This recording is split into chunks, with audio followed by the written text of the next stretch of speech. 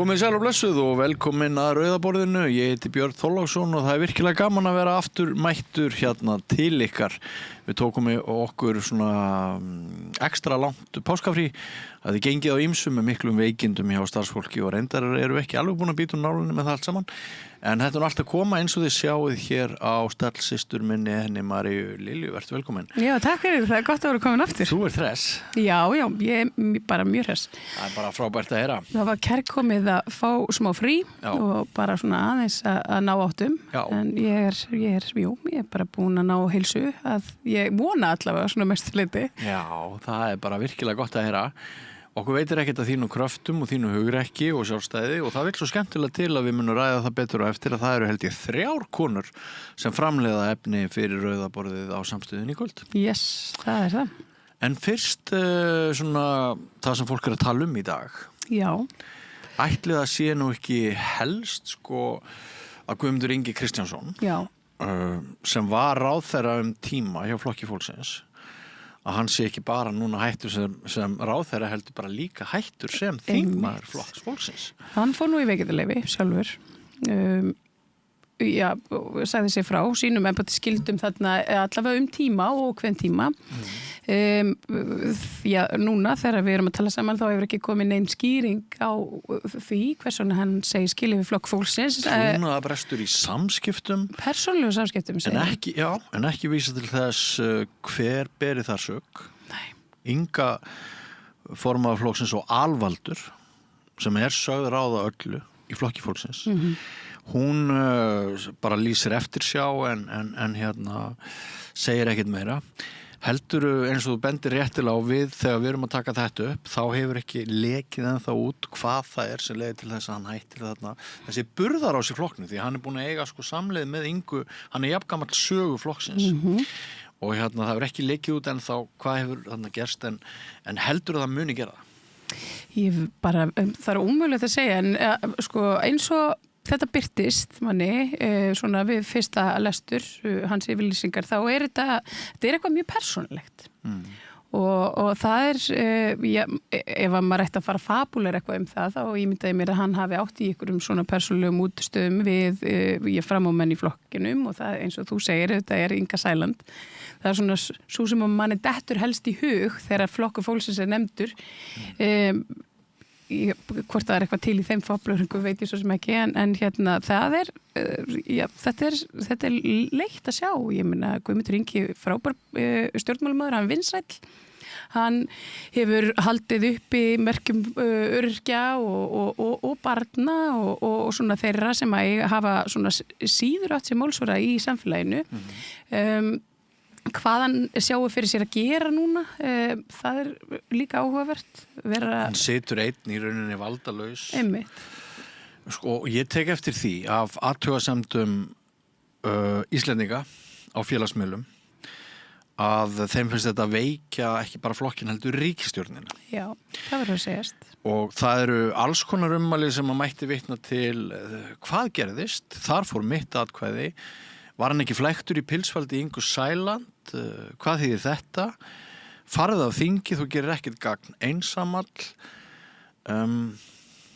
Og þetta kemur ofan í svona dálítinn gusugang sem hefur verið. Kannski má segja hafi einkennt sögu Flokks fólksins í ríkisstjórnarsamstarfi. Já. Þetta hefur ekki verið auðvelt fyrir þau.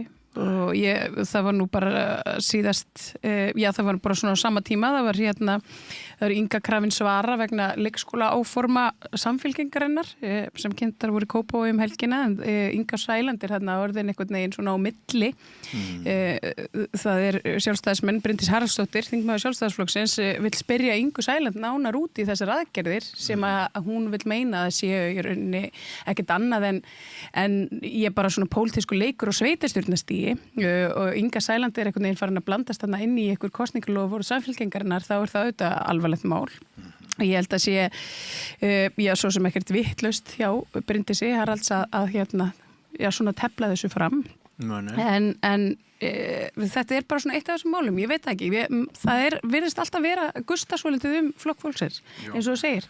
En nú vil svo skemmtilega til að Guðmundur Ingi Kristinsson var að senda mér svarpóst við fyrirspurn minni, þar sem ég býð honum að koma hingað í spjall á samstöðun og ræða þennan trúnaðarbrest. Hann segir, sæll, ég mun ekki tjá mig úrsögn úr Flokki fólksins að svo stöddu. Að svo stöddu bendir til að kannski getum við verið með þátt eftir nokkra daga. Já. Hvað gerðist? Það vonandi. Því að mér finnst bara mjög eðlilegt að fólk fái að vita, ég meina ef að trúnaðarbresturinn þetta alvarlegur, þá finnst manni svona eðlilegt að fólkið sem að þau kaus fái að vita hvað sé í gangi. Jú. En ætli það sé ekki annars sveitarstjórnarkosningarnar sem að fólk svona svolítið að ræðum og kannski ekkit endilega með jákvæðum eða uppbyggilegum hætti fólk svolítið að gera grín að sveitarstjórnarkosningunum og svona viðleitni frambjóðandi til þess að ná athygli og það sérstaklega Ari Edvald. Já. Og þetta stöndans niður í miðborg þar sem hann ekur göngugötu að þeir verist í óleyfi og kvartar undan skorti á bílastæðum þar sem hann má ekki vera á bíl. Í Austurstrætinu, nú hef ég búið í miðborginni síðan ég var 16 ára og Austurstræti var orðið allavega á ákveðnum dögum og svona, þetta var gert í skrefum, var orðið að göngugötu þegar ég flutti niður í miðborginna 16 ára gömul, þá fyrir 30 og eitthvað ára síðan. Nei, það næstu því 30 ára síðan. Hvað var hann að pæla? Ég veit ekki. Þetta auðvitað alveg stórkostlega bilað. Ari Edvald, ég nú kannski ekki mjög virk á TikTok sjálf, en ég á úling og minn úlingur tekur mikið eftir honum þar vegna þess að hann svona með efni sínu á TikTok hann að reyna að höfða til hennar. Klæðist? Já, fyrstu kjósanda. Hvað hann borðar? Akkurat. Sem eru mitt krakkarnir okkar uppjöld. Það eru, við eigum þetta úlinga sem eru liggja atkvæðin þarna í því hverju við klæðumst og hvað við borðum. Það nefnilega málið með miðflokkinn og svona álíka flokka sem að svona aðfyldast ákveðin populisma, það skiptir í rauninni ekkert máli hvað þau eru að segja. Það málefnin skipta engu máli, það eru bara lækin og vinsældirnar. Og hún Sif Sigmars skrifaði ansi skemmtilegan pistil þetta helgina, þar sem hún líkti þeim við Mario Brothers miðflokkinn, þar sem að það var svona, það er ekkert innihald, þetta er bara eitthvað svona flugeldasýning. Já. En svo spyrir maður sig líka, það árangur að við séum að ræðan og meir og minna fréttamiðlarnir séu að skrifa þetta fréttir sem að reyndar komunum ekki vel, það er gert grín, en nafnið hans í umræðinu. Það nefnilega málið, öll umfjöllun góð umfjöllun, nú þykir góð umfjöllun í pólitík eða í hverskins svona populisma. Það var þegar ég bjó í Bretlandi, þá var gerð könnun á því og svona eftir að ég flutti heim, þá var gerð könnun á því tíðinni stjórnmálamanna í opinbera umræðu þá á BBC og þessum svona stórum miðlum, hversu oft nöfnin þeirra voru nefnd og hversu oft þeir voru fengnir til borðs til þess að svara fyrir einhver ummæli sem að þeir höfðu viðhaft og þóttu gjörsamlega fyrir neðan allar hellur. Og þarna bar höfuð herðar Nigel Farage yfir aðra og meðan að hann hafði 80% fleiri svona einhvers konar innkomur í stærstu fjölmiðlana í Bretlandi heldur en bara Keir Starmer eða sitjandi forsætisráðherra á þeim tíma Boris Johnson, af því að hann svo flinkur í nákvæmlega þessu. Hann segir bara eitthvað og hann bara treystir því að almenningur komunum bara í fjölmiðla með einum eða öðrum hætti. Snorri Másson. Fleiri mætti nefna. Ég meina að þú lítur yfir þingmálaskrá Snorra Mássonar, þá hún bara svona eins og TikTok-trend. Hann talar bara það sem er vinsælt á TikTok hverju sinni. En Snorri Másson fyrir nokkrum dögum reyndi nú að klæða sig úr Trump hempunni þegar okkur sýndist að Trump ætlaði að varpa kjarnorkusprengju á Íran. Eitt kvöldi bara svona því að honum datt ekkert betra í hug að gera. Já. Þá bökkuðu þeir miðflokksmenn sumir eins og Snorri svolítið frá þessum Trump-stuðningi. Já, sagðist það var fyrir vonbrigðum meðan þetta var alveg til þess að æra þannig einhverja miðflokksmenn sem eru miklir Trumpistar, urðu algjörlega brjálaðir og sögðust alltaf að segja skili við flokkin. aðrir einhvern veginn svona, já, vildu gefa svona Snorra aðeins meiri séns á að, jú, hann væri nú kannski mannlegur eftir allt saman. Skrýtnir tímar. Þetta skrýtnir tímar. Annars eru Miðflokksmenn ekkert allt of heppnir með allt núna. Það kom á daginn í dag að framboðslisti Miðflokksins í Árborg hefur verið úrskurðaður ólögmætur. Með skilstæðir hafi verið 20 mínútum of seinir að skila nafnalista. Já. Og manni finnst þetta nú svolítið hart. Er það? Já, ég verð nú að viðurkenna það. Ég meina ef þeir eru með nafnalistan tilbúin og mættu bara óvart og seint. Nú er ég kona sem að mæti mjög oft aðeins og seint. Og það er nú bara alls konar ástæður fyrir því. En þetta lítur að vera bara ákveðið riðaslag fyrir flokkin. Ertu þá líka þeirra skoðan að reglur séu bara reglur og flugmaðurinn sem að flaug bara 100 metrum yfir húsin í Eyjum, hann eigi bara ekkert gott skilið, hann sé bara brjálaði maður, eða var þetta einmitt eins og mörgum finnst helvíti hressandi og skemmtilegt af því hann leyfði sér að brjóta einhverjar reglur? Ég veit ekki alveg hvað mér finnst. Ég hugsa að ég hefði orðið svolítið hrædd ef að ég hefði fengið eitthvað svona fluglega vél svona næstu því aftan í nakkan út í garði heima hjá mér ef ég væri íbúi Vestmannaeyja. Þetta hann ansi lágt, þú sér það á myndunum, hann alveg þannig í svona daðra við bara að lenda þarna eitthvað þar út á Meirugötu. Já, ég var frekar fljótur að taka persónulega afstöðu í þessu máli. Ég bara spurði, má aldrei vera gaman og hentu þetta einhverju færslu á Facebook. Og það urðu margir frekar reiðir og illir og ég olli þeim miklum vombrigðum kom fram að ég var að taka afstöðu með þessum flugmanni. En svo kom hún Guðfríður Lilja Grétarsdóttir sem einu sinni var þingmaður og hún kom inn á þráðan minn og hún hafði semst verið í fluginu og hún lýsti því hvað hefði verið mikil stemning og skemmtilegt. Allir í vélinni. Engin meiddist. Engin meiddist, þeim varst það frábært.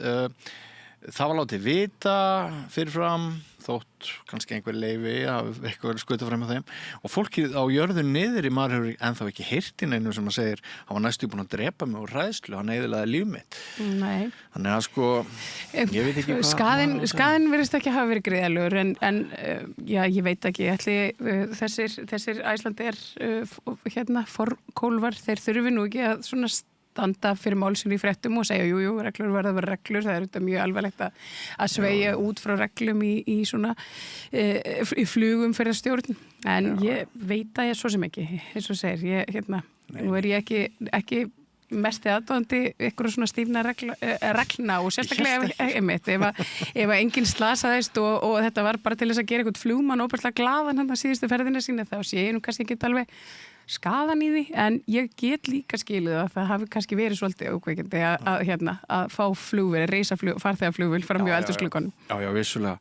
En mér finnst þetta hressandi af því að við erum orðin svo reglugerðar fargans vön því að það sé ekkert svigrúm til þess að koma okkur neitt og óvart. Þú veist bara, ég er einhver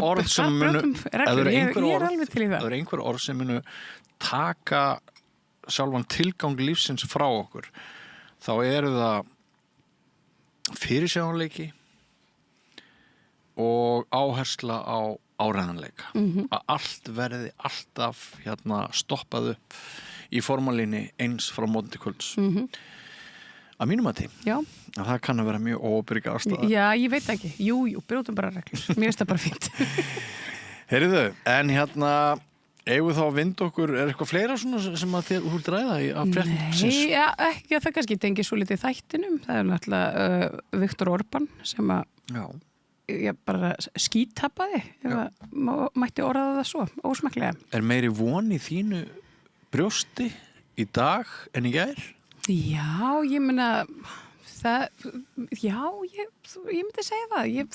Þetta kom mér óvart. Ég verði að viðurkenna það. Ég sá okkur neginn fyrir mér að hann myndi sigra. Ég veit að bandarískir stjórnmálamenn hafa farið mikinn og reynt einhvern veginn svona að ýta undir hans vinsældir með heimsóknum og öðru.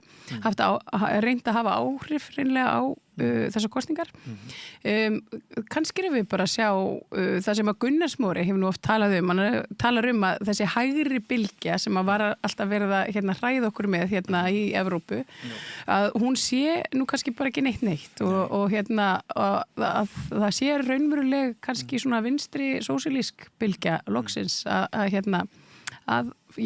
ná einhverjum svona rótum og við sjáum það þarna það svona, þetta er svolítið svona burt með þannan andstækilega forseta Já, það hefur verið gaman að sjá sko að sumt fólk svona bjartsýnna og rómantíst jafnvel í ljósi þessara úrslita að maður sér þá félagsmiðlunum í dag en veistu hvað kom mér mest óvart að hann skildi ekki ef hann svona spilltur af hverju hafði hann ekki ítök til þess að spilla kosningunum Það er góð spurning.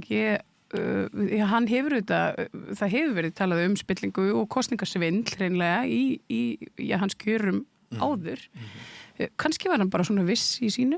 Hann virkaði hann svaf á verðinum, hann virkaði það nefnilega. Svo fekk hann vans í heimsókn og þetta var allt þetta bara, hann hefur séð þetta fyrir sér að þetta væri bara í hendi í raun og veru en hann virðist að hafa skýt tapað reyðlega. Já, þetta verður einmitt eins og þú nefndir áðan til umræðu við rauðaborðið en ef að kannski byrja á því að ræða það sem að við ætlum að enda á sem er það að við kynnum hér til söguna nýjan liðsmann frílans konu, Ásdísi Olsen sem engin nýgræðingur engin nýgræðingur, hún hefur gert sjónvarpsþætti fyrir Ríkisútvarpið, Stöð 2, Hringbraut og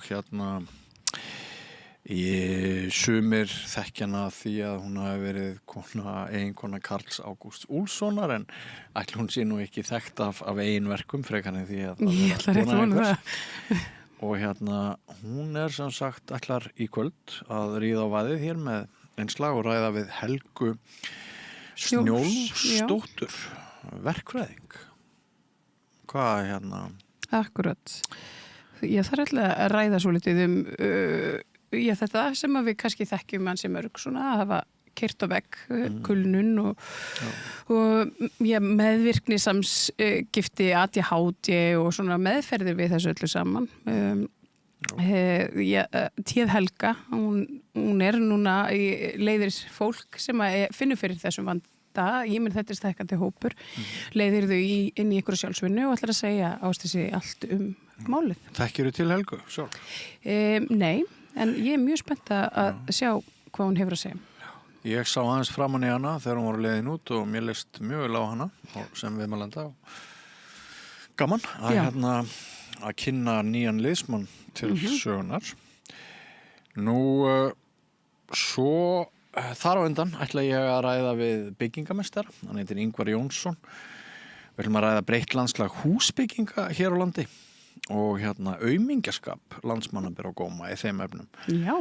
Hann sem sagt í hópi þeirra sem að segja að það sé sem áður var þegar við Íslendingar vorum sjálfir alltaf að unnum baki brotnum við það að smíða okkar eigin hús á sama tíma og komum upp börnum og við vorum í skóla eða við vorum í vinnunni og Íslendingur var þessi tegund sem gerði allt með eigin höndum. Nú segir hann að við sem hættir að gera allt með eigin höndum og við fáum erlendar hendur til að gera það sem við áður gerðum og við ræðum svona menningarbreytingar og hvað maður að segja, skipulagslegar og húsbyggingarlegar breytingar þessu tengt. Hann sem sagt smiður líka og við ættum að kannski að fá meira af iðnaðarfólki, smiðum, fólki sem hefur unnið mikið með höndunum. Það líst mér vel á. Nú kem ég yfir svona iðnaðar fjölskyldu.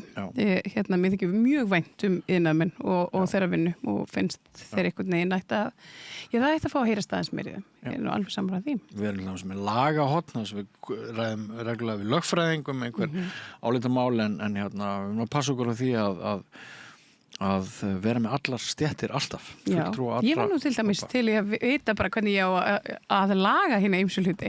Það var nú bara ágætt að fá hérna mann til þess að leiða okkur í allar sannleikanum hvernig maður á að mála gluggakarmana sína eða hvernig maður á að skipta dyrastafi eða hvernig sem það væri bara mjög gott og fróðlegt. Ég hef nú séð þig bara rífa niður veggi eða byggja þá bara einni nóttu þegar Já, það er bara uppeldið, sko. Já, það er bara að eiga sterkan iðnaðarmann sem að letum mig bara gangi í öll verk frá því að bann.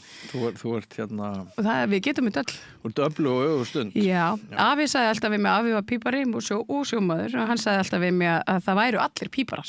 Þetta væri bara, það er allir píparar, það getur nú allir gert við rör. Þetta er rosalega einfalt. En hvort sem að það er rétt, þá allavega svona fylgdi hann mig þeim hugmyndum og pabbi líka að ég gæti gert við hvað sem er. Frábært uppeldi. Já. Nú, Ragnheiður Davíðsdóttir, hún hefur nú verið hér reglulega líka, síðasta missirið eða svo, gríðarlega reyndur blaðamaður og hún ætlar í kvöld svona miðbygg þáttar að ræða við Áslaugu Einarsdóttur. Þar eru að tala konu sem glímir við fíknisjúkdóm og missir bæði forsjá og umgengni við barn sitt. Þetta er svona martraðakenndur veruleiki að lifa við samviskubitið og ekki síður fordómennir sem að hún hefur líklegast til fundi fyrir á einskinni. Já. Þetta geti verið sláandi viðtal. Já, ég er nokkuð viss um það. En þú tókst púlsinn á vinstrinu í hvað Hafnarfirði? Í Hafnarfirði, já. Þar var nýr flokkur vinstrisins settur saman og ég fæ fulltrúa hans til mín hérna og eftir. Það eru Svenni Kristins, Davíð Arnar Stefánsson og Ester Bíbí Ásgeirsdóttir. Þetta eru ansið hressir fulltrúar þessar nýju samvinnuhreyfingar. Það eru einstaklingar úr hinum ýmsu flokkum sem að búa til vinstrið í Hafnarfirðinum. Þau nefna Pírata og einhverja fleiri flokka. Heitaðu vinstrið eins og í Reykjavík? Já, þetta er í rauninni, já. Og þarna er taug á milli? Já, þarna er taug á milli, en þetta er svona aðeins vítakara samstarf, það er svona mjög fjölbreytulisti að þeir virðist og miklar pælingar ég svolítið svona mjög skemmtilegt pólitískt spjall sem við áttum bara svona það sem skiptir máli í samfélaginu. Já, einmitt. Og er ekki allt í lagi að bara segja hlustendum áhorfendum það að við ætlum að fara svona að gefa svolítið í núna í upptakti sveitarstjórnarkosninga. Jú, og ég held að það sé mjög mikilvægt að fá svona fulltrúa frambúðana, alveg sama hvorum megin ásins þeir falli, til þess að koma og segja okkur bara aðeins frá því hvað þau sé að hugsa. Það kom fram í þessu spjalli mínu við vinstrið áðan að þau finna nefnilega mikinn svona samhljóm með ansi mörgum og þau nefndu þarna ég flokka svona vinstra og hægra megin við hinn pólitíska ás sem að þau getu alveg séð fyrir sér að vinna með. Þau eru ánað með svona núverandi bæjarstjórn að mörgu leyti, vilja kannski vera svona eins og ferskur andblær og ég held að það sé svolítið svona ríkjandi fyrir pólitíkina á sveitarstjórnarstígi. Það ekki þessar svona skýru línur þetta kannski snýst ekkert alveg sömu hlutina, þetta er svona aðeins persónulegra allt. Já, sumir segja þetta sé bara persónukjör. Já. Það er nú kannski ofmælt en sannarlega hef ég til dæmis á langri ævi kosið flest frambúðana og mjög oft bara vegna sem mér hefur fundist einhver rödd vera geðfelld já, þannig að þetta er svona þetta leitir í ýmsar áttir. Jú, það gerir það. Heyrðu, en við ætlum að hefja leika á vini okkar, vini samstöðarinnar, honum Hilmari Þór Hilmarsinni, prófessor við Háskólann á Akureyri og vann hjá Alþjóðabankanum einu sinni. Hann ræðir eins og við nefndum á hann Fall-Orban í Ungverjalandi og fíaskóið sem Íransstríðið er orðið fyrir Trump. Já. Og hvaða leiðir eru til að spakka út í því og hvernig Pútín fitnar á fjósbitanum og skellihlæðir. Já. Og hann ræðir líka sem að mér er svolítið skemmtilegt í spjalli svona munin á sjónarhornum í Asíu þegar kemur að fréttaflutningi þar og hér í Evrópu. Og það er frábært að eiga Hilmar Þór að. Já.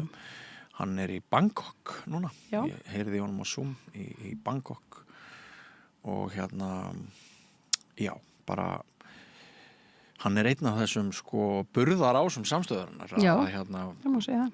þetta eru svona nokkur hundruð viðmælendur sem að eru einhvern veginn eiginlega alltaf til í að vera í sambandi við okkur sko. Já, okkur þykir ansi vænt það. Já, og hafa miðla fróðleik fyrir ykkur hlustendur og áhorfendur svo árum skiptir og mér langar líka til að þakka ykkur hlustendum og áhorfendum fyrir langlundargeði síðustu vikur. Við vitum að þetta var svolítið erfiðu tími, við vitum að páskafríði var langt, við vitum að þið fengu kannski ekki alveg þá vöru sem áskrifendur eða styrktaraðilar sem að ætti að vera svona að það myndi ára venjulega en þið hafi verið með ykkur í liði og sýnið langlundargeð og nú förum við aftur að spýta í. Já, held betur. Já.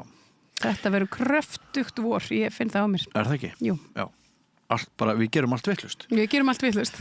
Einmitt, en kæra þakkir fyrir komuna og kynninguna með mér og svona greiningu á fréttum dagsins, María Lilja.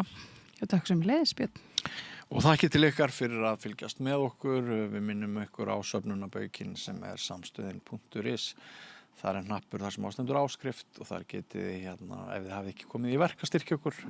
Það er hundleiðilegt að vera að ræða við ykkur með einhvern bettlistaf en þetta er bara þannig.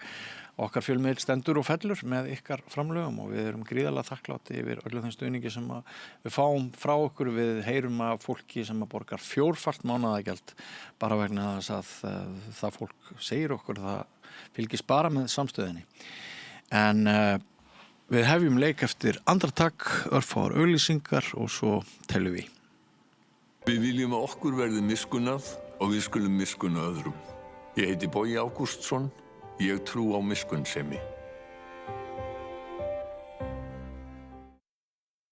Öflug verkalýðshreyfing er lykillinn að öflugu samfélagi.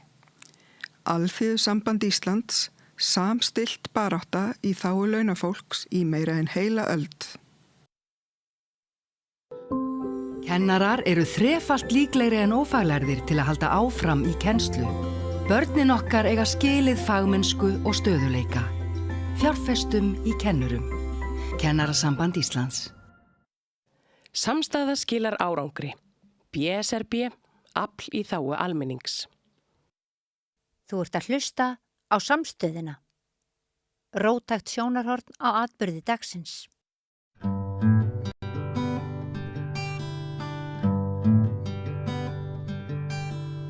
Já, við ætlum að hefja dagskrána í kvöld á spjalli við Hilmar Þór Hilmarsson sem oft hefur verið okkur innan handar. Hann er prófessor við Háskólann á Akureyri, vann lengi hjá Alþjóðabankanum og hann nú að þvælast einhvers staðar út í heimi í þessum töluðu orðum.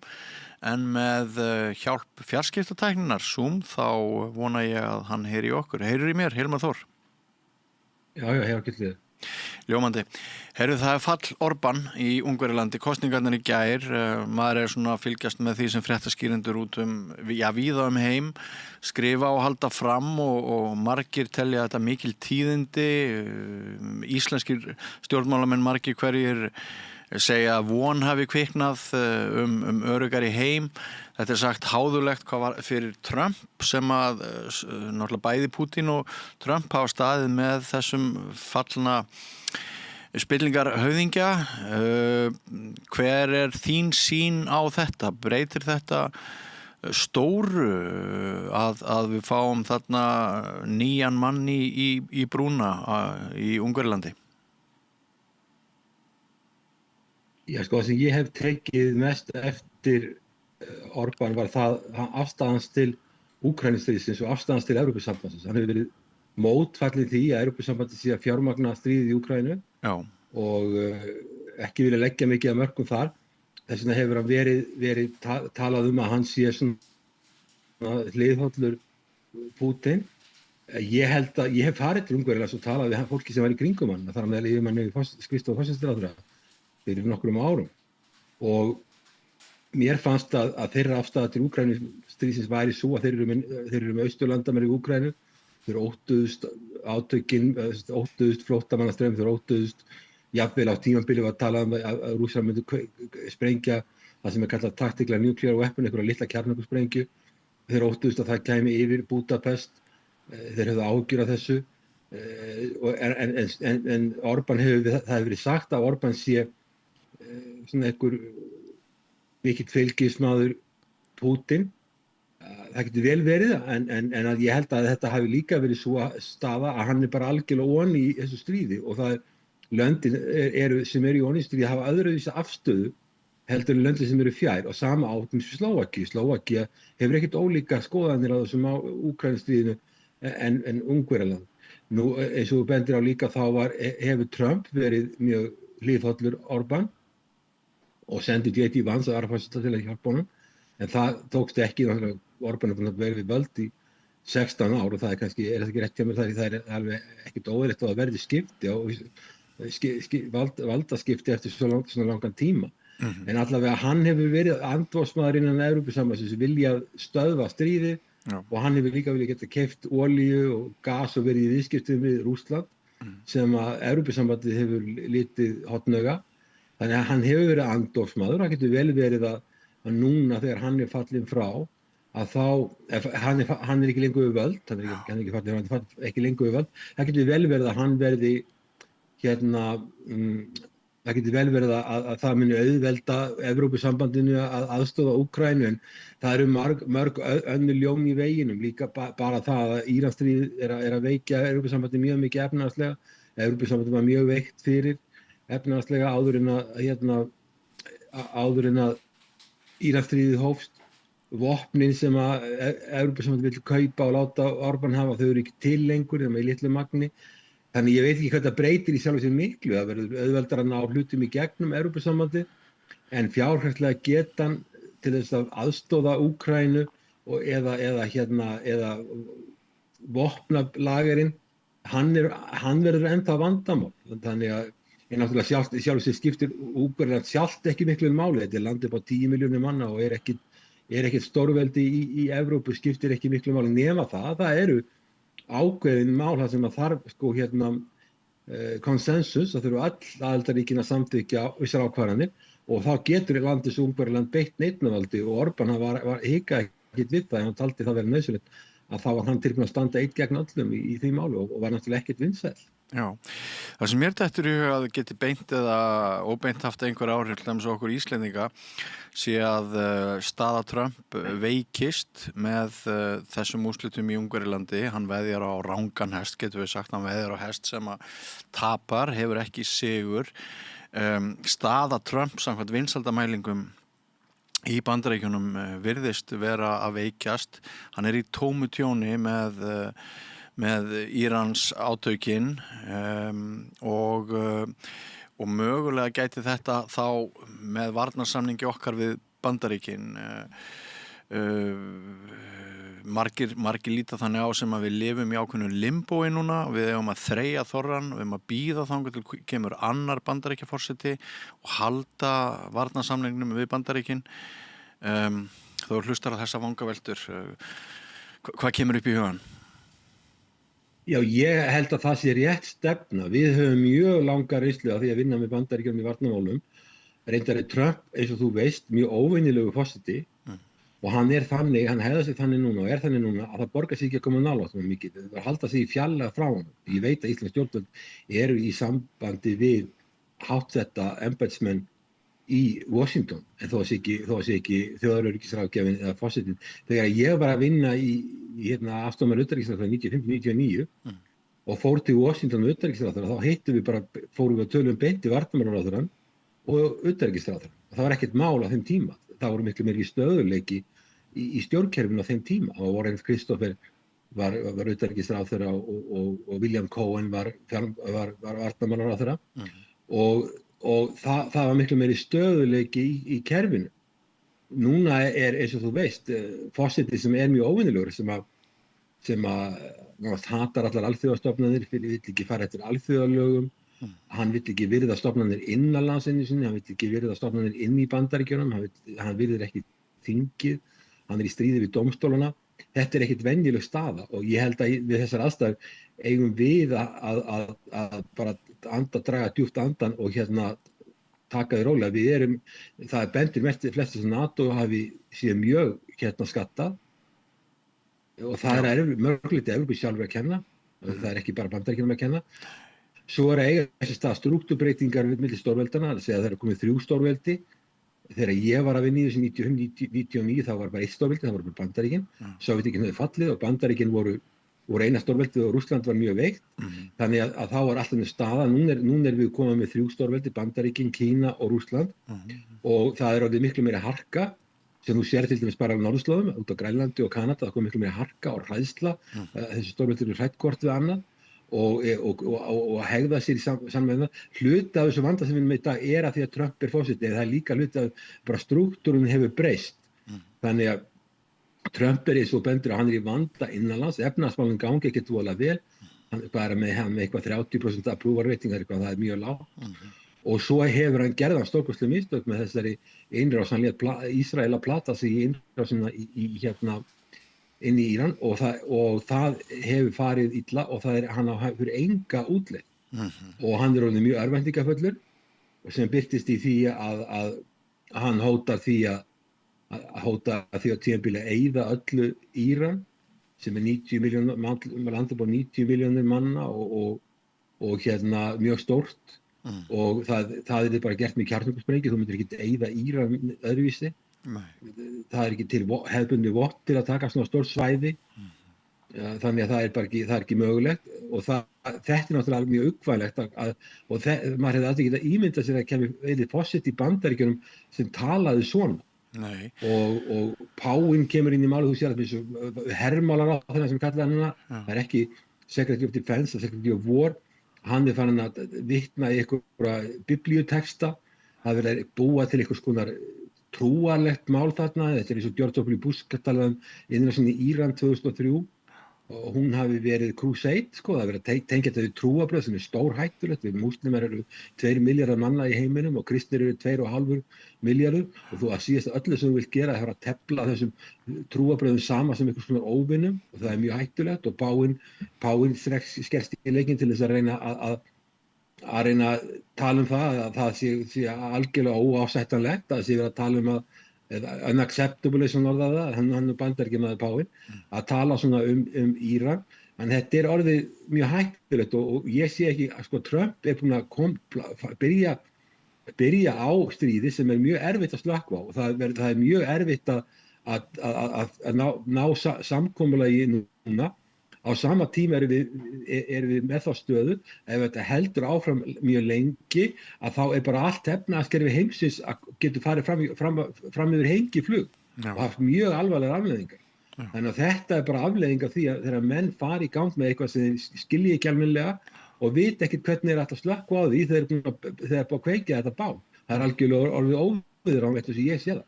Það er engin einföld lausn í boði. Ég held að sem að vona samt sem það að stórveldin Bandaríkin, Kína og Rússland átti sig á því að þetta sé þá alvarlegt að það verði að slökkva á þessu sem allra fyrst til þess að verði ekki efnahagshrun í heiminum.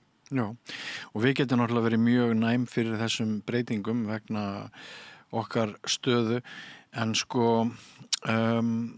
þetta með stóru yfirlýsinguna, stóru hótununa sem ekki varð af, maður svona velta fyrir sér hver staða Trump er, náttúrulega öll hans stjórnartíð meir og minna er mörkuð að því að fjölmiðlar vitna til einhverja gífurirða sem falla af hans hálfu og það eru stærri orð heldur en við höfum heyrt og við höfum svo oft farið í gegnum þetta ferðalag að við veltum fyrir okkur hvað gerist núna. En þetta með það að hóta að gera eða þessari fornu siðmenningu, hann lét ekki verða af því, en er ekki ákveðin hætta á að alþjóðasamfélagið í auknumæli líti á hann sem markleysingja og trúð, hættulegan trúð, en markleysingja og má ekki bara spá einhvern veginn falli Trump frá með núna? Já, ef hann missir í nóvember meirihluta á þinginu eða kongress, að þá getur alltaf þingi gripið til aðgerða gegn honum. Það er möguleiki. En það er alveg ljóst að það hefur myndast gjá á milli Evrópusambandsins og Evrópuríkja NATO og Trump. Samt er framkvæmdastjóri NATO ennþá að smjara fyrir Trump og lætur þetta til hugar að segja það að heimurinn sé öruggari með Trump sem forseta sem hann finnst náttúrulega algjör fjarstæða. En það hefur myndast ákveðin gjá þannig að Evrópa var ekki tilbúin að senda herskip neitt nálægt Persaflóinu. Þeir vita náttúrulega alveg að þú sendir ekki herskipin í Persaflóinu nema þú viljið lenda með það á hafsbotni. Þannig að þau gerðu það ekki og Bandaríkin gerðu það ekki heldur sjálf. En hann búinn að setja þarna í gang svakalega atburðarás. Hann hefur ekki sett kjarnorkusprengju á Íran, sem náttúrulega væri alls ekki, ég myndi ekki halda Bandaríkin myndu gera það.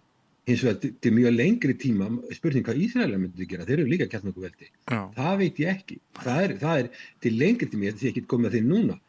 En Íranir, sko, þeir náttúrulega eru öflugir, þeir geta lokað Hormúzsundi eins og þeir eru búin að gera og þeir hafa verið að flytja út olíu þaðan til Kína aðlega. Núna Trump að tala með að loka því líka. Og það náttúrulega eru stór hagsmunir fyrir Kínverjana hvað þeir gera. En Íranir hafa sterka stöðu, fyrir utan það þeir eru í samstarfi við Hútís í Jemen, geta loka Rauðahafinu, það er enn meira áfall. Þannig að sko, þó að Íran sé þróunarríki og þó að sé búið að valda gríðarlega miklu tjóni í Íran með loftárásum, þá eru Bandaríkin ekki með landir sem er nægilega stór til að geta knúið fram stjórnarskipti og þeir geta ekki nota sjóherinn, því að ef hann fær inn í Persaflóinu þá er hún bara sökt. Þetta er mjög frekar grunnt og þeir myndu eiga erfitt með að snúa við og erfitt með að athafna sig.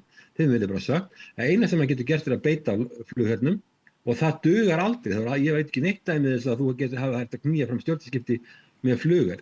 En hvernig hann ætlar að enda þetta, það veit ég ekki. Og mér fannst jákvætt að Pakistan væri komið sem málamiðlari. Pakistan er múslamaríki sem hefur nágrenni við Íran á 900 km landamæri við Íran, að þeir gætu miðlað málum og verið þarna á milli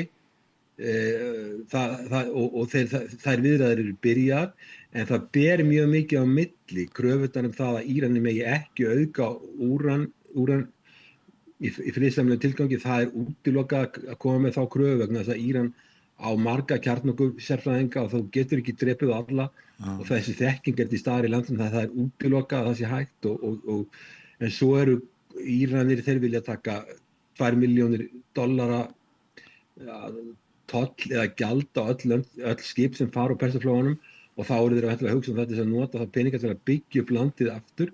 Þeir vilja refsiaðgerðum vera aflétt, þeir eru búin að vera með refsiaðgerðir meira og minna á sér hér yfir halva öld, alveg frá 1979.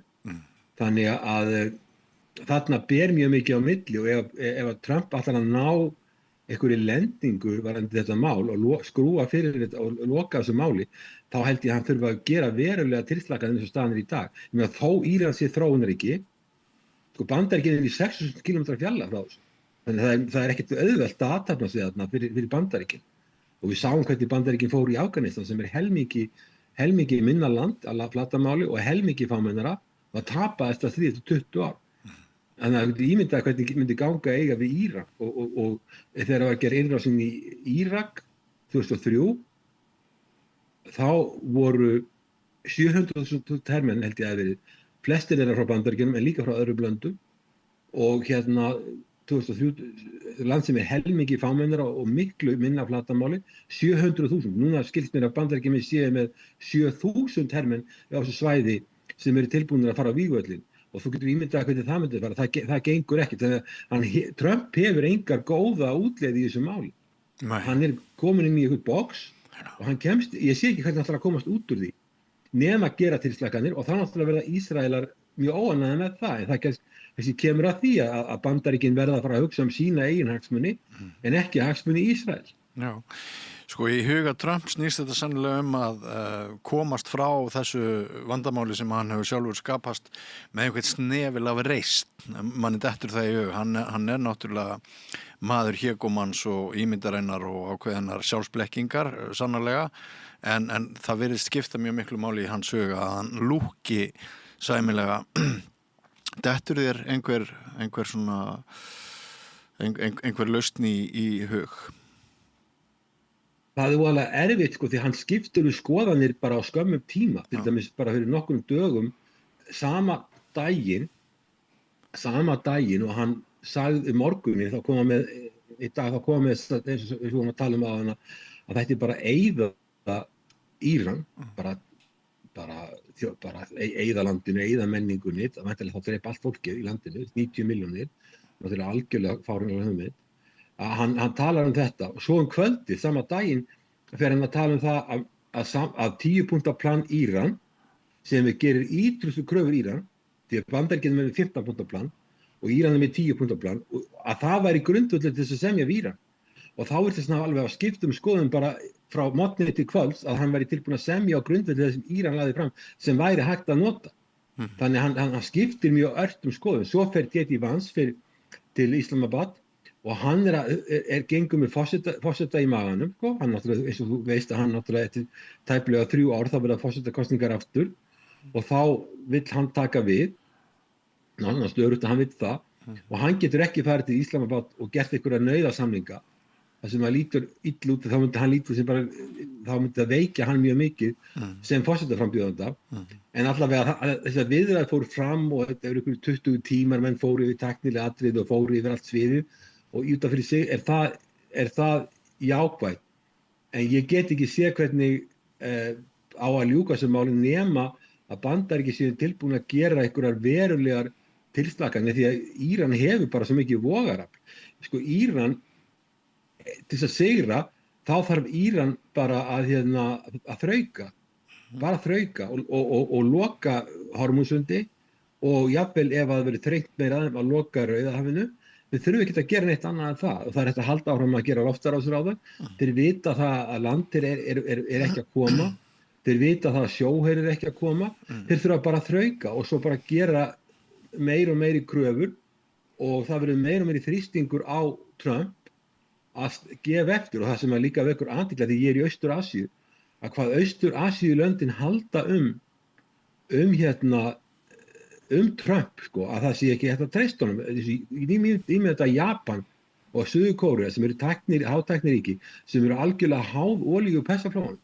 Þannig farið því að loka persaflónum á nokkuð samráðs við þau eða nokkuð tillits til þeirra hagsmuna.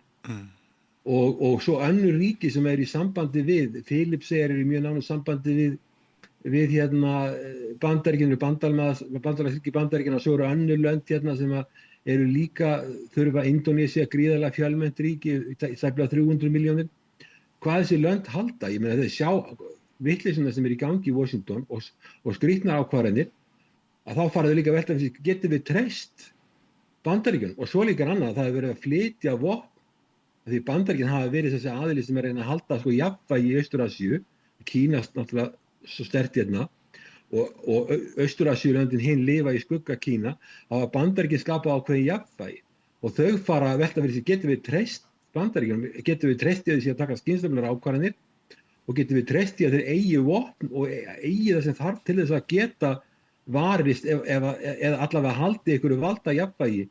Þannig að ég geti vel ímyndað mér að það örugglega mikil gerjun í gangi hvað eigi að gera þegar að svona ákvarðanir eru teknar án tillits til nokkurra hagsmuna ríkja sem eru hefðbundin bandalagsríki Bandaríkjanna. Sérstaklega erum við að tala um Japan og Suður-Kóreu og svo annað ef að Trump ætlar að fara að loka á alla olíuútflutning frá Persaflóanum, þá myndi Kína verða fyrir miklum áhrifum. Og það annað stórveldi og þeir myndu líta það sem ógn í sig og þá spurningin hvað gerist milli stórveldana. Þetta er allt mjög hættulegt held ég og ég held að sé alveg engin vafi á því að mesti skaðinn sem hefur orðið fyrir Bandaríkin í þessu máli sá að þeim bara ekki treyst lengur.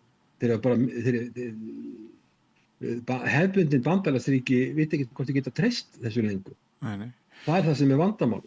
Og með okkur Íslendinga, við erum alltaf annarri stöðu, við erum á þannig svæði á Íslandi að við erum til þess að stjórna Norður-Atlantshafi sem lykilatriði fyrir það að verja Norður-Ameríku, þá erum við bara í miðpunktinum alveg og þess vegna sem að Trump að hugsa Grænland og hann að hugsa Kanada, ná tökum norðurslóðum og Ísland náttúrulega hluta þessu, svo Bretland líka og Bretland og Ísland hefðbundin bandalagsríki. Ég held að það sé svolítið önnur staða þar að því að við erum algjörlega ef Trump, við erum í bakgarðinum algjörlega, við erum í alltaf henni stöðu en mér finnst voðalega skrítið að Bandaríkin, ef við verðum að hegða sér eins og stórveldi sem er skynsemi, þá myndu reyna að styrkja sína stöðu í Austur-Asíu vegna Kína. Þau eru ekki að gera það. Það er búið að vera stríð í Úkraínu sem er algjört rugl núna á 5. árið er að byrja og sér ekki fyrir endan á því og var alveg óþarfi að mínu dómi það stríð. Og svo ertu með Íran sem var algjör óþarfi. Íran var engin ógn við Bandaríkin. Þeir eiga engar eldflaugar sem að ná til Bandaríkina og það voru engin ógn við Bandaríkin en einu leyti. Og meira að segja það sko ástæðan fyrir því að Íranir er að gera árásir á herstöðvar Bandaríkjanna og eignir Bandaríkjanna í Persaflóanum. Þeir hafa bara sagt að beint, við getum ekki gert árás á Bandaríkin, við höfum ekki eldflaugar sem draga 6.000 km en við höfum eldflaugar sem draga 2.000 km og það er nóg til þess að eyðileggja eitthvað, það eru 13 herstöðvar sem Bandaríkin hafa við Persaflóan og það er meira og minna búið að eyðileggja að skemma þessar herstöðvar og þessar herstöðvar eru í löndum eins og Katar og Sádi-Arabíu og Írak og Kúveit og eins og þú veist þessi lönd og United Arab Emirates sem eru sameindu arabísku furstadæmi. En sko, þú minnist á þetta stríð í Úkraínu og í hvaða Asíulandi ertu staddur núna, Hilmar? Ég er í Bangkok eins og er. Bangkok. Sko, það hefur óneitanlega fókusinn af vandræðum Pútíns í Úkraínu, hann hefur minnkað með þessu Írans stríði. Hefur þetta ástand gagnast Pútín? Er hann fitnar hann eins og Púkin á fjósbitanum núna, fylgist með vandræðum? Þú meinar Írans stríði? Já, ég meinti það. Já, ég meina, hann náttúrulega sko, Pútín, hann náttúrulega var í viðskiptabanni og það sem Bandaríkin gerðu, það sem að Trump gerði og stjórn Bandaríkjanna gerði var það að aflétta viðskiptabanni á Rússland varðandi olíu og gas til þess að fá eins mikið magn af olíu og gas inn á markaðinn eins og hægt er.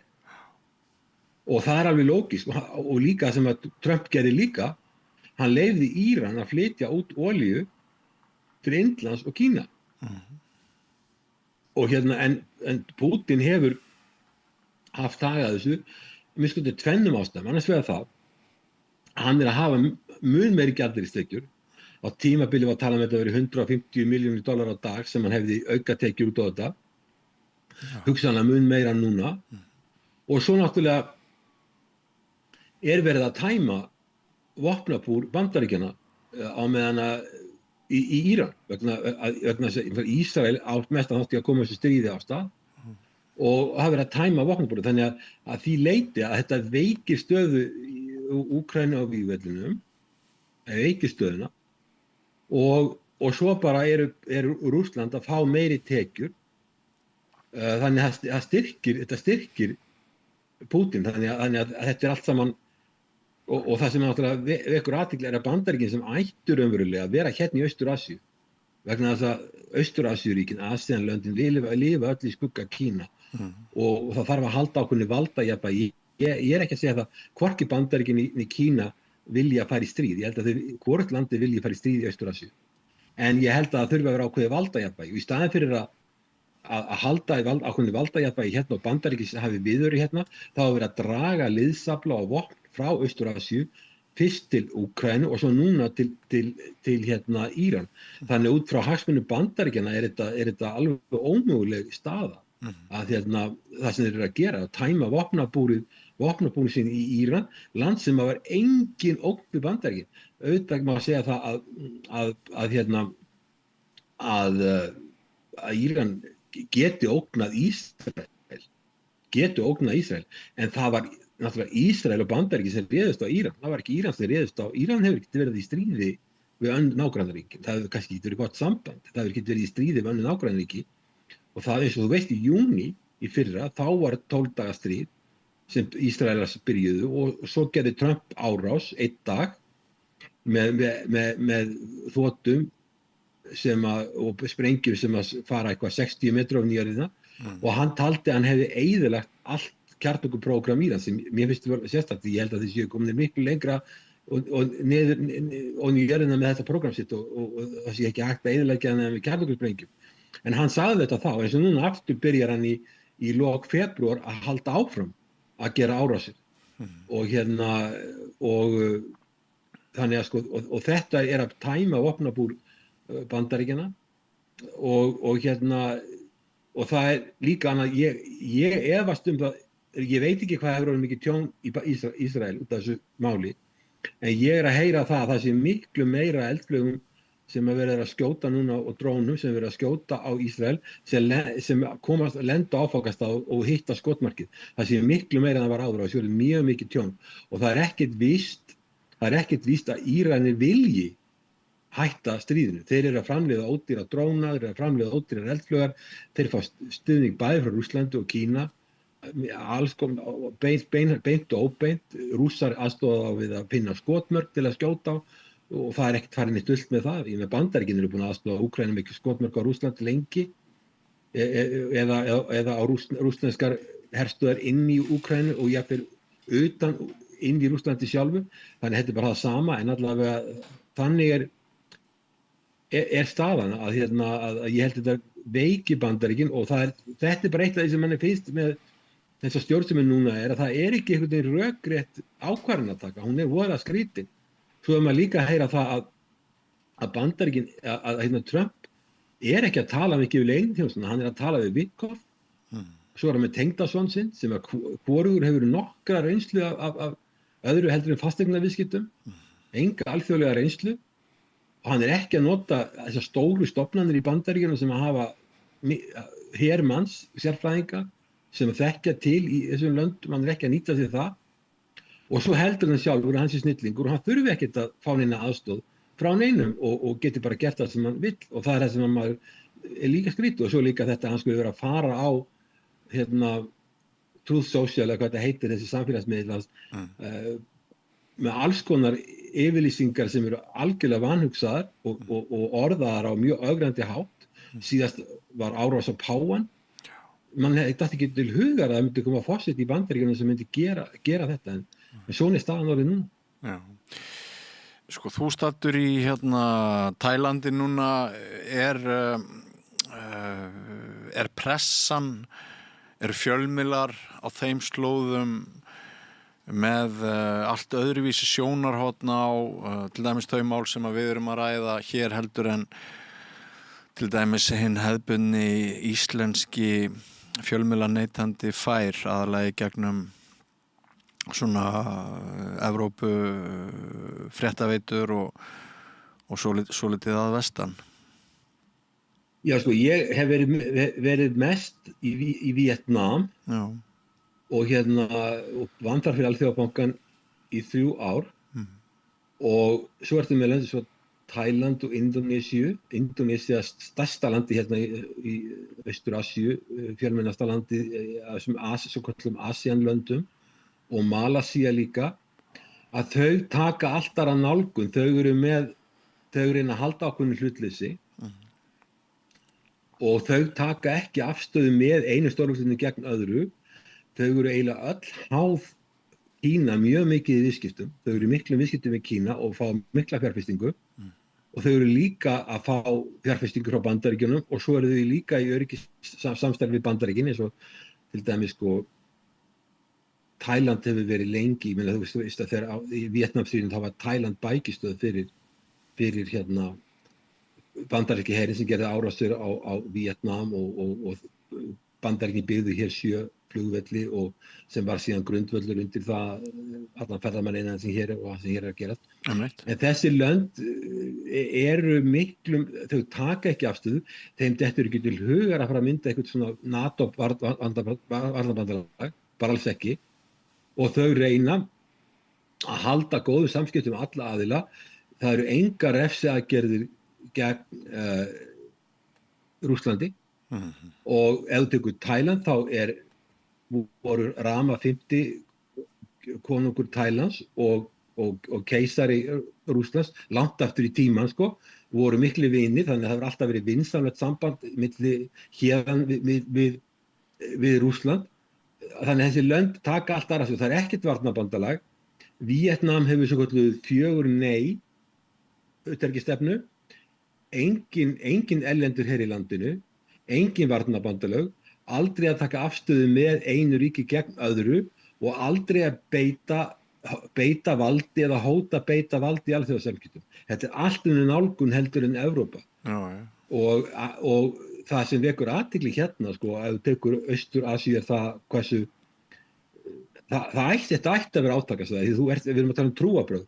Hér eru búddistar, hér eru hindúar og múslimar og kommunistar og þetta ægir öllu saman ólíkum hópum sem að geta að lifa alveg friðsamlega saman án þess að séu átök. Hér hefur ekki verið stríð síðan 1979 síðastast, ef við sleppum þessum erjum sem hafa verið við Kambódíu sem var ekkert alvöru stríð, það voru einhverjar erjur á landamærunum sem eru ekki í gangi núna og ég var aldrei var við. Ég var hérna í rannsóknarleyfi á síðasta ári frá ágúst til desember og kenndi og var að rannsóknar við háskóla hérna sem heitir Thammasat University. Ég var aldrei var við nein átök þar, en allavega síðasta alvöru stríði sem var í þessum heimsluta var 1979. Það var þegar Kínverjar gerðu innrás inn í Víetnam.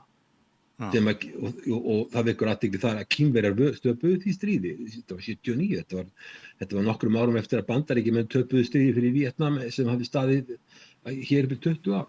Þannig að, en það allt önnur hugsun hérna, það dettur engum til hugar að stofna varnarbandalag og þessi lönd reyna að hafa hag af samskiptum við öll stórveldi. Ég myndi þessi Víetnam kom hvað var hitti fyrir að það var þannig að forseti Bandaríkjanna kom til Hanoi, Xi Jinping leiðtogi Kína kom til Hanoi og Putin forseti Rússlands kom til Hanoi. Allir á sama tíma og þannig tefla Víetnamarnir, þeir reyna að hafa góð samskipti við alla og þeir reyna að spila á stórveldin og að maður segja þetta sé sumriti líka því þetta eru lönd sem eru tiltölulega stór, ég meina eins og tekur Tæland 70 milljónir manna, ef þú tekur Indónesíu 300 milljónir, Víetnam yfir 100 milljónir. Þetta eru fyrir stór lönd og þau eru ekkert árennilega í stríði, sko, þannig að eins og Víetnam hefur unnið öll stríðstöðar hafa verið, hvort sem hefur verið Frakkland, Japan, Bandaríkin eða Kína. Þau reyna að halda annarri stefnu. Evrópa er þannig að hún neglir sig við eitt stórveldi og það sem ég sérstaklega áberandi með Eystrasaltsríkin, ég var þar að kenna í Ríga fyrir ekki svo löngu síðan, að þar hafa þau algjörlega blindandi treyst á Bandaríkin. Og vilja vera í NATO og ESB og náttúrulega er í alveg ofboðslega slæmu sambandi við Rússland en eins og Litáen til dæmis og þessi ríki frekar slæmu sambandi við Kína og þau hafa treysta algjörlega á eitt stórveldi og það held ég að sé óhyggilegt og við erum að sjá það núna að Trump að lýsa því yfir hvað þetta annað að hann telji sig ekki skilt á neinn hátt að verja hérna þessi lönd ef að áður verður ráðist vegna þess að þau hafi ekki komið til aðstoðar í Persaflónu. Þetta vekur athygli að sko, NATO er varnarbandalag og það er alveg vel skilgreint hvenær varnarbandalagið á að bregðast við. Það sé detta til hugar að það sé að hefja árásarstríð í Persaflóanum, stríð sem er ekki hægt að vinna við risastórt land sem er engin ógn og heimta svo það að Evrópuríki NATO eða ESB komið hlaupandi til að hjálpa til í vonlausu stríði þar sem er ekki hægt að koma að landherr, það er ekki hægt að koma með sjóher, bara loftar á sig. Þetta er alveg furðuleg hérna nálgun og þess vegna vekur þetta athygli, þetta sýnir líka samt hvað Evrópa hefur verið skammsýn og mér finnst utanríkis- og öryggismálastefnan að vera bara nánast heimskuleg. Og líka þetta með stækkun NATO, að fara með NATO úr 12 ríkjum í 32 ríki og halda það að Bandaríkin sem hafa alltaf verið með afganga fjárlögu síðan Sovétríkin féllu og eru mjög skuldug og pirruð yfir öllu saman, halda það að þau geti með að halda bara að verja öll þessu land eiginlega frítt og að taka svo Úkraínu og taka Georgíu og taka Moldóvu.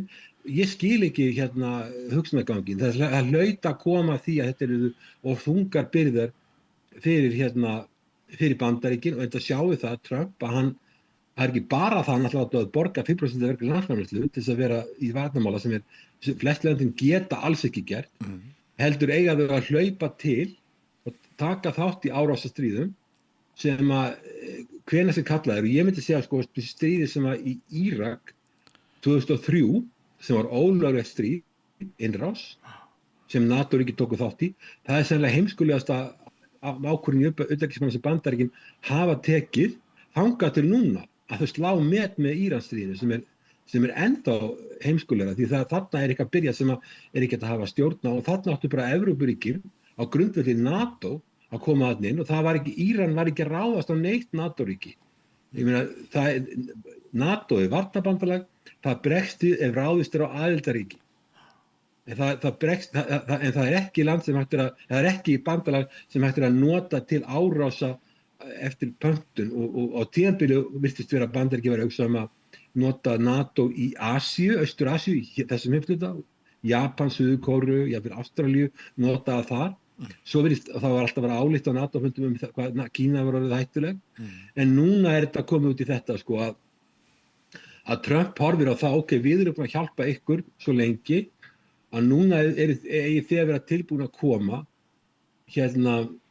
til aðstoðar, jafnvel þó að við séum ekki að verja okkur, heldur bara til árása og í stríðum sem allir leiðtogar Evrópu, allir hver einasti sem að hafa eitthvað sjókver og vita eitthvað hernað, þeim dætti ekki til hugar einu svona að koma nálægt þessu. Þeir vissu það að ef þeir myndu senda herskipin í Persaflóan, þá myndu þau letta hafsbotni mjög fljótlega.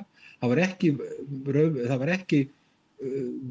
ekki hægt að fara inn með landir, það var ekkert vit í því og það var ekki hægt að fá fram stjórnarskipti með flugur. Þannig að þetta sem að ég hef áhyggjur af við Bandaríkin, hvernig stendur á því að þeir hefja þessa vegferð, því það er svo miklu auðveldara að kveikja svona bál heldur en að slakka á því. Og eins og standir í dag þá sér maður ekki hvernig það er hægt nema það að stórveldin sjáu það öll þrjú að þau verða að taka saman höndum og loka fyrir þetta því að annars getur heimsækjari bara farið fram hjá björgbrún. Já.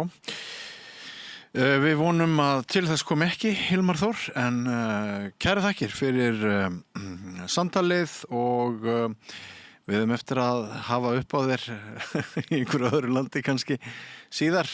Kæra þakkir fyrir það að víkka út sjóndeildarhring okkar í þessum alþjóðamálum. Takk fyrir.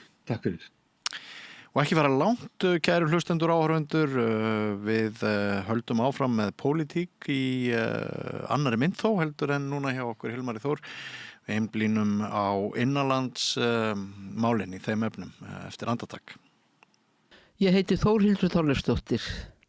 Á Samstöðinni er fjörug, opin, skemmtileg og gagnrýnin umræða allt milli himins og jarðar.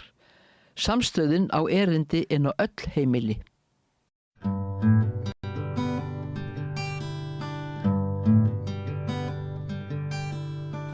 Já, komið sæl og velkomin að Rauða borðinu. Ég heiti Mari Lilja og verð með ykkur hér ásamt góðum gestum.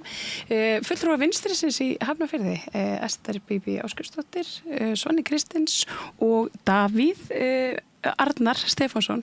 Vertu velkomin. Takk. Já, við kannski bara byrjum á byrjuninni. Á Vinstrið eitthvað séns í Hafnarfirði. Hvað ætlið þið að gera fyrir Hafnfirðinga? Það væri óskandi að Vinstrið eigi séns. Við erum nú að þessu að því við trúum því og viljum trúa því að Vinstrið eigi séns og þá allavega fullkomið erindi. En það er kannski ekki alveg að sama séns. Hvað segir þið? Já, ég held líka að það er bara skapast talsvert rými á vinstri vagnum og ekki síst í Hafnarfirði. Og við teljum okkur geta fyllt í það rými algjörlega. Svona mín tilfinning að svona félagshyggjan sitti svolítið óhrið hjá garði í bænum. En það er líka fleira, það eru menningamálin, það eru umhverfismálin og fleira og fleira sem við teljum að við getum bætt við, brunar ekki nokkrum af með það. Það hefur til dæmis verið byggt mikið í Hafnarfirði en samt er gríðarlega mikið af fólki sem býr í iðnaðarhúsnæðum og virðist ekki komast inn á húsnæðismarkaðinn, þannig að það er ekki verið að byggja fyrir fólkið sem þarf íbúðir og við myndum vilja breyta því og það hlýtur að vera held ég vilja margra til þess að þú veist því að í þessum iðnaðarhúsnæðum eru oft fjölskyldufólk og þetta eru ótryggar aðstæður og við höfum alls séð núna á síðustu árum bara mjög slæm slys verða við svona búsetu og ég vona að við getum komið í veg fyrir að svoleiðis verði aftur. Já, til dæmis þarna á Hraunum þar sem að Bónus og Krónan þarna þegar þú kemur inn í Hafnarfjörð, það er rosalega flott plan það að breyta því í blandaða byggð og svo kemur borgarlínan þarna einhvern tímann á næstu öld og það verður ræðislegt. En í millitíðinni það fyrsta skrefið á að vera að gera göngustíga og hjólustíga. Og það er strax byrjað að byggja einhverja blokk þarna, en ég væri til í að sjá bara göngustíðan og hjólustígana, trén strax. Þó þetta sé ennþá eina hverfi og svona, en af því að það býr fólk þarna. Já, og ég meina það þarf ekki að breyta göngustíðunum ef þeir gera það rétt núna eins og þeir eru samkvæmt teikningum, þá geta þeir alveg byrjað á því núna. Og það er mikilvægt að sé hægt að ganga þarna og núna eru komin þarna bara Bónus og Ríkið og bara mjög vinsælar verslanir, Krónan, þarna inn í mitt þetta hverfi, þannig að það er fullt af fólki á göngu þarna. Ég hjóla mjög oft þarna. Ég hugsa oft að ég mun örugglega, ef ég myndi drepast þarna, þá myndi ég velja að verða svona píslarvottur hjólreiðamanna. og betri samgangna. Ástæðan er greinlega það slæmt þarna í þessu innakverfi að þú er svona farin að reikna með því að verða jafnvel píslavottur í Hafnarfirði. Já, þið vitið það núna hér. Ef ég drepst þarna, þá var það út af því að það var ekki hjólastígur fyrir mig. Já, var minnisvarði á ljósastaur. En hvað, mjög svolítið áhugavert sem þið eru að segja með þeim þessi búsetu úrræði fólks í mín og fólk finnur sér bara staði til þess að búa á og það er bara þannig sem að hlutinni virka. Það er verið að byggja fullt, eins og þið segir, í Hafnarfirðinum. Standa þessi hús tóm eða hvernig er það, bara svona eins og hér öllu höfuðborgarsvæðinu, það er eitthvað svona verktakaræði sem að veriðist gilda. Er þetta bara sama sagan í Hafnarfirði? Ég geti ímyndað mér það. Og leigan, ég meina þetta fólk í þessum iðnaðarhúsnæðum, það eru ekkert að búa þar frítt. Þau eru ekkert að skvatta. Þannig að þetta er fólk sem borgar leigu fyrir að búa þar sem það býr. Þannig að það vantar leiguhúsnæði sem að er á því verði sem að fólk ræður við og það þarf að leita lausna og sjá innan hóp. Það verðist vera svolítið ósýnilegur í augum þeirra sem að stjórna bænum í það. Já, ég held þetta snúist bæði leiguverð en ekki bara síður gæði húsnæðisins, öryggi og svo auðvitað bara almenn lífsgæði. Við viljum að fólk, hvort sem það borgar háa eða lága leigu, búi við almenni lífsgæði, fallegt og öðrugt umhverfi. Algjörlega. Félagsþjónustan í Hafnarfirði er líka bara held undirmönnuð og það vantar bara heilmikið fútt í hana til að hún geti sinnt þeim hópi sem hún þarf að sinna. Í Hafnarfirði er líka mjög blandað samfélagi, það er mikið af verkafólki sem kemur frá EES-svæðinu. Það þarf stuðningin í skólana og efla tungumálakennslu og það er bara svo margt sem að má taka til hendinni í og ég held að Vinstri væri bara kjörið til þess að ljá þessum hópum rödd sína í bæjarstjórn. Ég heyrði eitthvað ræða það daginn segi það getur verið 3 mánuðir, hálft ár síðan þess vegna, en það væri rauninni, það þyrfti að byggja auka skóla í Hafnarfirði. Er það eitthvað sem þeir sammála? Eru skólarnir á þolmörkum komnir upp á börnin að gera fjöldin? Það er allavega verið að byggja nýjan skóla sem á að opna núna í sumar, Hamraskóla. Já, ég held nú að fjöldi skóla sé nú svona nokkurt veginn í samræmi við hvernig fjöldi íbúa hefur þróast. Þetta er nú 3. stærsta sveitarfélag landsins á þeim tíma sem að ég hef búið í bænum, það er að segja frá fæðingur, en fjölgað úr 3 í 6 eða 7, þannig að ég held að það sé kannski ekki málið og ég held sér rétt að það er skóli í byggingu en það er sennilega eins og víðar, það vantar náttúrulega þjónustu í skólana, það er ekki bara í Hafnarfirði. Og stuðning við kennarana og þann fjölbreytta hóp nemenda sem er staðreynd að er í námi. Og það er líka staðreynd að þessi nýju skóli er kannski einhver sem hefði mátt byggja áður en að byrja að byggja hverfið, af því að þetta er það sem köllum yfirleitt hjólastíðunum, trjáplöndun og skóla. Já, en nú erum við að tala um þetta Hamranesið og Skarðshlíðin, þetta fellur oft inn í sama einhvern veginn hattinn. Þetta er þarna alveg yst í Hafnarfirði og Skarðshlíðarskóli kom þarna fyrir nokkrum árum, bara cirka bara sama tíma held ég og Skarðshlíðin var verið að byggja hann upp. En Hamraskóli eða hvað sem hann á að heita. Hamranesskóli. Hamranesskóli, já. Hann hefði kannski mátt byggja áður en að vera byggðar allar blokkirnar þannig kring, af því að ég hef heyrt nefnilega talað að Skarðshlíðarskóli sé yfirfullur og þess vegna þetta svona ástand sem akkurat núna, en það verið að leysa það, en það hefði kannski bara hægt að byggja skólan fyrir það hefði sloppið við þetta ástand. En svo eru þetta bara fleiri hliðir á þessu, það er fleiri þjónusta eins og leikskólar og við höfum svo sem séð það að alveg eins og þú ert að segja að áður en að hverfin eru byggð þá væri kannski gott að það væri komin þessi grunnþjónusta í hverfin, en það ekki og við erum kannski að hlaupa á síðustu stundu til í Hafnarfirði og þá kannski frekar að leita einhvern til að taka við rekstrinum heldur en að gera það sjálf, það er að segja bara úthýsa verkefnunum og nú það kann að vera bara hefur allar besta máli í einhverjum tilfellum en það gerist oftar. Og það gerist á þess að það sé einhver sérstök stefna það í sveitarfélaginu hvort við séum úthýsa grunnþjónustu eins og leikskólum. Og mér finnst þetta eitthvað sem að þarf bara að ræða í bænum sko, og á þess að varpa nokkru skugga á þá góðu aðila sem að reka leikskóla. Sko. En ég vil að sveitarfélagi sem skýr stefna svona hluti. Já, leikskólamálin eru þetta kannski þessi, svona mál sem eru helstu deiglinni í sveitarstjórnarkosningunum þessu sinni. Heilsugæsla líka eitthvað atriði í Hafnarfirði, hún löngu sprungin og það mjög mikilvægt að fá heilsugæslu og inn á þetta nú fjölbílasvæði, til dæmis Vellina, ákall heilsugæslu og ég held að það sé mjög mikilvægt að koma því í gagnið og bara fleiri lækna í bæinn. Þetta náttúrulega bara orðið mjög stórt sveitafélag. Já, en hvernig ætlaði að gera það? Fá fleiri lækna í bæinn? Já, við erum bara að leita til Úkraínu, nei. Það þarf að byggja stofnunar þannig að það sé ykkur staður til að vera og hægt að sækja í þá þjónustu en auðvitað, já, ég veit ekki hver læknarnir eru.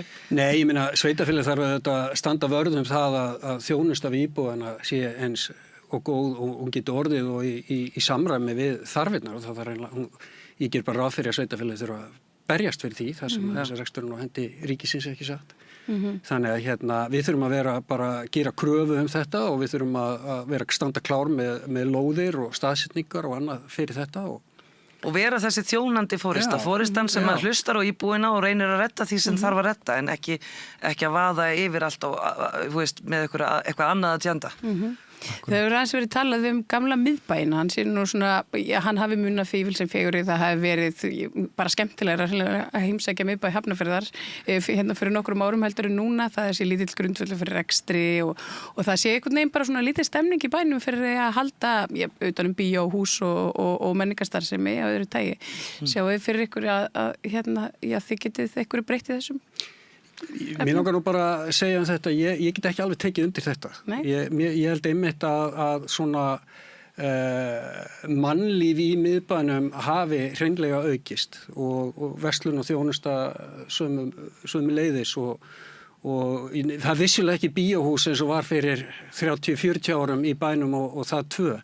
En það hins vegar starfsemi sem í miklu meira samræmi við nútíman, þannig að ég get ekki tekið undir þetta. Hins vegar má alveg horfa til þess að menningarlíf finnst mér allavega persónulega verða sífellt einhæfara og miðað að svona tilteknum markaði og hópi frekar heldur en aftur þjónustu við íbúana, þjónustu við Ertu að tala túrismann?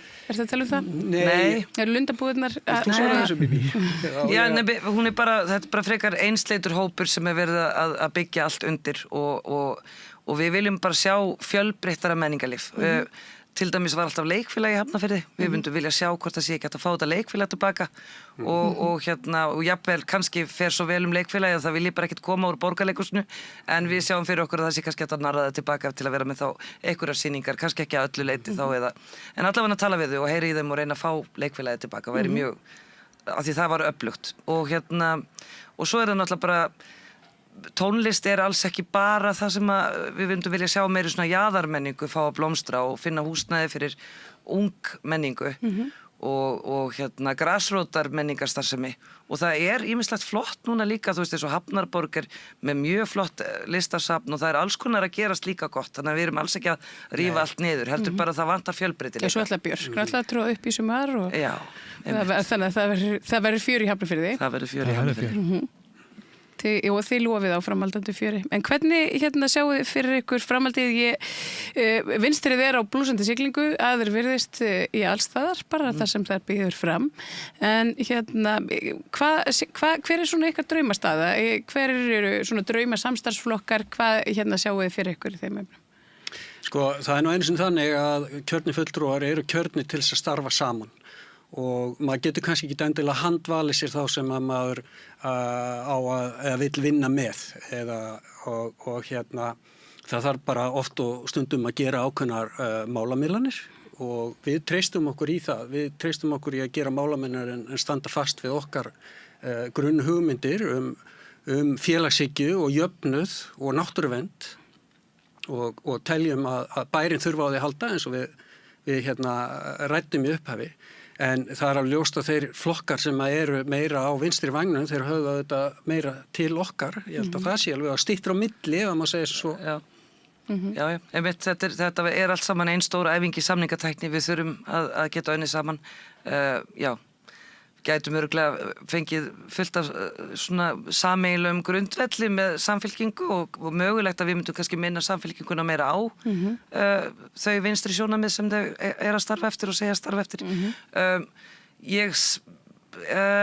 Af málflutningi Viðreisnar finnst mér nú bara alls ekki galið ýmislegt sem þau segja og við gætum örugglega fundið okkur sameiginlegan grundvell þá að við sem ekki sammála alls ekki öllu. Ég meina já, þetta væri nú örugglega og svo nú náttúrulega reyndar Framsóknarflokkurinn með honum Valdimari líka svona fókuseraður á manneskjulegri nálgun heldur en að maður víða. Það ýmislegt líka bara eins og Orri talar að vilja lest í Sjálfstæðisflokknum. Ég mjög til í það ef að það ekki bara sagt til þess að gengisfella borgarlínu. Það ýmislegt sagt til að gengisfella borgarlínu. Já, ýmislegt sagt sko, en ef að lestin raunverulega eitthvað sem að... Nátum að njóta vafa. Já, ég bara held að það sé líka bara mjög, skiluru, það hvorki vinstri en hægri að vilja fá lest. Nei. Það bara innspýting fyrir mannlíf og atvinnulíf og ferðamenns, allt. Það verður geggjað. Ég tek alveg undir þetta að við finnum hljómgrunn í öllum flokkum en það þarf ekkert að vera hrópandi langt á milli flokka á sveitarstjórnarstigi. Það ekki þess að skýru flokkslínur. Ég get bara sagt fyrir mitt leyti, mér hugna sérstaklega vel áherslur Viðreisnar í íbúalýðræði og aukinni þáttöku íbúa í ákvörðunum fyrir bæinn. Þetta eins og skrifa beint úr okkar stefnuskrá og ég tek alveg undir það líka við höfum bara fengið bæjarstjóra í bæinn eftir að þaulsetin bæjarstjóri steig til hliðar við fengið bara ferskan bæjarstjóra inn og þú veist það er bara fyrirverandi skólastjóra frjósamur í arvegur til þess að vinna með fyrir okkur eins og aðra. En svo kannski langt milli okkar og miðflokksins en við okkur langar samt bara að faðma hann aðeins. Já, ég held að sé kannski bara eina sem sé hægt að gera það er bara eitthvað svona kill them with kindness það ekki? Já, það kannski það sem sker okkur frá öðrum flokkum vil ég meina sérstaklega að því að við erum eini flokkurinn sem með umhverfis- og náttúruverndarmálin sem hreint áherslumál því að það engin annar flokkur í bænum sem talar fyrir þessum málaflokki. Það einmitt það sem ég ætla að spyrja ykkur út í að því að þú nefndir einmitt umhverfismálin, náttúruverndina. Hvað það svona sérstaklega sem þið sjáu fyrir ykkur að gera svona bara segjum sér svo að þið fáu bara glimrandi kosningu. Hver verða ykkur fyrstu verki í náttúruverndinni?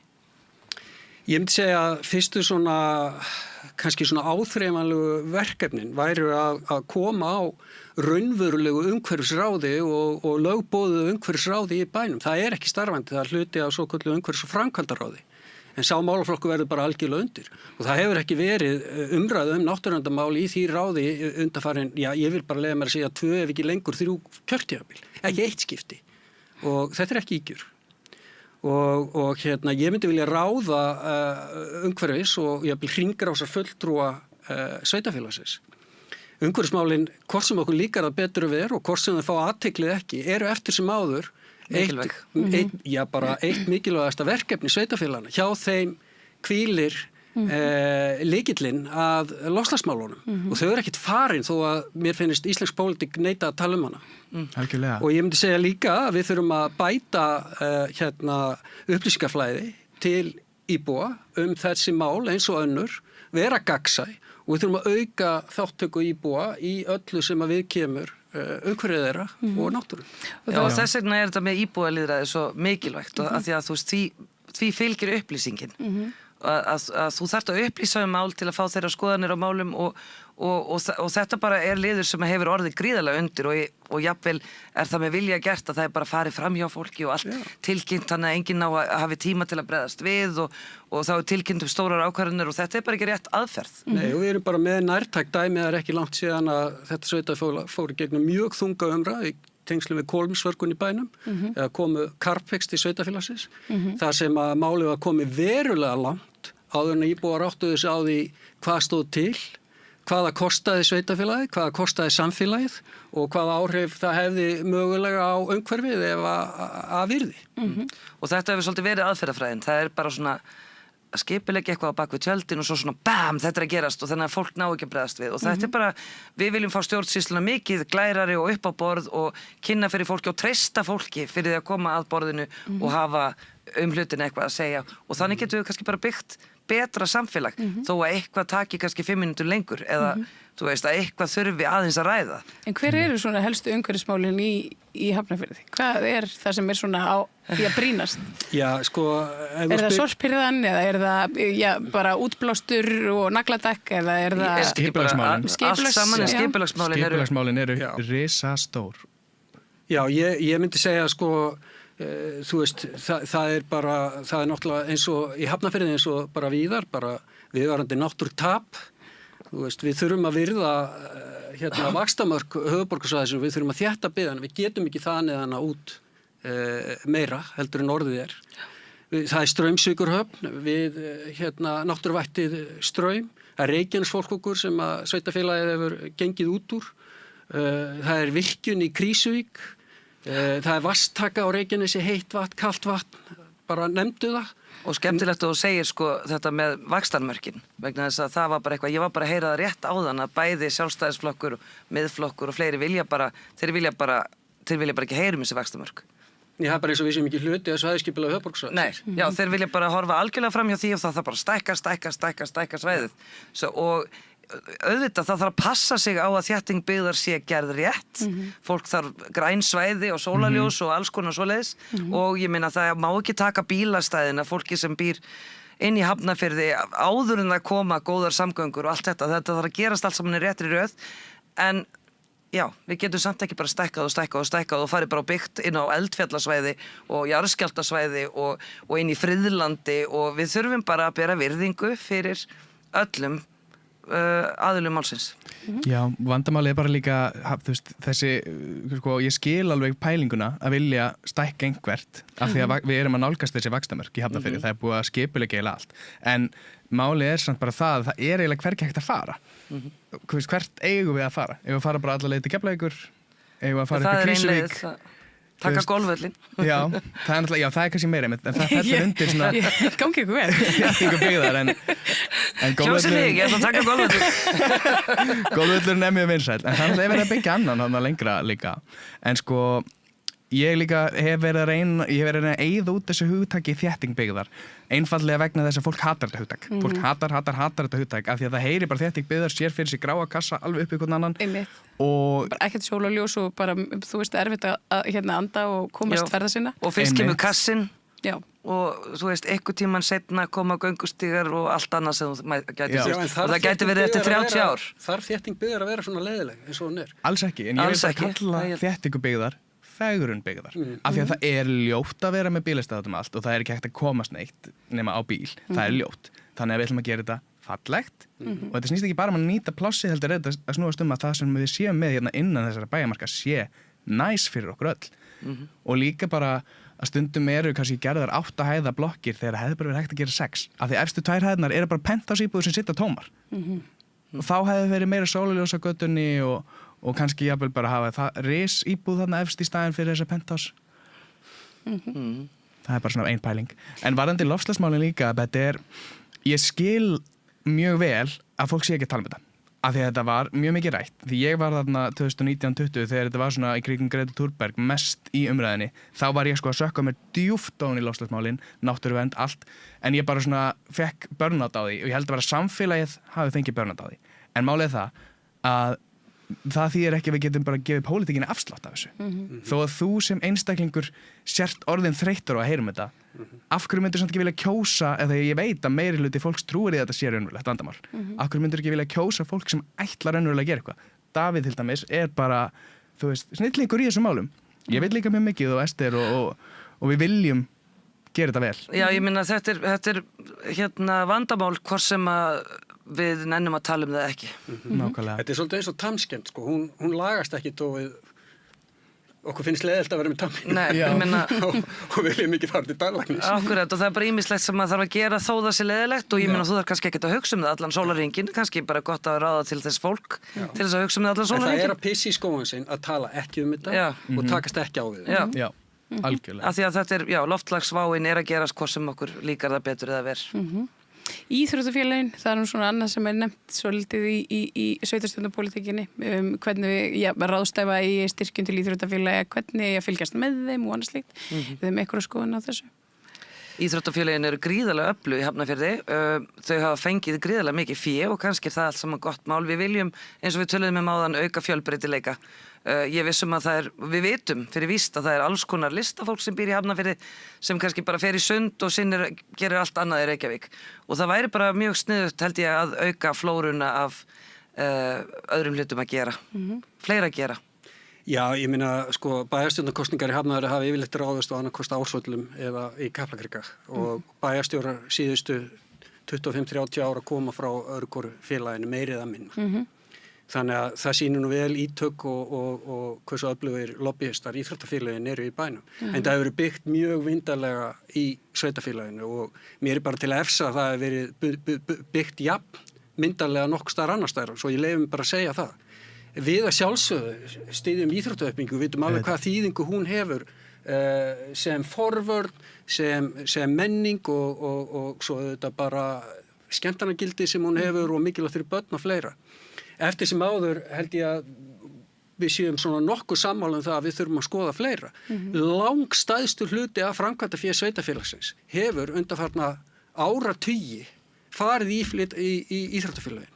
Sem þýðir að nú er búið að byggja gríðarlega fínt undir þau og nú getur fókusinn tímabundið farið eitthvað annað og við getum skoðað fleira því það eins mikið lýðheilsuverkefni það er að allir séu að stunda íþróttur miklu, þá eru það bara ekki allir, það eru aldrei allir og við þurfum að ná að taka þetta alla. Þess vegna segjum við XA allir.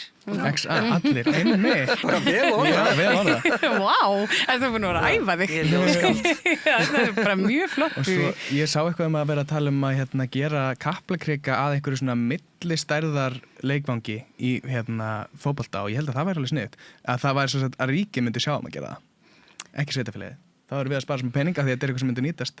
Ég skildi ekki alveg, ég hef sko engan á íþróttum, en íþróttir eru mikilvægar. Er tónlistaskóli í Hafnarfirði? Já. Hann er löngu sprunginn. Og hann er löngu sprunginn. Og þá kannski komum við aftur að sko, framkvæmdafé sveitafélagsins sem eru langmestu farið í uppbyggingu íþróttamannvirkja, blessunarlega, skulum við lega okkur að segja. Margt annað hefur setið á hakanum meðan, bæði eðlilegt viðhald, eðlu uppbygging innviða sem við kannski hugsum ekkit endilega mikið og svo auðvitað bara eins og Bibi er að koma inn á meira af bæði þjónustu og afþreyingu við íbúa og tækifæri fyrir fólk til þess að rækta bæði listir og fleira heldur en eingöngu íþróttir. Og upp á bara eins og hefur verið rétt í öðrum sveitafélagum og allt það að tónlistaskólinn er löngu sprunginn, það vantar líka bara fleiri tónlistakennara, það eru gríðarlegir biðlistar en að tónlistakennslan geti farið meira inn í skólana líka. Algjörlega. Og þannig að börnin sé ekki alltaf á ferð og flugi. Eða bara á íþróttaleikvangin, vantar ekki alltaf lúðrasveitir. Já, getur ekki bara getur eftir að finna þetta með reymar á því takkaskóna. Já, einmitt, en ég meina þetta skiptir allt saman máli, það er bara það sem ég vildi segja.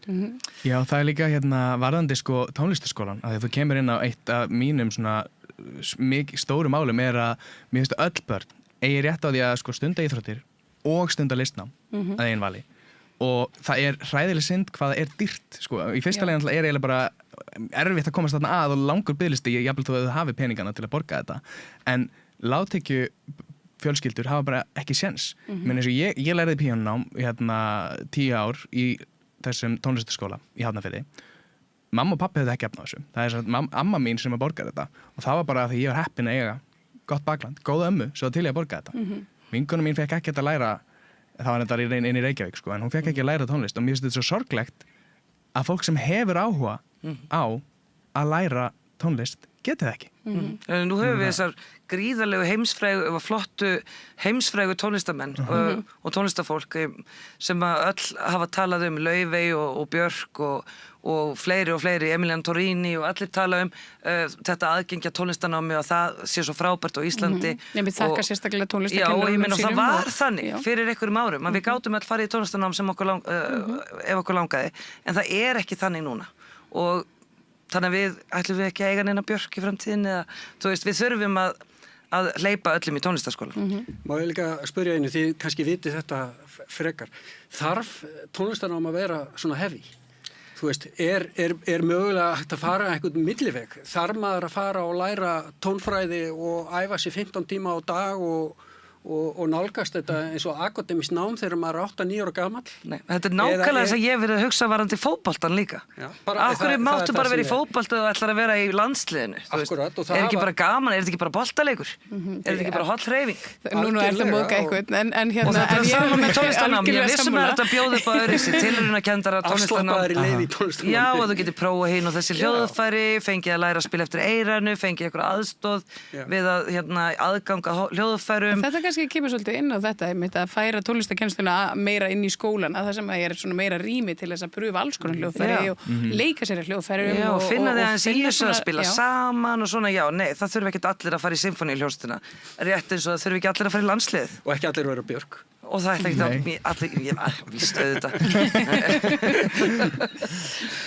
En það er bara bjart framöndan í Hafnarfirði og mikill kraftur ykkur, ég finn það. Gott samstarf. Bjart framtíð fyrir alla. Já, ég heyr það. Já, það er náttúrulega rétt, þetta er samstarf og það er bara að segjast alveg eins og að þetta samstarf er allavega í mínum huga farið eða verið framar vonum og mér finnst við hafa náð að pússa okkur saman átakalaust og undraverðum tíma. Ég held við séum með þeim fyrstu sem skilum inn frambúðinu. Við höfum fljóta að safna undirskriftum sem sýnir bara stuðningin við frambúði, þannig að ég held að sé bara full ástæða til þess að vera bjartur og ég tek þetta allavega sem kraft, mér finnst vera kraftur í okkur. Við erum ánægð með þetta. Við bara auðvitað vonum það besta, en við ætlum líka að leggja okkur fram við að ná eyrum Hafnfirðinga og það getur alveg verið flókið. Það er alls konar fólk og við þurfum að finna leiðir til þess að þeir sjá okkur og heyri. Við erum með mjög fjölbreyttan lista. Það eru VG, það er sósíalistar, það eru líka píratar inn á listanum og óháðir, þú veist, þetta er bara alls konar. Mjög sterkur lista. Og það er kannski ekki hægt að, við nefnum Hafnarfirði innan þess að minnast á sviplegt dauðsfall Björgvins Halldórssonar síðustu helgi. Blessuð sé minning hans, einn af sonum Hafnarfirðar sem að, er klárlega mikill missir af. Og tónlistarmaður. Og tónlistarmaður sem mitt. Já, til þessari kynslóð tónlistarmanna sem var heilmikið af í Hafnarfirði á sínum tíma og við viljum fá þetta aftur, það þarf þess að grósku aftur og styðja við tónlistarfólk í Hafnarfirði. Já, sammála því. Og ég vissum að Björgin hefði viljað það. Já, ég er nokkuð vissu það líka. Þakka ykkur kærlega fyrir fulltrúa Vinstrisins í Hafnarfirði að koma hérna og svona segja mér á svona handarhlupum frá því helsta sem að þið sjáu fyrir ykkur að verði ofan á í kosningabaráttunni framöndan, þeir eru jákvæð og það var gott að tala við ykkur. Takk. Og þá gefið það meira hér handa við auglýsingar. Öflug verkalýðshreyfing er lykillinn að öflugu samfélagi. Alþýðusamband Íslands samstillt barátta í þágu launafólks í meira en heila öld.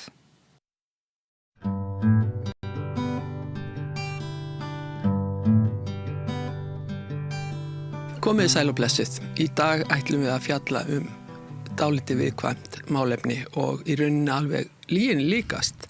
Hjá mér er Áslaug Einarsdóttir.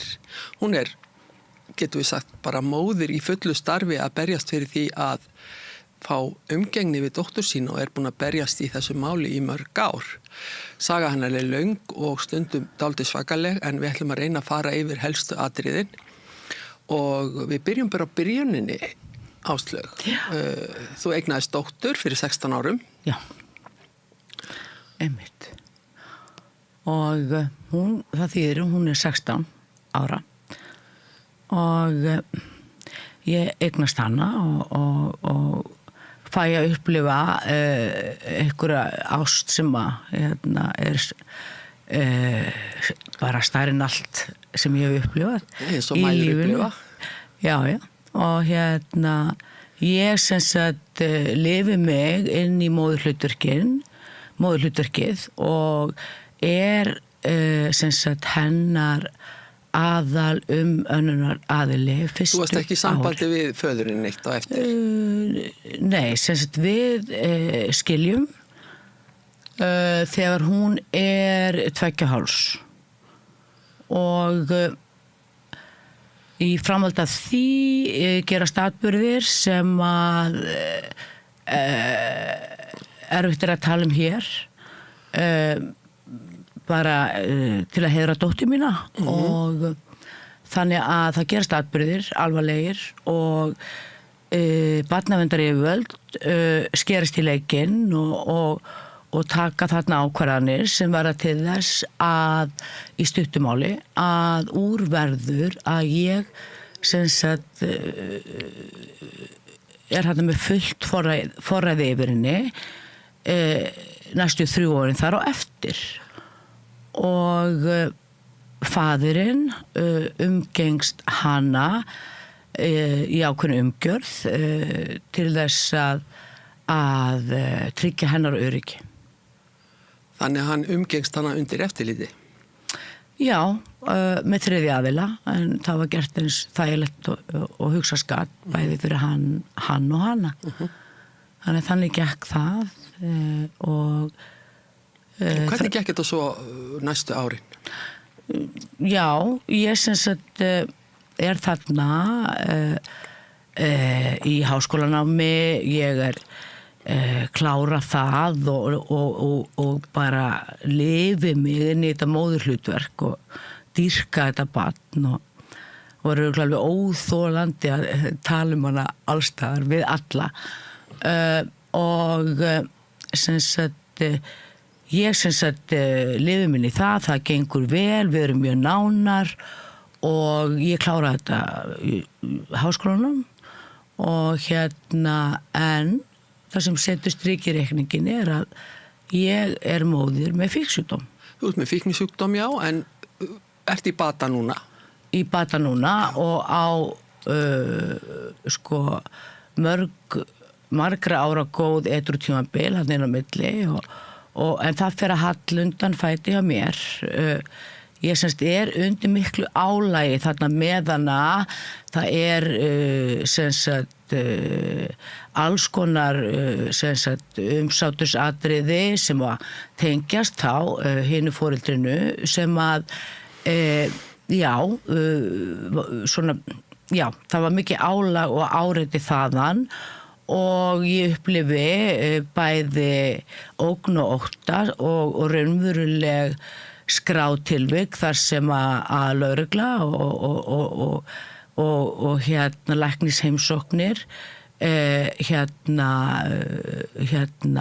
staðfesta það að þarna var ýmislegt sem gekk á og það hjálpaði mér ekki með fíknisjúkdóminn þannig að ég fyrir að deyfa mig með róandi lyfjum og þetta er svo oft misskilið mæður með fíknisjúkdóm sem eru að reyna að standa sig, eru að reyna að lifa af og ef að kvíðin og taugaveiklun er þannig að þú getur ekki verið í eigin skinni og hugsaði barnið, þá hugsa maður, heyrðu, ég er bara miklu betri mamma ef ég fæ eitthvað sem deyfir mig.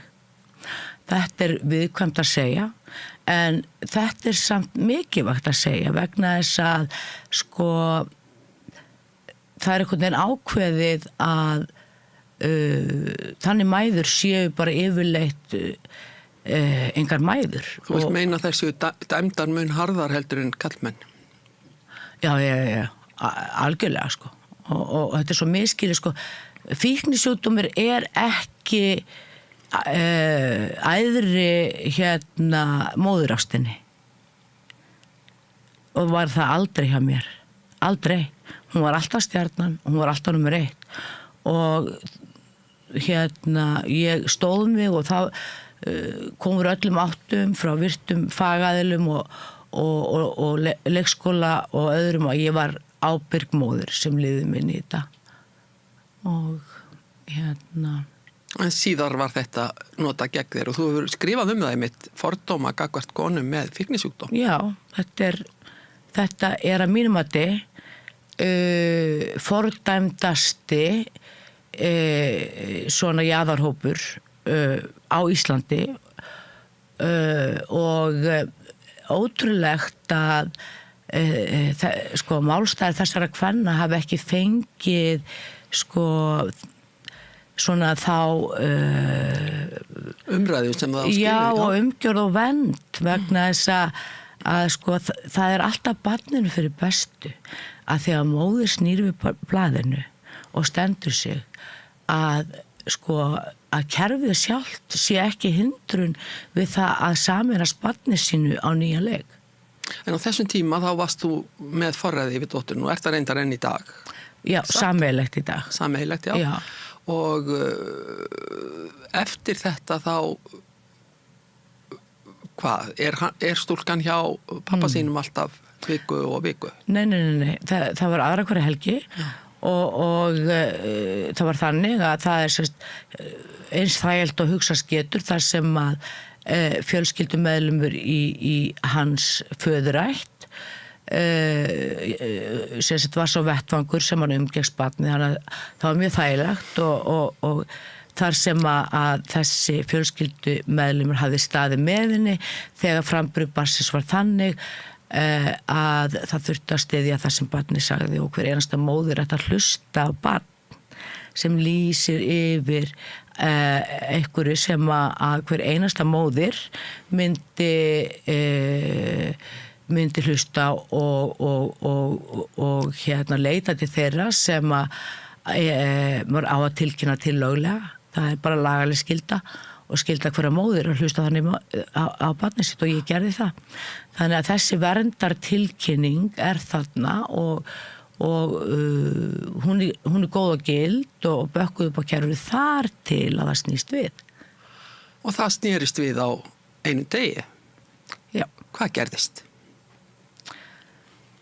Það, sko, enginn myndi trúa þessu fyrir en hann myndi lendi því sjálfur. Það verður sem sagt algjör umsnúningur í máli sem var borðleggjandi. Það voru, já, áhrifaþættir hann inni. Það voru lögregluafskipti sem að sko, já, þarna varð ég sem var að vernda barnið mitt og ef ég lýsi þessu atviki þarna 2015 sem að samkvæmt gögnunum sem ég hef safnað saman í heilt ár styðja, þannig að það er ekki túlkunaratriði og ég vil taka skýrt fram að það sem ég hef þurft að í 1,5 ár vinna við það daginn út og inn að safna saman frumgögnum langt aftur í tíman til þess eins að skilja hvernig það gat gerst að verndartilkynning breytist í vopn gegn mér. Hvernig gerist það? Það gerist þannig að ég er sem sagt með barnið mitt og faðirinn sem að hefur verið ógnandi og sem sagt heimilisofbeldi var sem sagt eitthvað sem hann hafi beitt mig með ógnandi hegðun og það sem gerist að hann kemur heim til mín við annan mann og þeir ná að komast inn á stigaganginn í blokkinni sem við stelpan mín byggum í og þá var þessi gildi samningur að hann væri ekki með barninu og ég stend þarna með veikt barn í fanginu og 2 menn sem að reyna að hrifsa hana úr fanginu á mér. Hvað gerir móðir þá? Hún ýtir frá sér.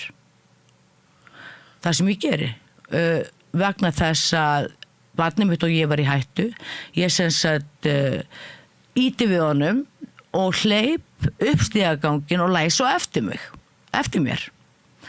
En bara svo það sé á hreinu að hann hafði engan rétt á því að taka barnið þarna? Nei.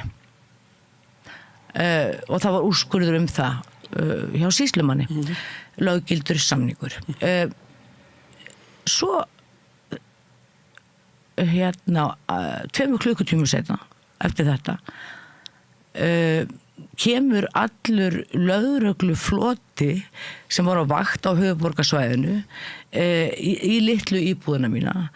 Það var umsátus ástand og þeir ryðjast þarna inn, taka barnið úr fanginu á mér og sem hágrætur. Ég láti hann sitja inn í eldhúsi og það ekki verið að koma þarna til þess að venda móður og barn í hættu, heldur ég orðin gerandi í heimilisofbeldi. Og hvernig lýsti það sér, það ofbeldi? Það einmitt þarna þegar 2 fíleldir menn koma að taka barnið úr fanginu á mér og ég ýti frá mér. Þannig að ég orðin sú sem beitir ofbeldi þrátt fyrir skráða sögu mannað. Og hvar kemur þetta fram? Þetta kemur fram í lögregluskýrslu sem ég hef alveg ígrundað og sé núna að það skiptir máli hver þekkir hvern. Þarna... Og velkið fyrir mig hvernig þú svona pen kona getur veitt 2 fullorðnum karlmönnum ofbeldi og heilu lögregluliði. Já, ég einmitt í þessari stöðu getur engin svona, venjuleg manneskja skili hvernig svona getur gerst. En það gerðist og sem sagt ég orðin sakborningur og sá sem áður hafði verið sá sem að verndin sem sagt snerist að venda frá, hann orðin þolandi.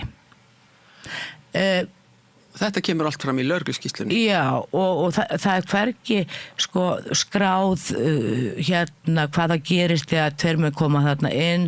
Það ekki mark á því, en hins vegar vega orð sem sagt barnsföður míns og þessa manns sem ég hef svo séð að tengist ákveðnum lögreglumanni sem kom þarna inn og orð frá þeim vega þyngra heldur en sem sagt hið augljósa. Tekst þú ekki að tjá þig þetta atvik í lögregluskýrslunni? Ég skal alveg viðurkenna það að ég brjálaðist þegar 8 lögreglumenn komu heim til mín og hrifsuðu barnið úr fanginu mínu í stað þess að venda okkur fyrir þessari ógn og lét þung orð falla í garð lögreglumanna og ég get líka ekki verið pen þegar það komið inn á öryggi barnsins míns og þá verði ég þessi ljóninja sem að venda barnið sitt og ég kann alveg að ég kann alveg líka vera ákveðin og ég var það og örvæntingafull og skildi ekkert og í staðinn fyrir að taka á því augljósa þá eru öll gögn sem eru svo skráða þessum lögreglumönnum og eftir á hjá barnavernd sem hermir eftir þessari niðurstöðu þá eru lýsingar á minni örvæntingu þessum afleiðingum alveg 10. Hún var æst hún var ekki kurteis hún var talaði fór í einu í annað en það var aldrei skoðað þetta meinta ofbeldi sem ég átti að hafa beitt manninum heldur fullyrt í lögregluskýrslu. Fékkst þú ekki að tjá þig þetta? Fékkstu ekki að... Jú. Þessi sami maður í lögreglunni, ég var boðuð í sem sagt, yfirheyrslu og tíundað mín saga, en niðurstaðan var svo að það fekk engan hljómgrunn. Engan. En nú var alveg ljóst að hann var að brjóta þarna umgengnisreglur sem að var búið að gera áður, samning umgengni. Var ekki tekið á því? Nei. Þetta, sko, þarna, sko, er eitthvað sem á ekki geta gerst og gögnin bakka upp að ég er orðin sú sem er hættan, en hættan er orðin sá sem að nú er orðin þolandi ofbeldis og þetta eltir svo málið allt saman og þarna er ég komin í þá stöðu að vera einhvers konar og bara ofbeldisfull manneskja, sko. Og þetta átti eftir að fylgja þér? Já, alla götur síðan og gerir enn. En hvernig var umgengni þinni við dótturinn háttað eftir þetta? Já, sko, upp frá þessu þá er þetta allt skráð, barnaverndar yfirvöld koma þarna líka inn, ég fann handskrifaða nótu þar sem að daginn eftir þetta atvik kemur saman sýslumaður, félagsráðgjafar, barnaverndarfulltrúar og lögregla sem að koma öll saman að einu borði til þess eins að útbúa einhvers konar áætlun sem að felur það í sér að eingöngu í sér að núna er unnið að því að faðir fái umgengni við þetta barn, en hins vegar er ekki ég, sko. Já, hann hafði áður umgengni við barnið. Já, en nú er unnið að því hörðum höndum að hans umgengnisréttur gengur fram yfir allt annað og sýslumaður bara daginn eftir gefur út sáttavottor þótt að ég hafi ekki einu verið boðið í viðtal sem verður til þess að verður svona lykill inn í barnavernd sem svo tekur málið að sér og svo kemur það augnablik að ég er þarna með barnið og ég er hundelta barnaverndarstarfsmönnum sem að í rauninu eru ekki komnir til þess að vernda mig og barnið og það sem er rétt að heldur hins vegar upplifi ég þá sem bara andstæðinga mína og edrúmennska mín, henn er ekki trúað, þótt að komi staðfestingar, blóðpröfur og fullyrðingar starfsmanna hjá Virk og öðrum, þetta er öllu snúið á hvolf. Ekki nóg með það að þá gerast atvik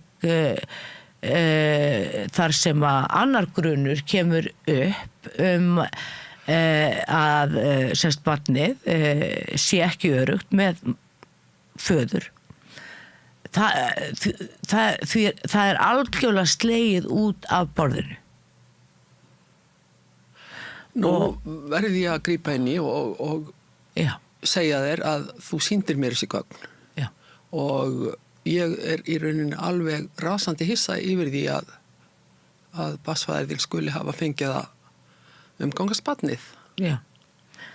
Og það sem meira er að það er starfsmaður sem er sérfræðingur í málefnum barna sem að kemur á lykilstundum í sögu þessa máls, dregur málin úr rannsókn eins og þegar hún var 2 hálfs og þetta er alveg skráð og hérna og síðar þarna með 2016 að þá kemur hún aftur inn og ógildir mjög skýran framburðanbars, gerir hann að engu, áherslan barnið missir alla vernd við þetta.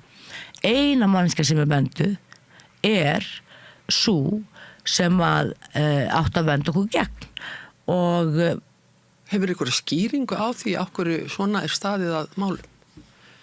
Nú hlýtur barnaverndarnefnd og sýslumaður og allir þessir aðilar sem koma að málinu að þurfa að gæta hlutleysis. Í þessu máli þá var það ekki gert. Eða það verður að taka sjónarmið beggja aðila inn í myndina. Já, einmitt. En erum við þá komin aftur að fordómanum gagnvart fíknisjúkdómnum? Já. Það er einhvern veginn þannig að kona, móðir, fíkill, það er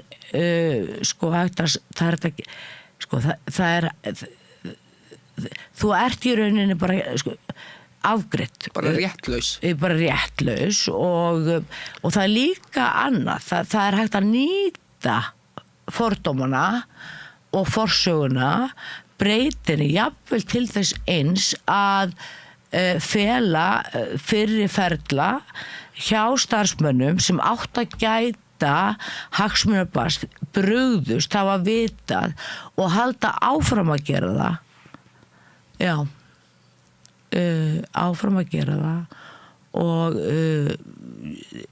ég get ekki betur séð að þarna sé eitthvað ennþá undir yfirborðinu sem þarf að ígrunda vegna þess að þetta er svo brjálæðislegur umsnúningur að það sé hægt að snúa öllum málin á hvolf.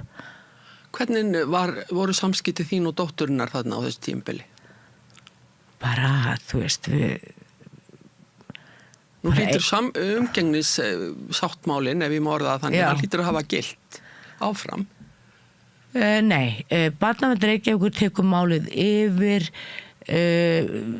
þessi samráðsfundur gerða verkum að ég er orðin eitthvað case þarna og ég komin þeir kalli þetta SG og verkefni þar sem allar stofnanir vinna saman í takt út frá þessari forsendu að nú sé ég eitthvað sem þarf að venda barnið gegn. Og fékkstu þá ekki lengur umgengnisrétt við barnið? Það gerist þannig að ef ég fæ ljúka þessu í framhaldi af þessu umsátri og umsnúningi í lögregluskýrslum gerist það að ég er með barnið mitt og ég er hundelt af barnaverndarstarfsmönnum sem að Þú fékkst þó að vera með barnið áfram eftir þetta? Já, ég var með hann áfram ég með hann áfram svo gerist það í framhaldi að þessi sami lögreglumaður mætir í óboðið eftirlit heim til mín þegar ég er að fara með barnið mitt í það úrræði sem börn fara í sem að lenda í því sem hún lendir í. Ég er þarna móðir með barn á leiðinni í það úrræði á vegum barnaverndar yfirvalda og þessi maður kemur í óboðið eftirlit. Bara einn lögreglumaður? Nei, þeir koma fleiri. Og enginn frá barnaverndarnefnd? Nei. Og á hvaða tilefni? Tilefni var eftirfylgni og áhættumat vegna þess heimilisofbeldis sem ég er sögð að hafa beitt manninum og líka það að þarna voru komur upp einhverjar hann gekk líka erinda barnsföðurs sem að hafði þá farið á stað með ærumeiðingamál gegn mér og það tvinnast einhvern veginn saman í þessa heimsókn, en þessi heimsókn svo undarleg og ég ætla ekki að tíundana, en þarna móðir með gildi, falleg gildi, mentuð, með borgaralegan bakgrund, hafði hingað til, sko, fengið þá virðingu í samfélaginu að vera talin já, bara kona á framabraut sem að standa sig. Þarna breytist allt vegna þess að hann kemur hann í gættina og sem sagt ég býð hann velkomin og í þetta skipti ætla ég nú aldeilis að vera kurteis af því að ég var það ekki þegar þeir komið þarna 8 saman og ætla að vera mjög kurteis og ég rétti hendina. Þessi lögreglumaður, hann sem sagt kippir að sér hendinni og það svo erfitt að segja, þetta svo lýgilegt sko, en gögnin stiga það að ég hafi ráðist á valdstjórnina vegna þess að ég hafi hring í hendi sem var með einhverju skrauti á þegar ég rétti hend. Þarna var bara sett á svið af lögreglumanni einhver fáránleg situasjón til þess eins að fá það útkomu að ég þarna handtekinn blá edrú á stigaganginu mínum í litlu blokkinu minni. Mér hent út í lögreglubíl eins og hverju öðru kjötstykki, látin dúsa í fangaklefa í 8 klukkutíma. Býtu, hver var skýringin á þessari handtöku? Ég réðst á valdstjórnina. Það má líka nefna það að daginn áður en þetta gerist, að þá varð atvik þar sem að áhrifamaður sem hefur rödd í samfélaginu og tengdist málinu lét ákveðin orðfalla sem að gerði það verkum í rauninni að mitt bakland brást algjörlega og við það gerist þetta að þarna átta ég mig á því að allt sem ég hafði hingað til treyst á að þeir sem völdin hafa og eiga að passa mig gera það ekki og það sem rétt ekki lengur rétt og það sem rangt ekki lengur rangt. Þannig það sem ég átta mig á þarna, nú ég búin að missa öll mannréttindi og sem sagt Hvað verður barnið á þessum tímapunkti? Hver tók það?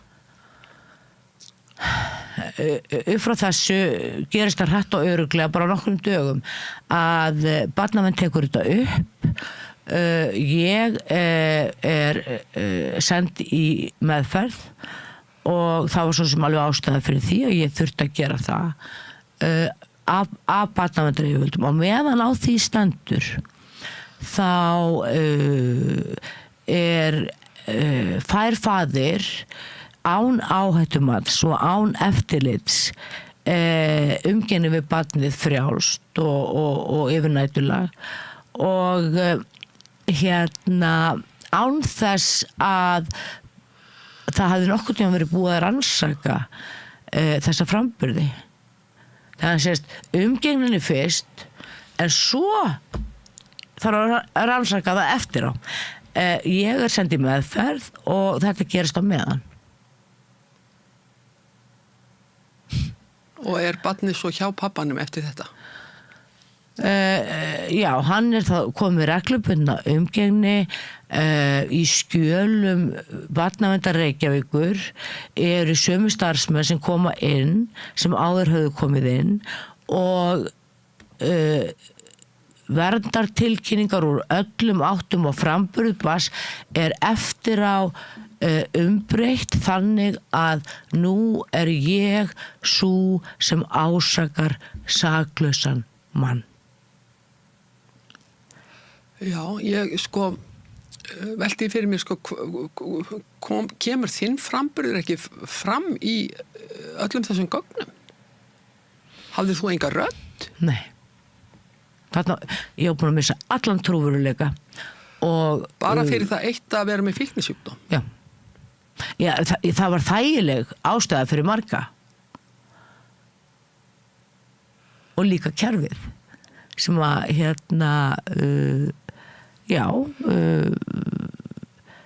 höfðu eitthvað á samvinskunni. Þetta eru rosalega þung orð sem þú kemur fram með núna. Já. Og margir verða ábyggilega hissa. Já.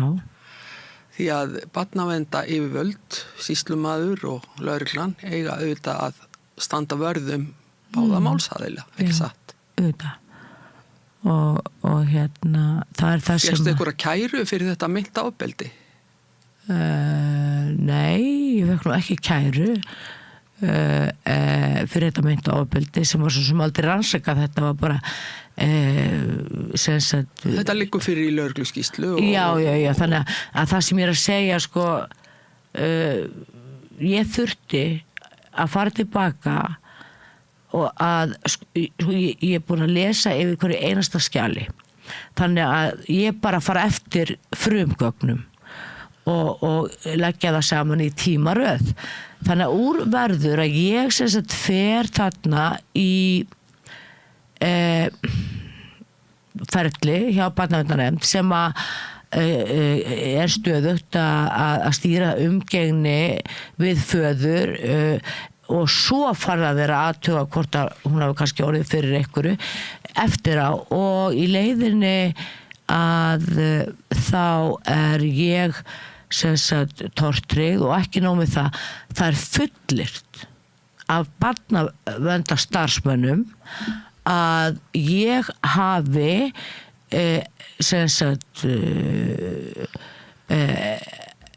ég væri orðin gerandi í þessu máli, þannig að verndartilkynningar urðu núna að vopni gegn mér, og svo gerist það að ég fer mér er stilt upp við vegg hreinlega og nauðbeygð sem sagt samþykki sameiginlegt forræði og sem sagt er send svo í langtíma meðferð sem að mér veitti svo sem ekkert af og stend mig gríðarlega vel. Ég fer í meðferð í Krýsuvík og fæ frábær meðmæli frá fagfólki.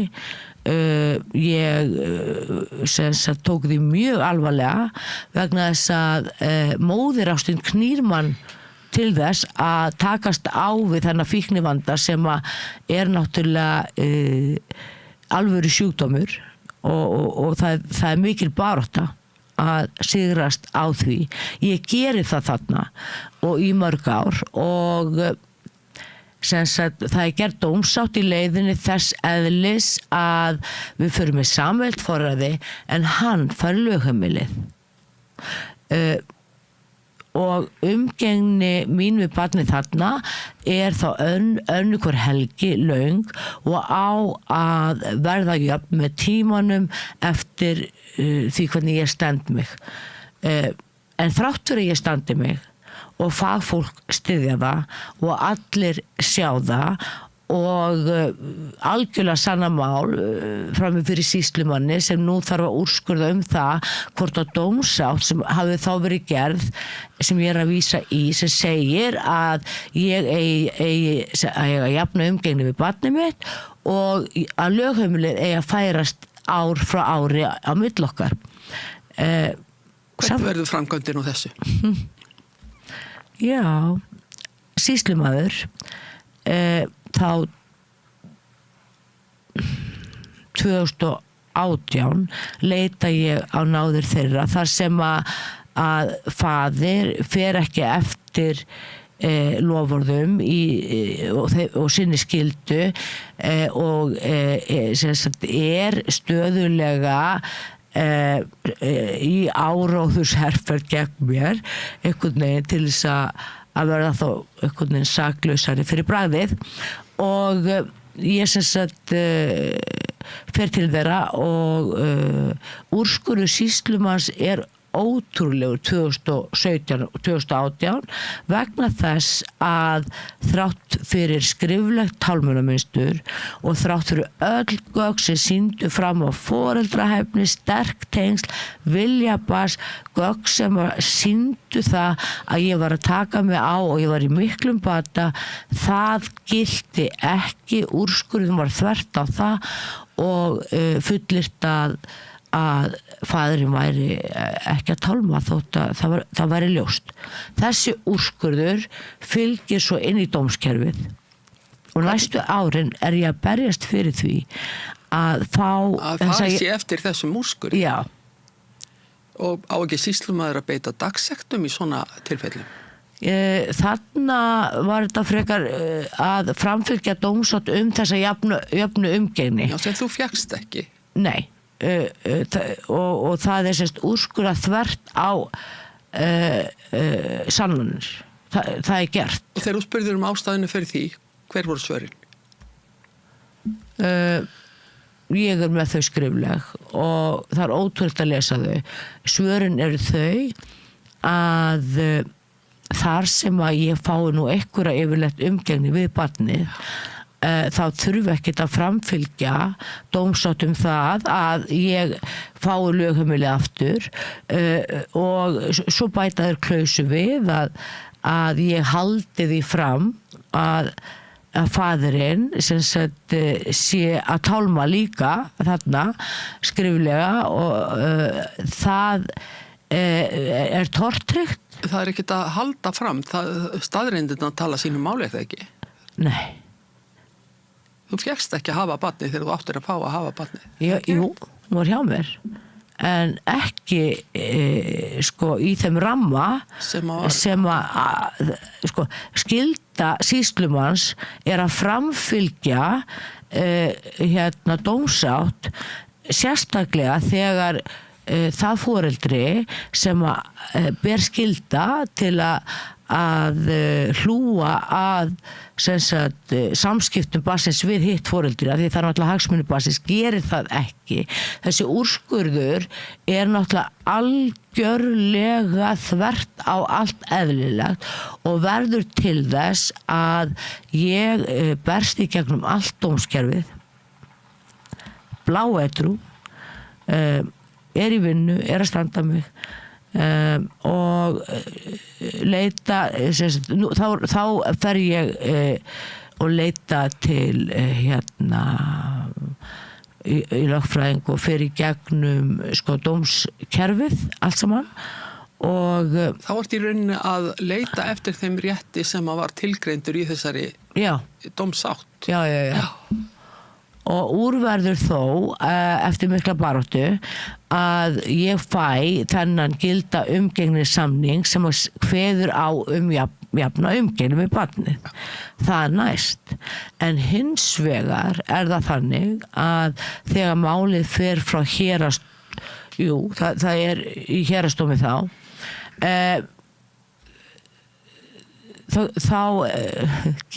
gerist aftur eitthvað sem á ekki að gerast að dómarinn hann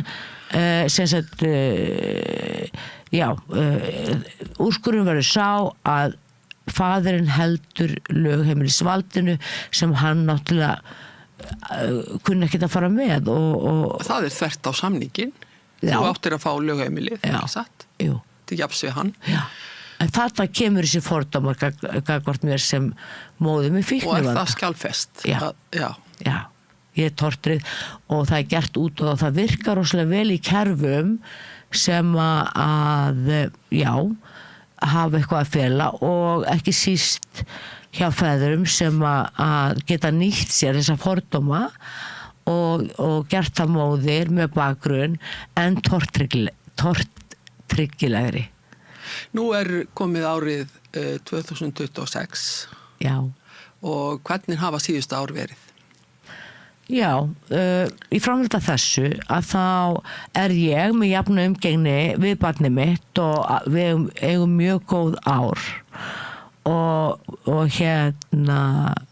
erum nánar og ég að vanda mig þarna, ég að leita til sálgreinis, Sæunni Kjartansdóttur, hún hefur staðið með mér í gegnum þetta allt saman, gefið yfirlýsingar það að ég þrátt fyrir allt þótt ég sé alls konar, þá ég heiðarleg. Ég góð, ef það má segja þrennt mig, þá ég heiðarleg, ég góð mamma og ég ekki hættuleg. Þannig að hún studdi þetta allt saman, að ég hafi gert rétt á sínum tíma og gerir það enn. Það sem sagt, verður til þess að ég að á þennan góð, jafna umgengni í nokkur ár, barnið þannig í skóla þá rétt hjá, og en faðir stöðuglega í sama mynstrinu gagnvart mér. En hann virtis umgengnisréttin, það ekki? Já, hann gæti ekki annað. En hvenær hætti hann svo að gera það?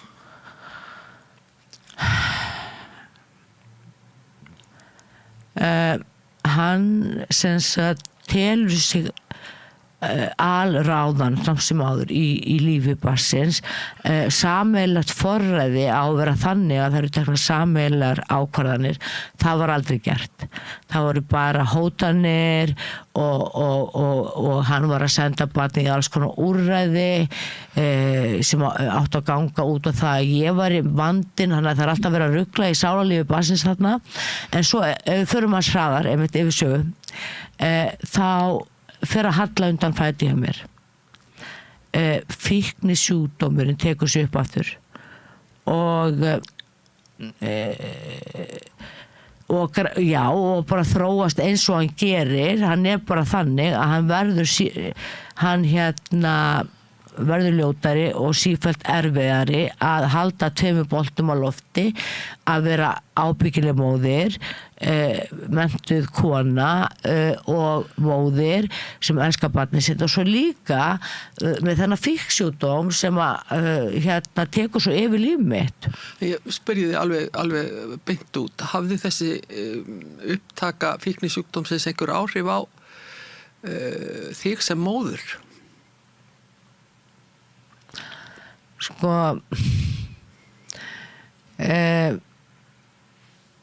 framan af þá var ég svona fungerandi þrátt fyrir að vera með barn og með pillur í vasanum, sko. Og það bara svo merkilegt að, sko, ég vil spyrja bara, hvað góð móðir? Það sem ég þó veitt henni og var mér algjörlega umhugað var að byggja upp hennar sjálfsmynd og veit henni allt það sem mig skorti í æsku. Mér finnst mikilvægt að taka það fram, að því að þetta oft svo miskilið að mæður með fíknivanda ekkert að djamma og skemmta þessar, það að lifa af. Þannig það í lagi framan af, en svo kemur þetta svarta tímabil sem ég gengst algjörlega við, ég missi algjörlega stjórn og neyslan verður verri, ljótari og dómgreindin fer og það stutt tímabil, það var svart, já, hún var vitni að mér í annarlegu ástandi og það var í lokin ekki orðið boðlegt, en það sem ég ger í framhaldinu, ég fer í meðferð í Karabíska hafinu sem fullyrt að sé bara besta meðferð í heimi, og þetta semst, þá erum við komin í 2023 og semst útskrifast þaðan eftir að hafa fengið fyrst sko alvöru meðferð, að því að við eigum ekki alvöru meðferð hérna heima með við þar. Þannig ég kem heim full eftirvæntingar til þess að bæta barninu mínu upp þann skaða að hafa séð mig í þessu ástandi þegar það var svartast, og gangast við því og horfi í augun á henni og segja bara, mamma brást. svo að hennar upplifanir fá einmitt að gangast við þeim. Það tækifæri fekk ég aldrei. Þú hefur ekki fengið það tækifæri enn? Já, það bara máli. Við, eftir þetta ljóta fall ég í meðferðinni, en við erum í daglegum samskiptum í meðferðinni, ég og stelpa mín, myndsamtölum, mjög náð, mjög skemmtilegt, mjög uppbyggilegt og náum svolítið að vinna bara úr þessu erfiða tímabili og þannig að það jákvæð samskipti þegar ég kem heim og innilegir endurfundir. En svo gerist það á afmælisdeginum hennar, 8. mars 2024, að ég verð fyrir heiftarlegri líkamsárás. Þá bláeitrú og það var bara kolvitlaus maður sem sat mig og þetta var gróf líkamsárás og ég enda á gjörgæslu og það eru blóðprufur og ég bláeitrú og allt það, þannig að barnið mitt kemur að mér svona illa útleikna á afmælisdeginum sínum og þetta átti að vera skemmtilegasta árið og hafði mikið hlakkað til. Þannig að hún náttúrulega verður fyrir miklu áfalli að sjá mig svona. En í framhaldinu af því tekur faðir þetta þannig upp að nú enn og aftur ég beitt ofbeldi, en nú ég hættuleg samt af því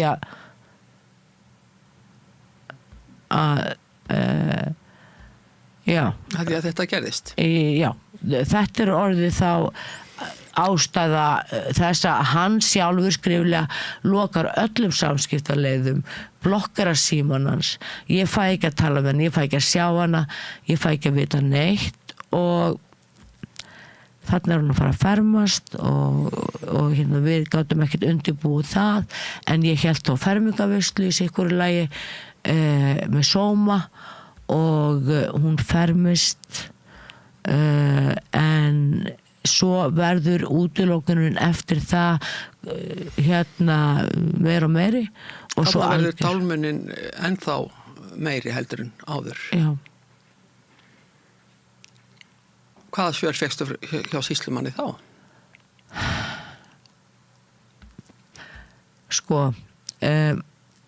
Já, einmitt, þá komum við að því. Þá, sem sagt, ég leita náðir sýslumanns í örvæntingu af því það hefur aldrei nokkur sinni gerst að við dóttur mín séum aðskildar á þennan hátt og hið augljósa að það hann sem stýrir sem sagt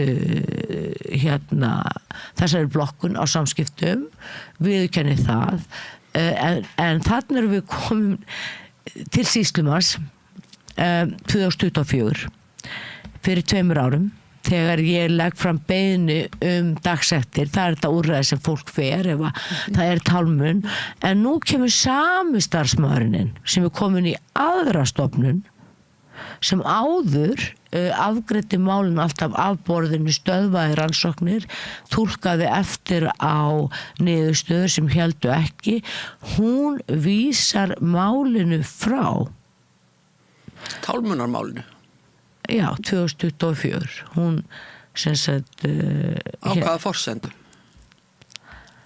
Já, forsendurnar voru ekki vilji barnsins af því að þarna eins og alltaf við gert hún dóttir mín tekin í viðtal og vilji hennar var bara að vera í samskiptu við mig en þessi starfsmaður, hún semst lýsiði yfir í tölvupósti við mig sem ég á að það sé of stuttur tími liðinn frá því að ég hafi verið í meðferð og því þurfa að byggja upp einhvers konar traust og tala þá fyrir hönd dóttur minnar og í framhaldinu á því að þá dregi mál tilbaka, hún segir að það sé eina leiðin, ég geri það og daginn eftir loka samskiptin alveg. Og hafa ekki verið nokkur síðan? Meir og minna ekki. Þú myndist líka á það að þessi ákveðni starfsmæður sem var nú ákveðin örlagavaldur í þessu máli öll saman hafi brugðist trúnaði? Já, í framhaldi af þessu þá þar sem að tálmun sem hafði verið augljós verður núna fullkomið sambandsrof í kjölfarið á þessum inngripi sýslumanns. Ég leita aftur á hennar náðir og sýnir fram á það. En þá beinir þessi sami starfsmaður mér og sérfræðingur í málefnum barna og nú komið til sýslumanns í einkarekið úrræði.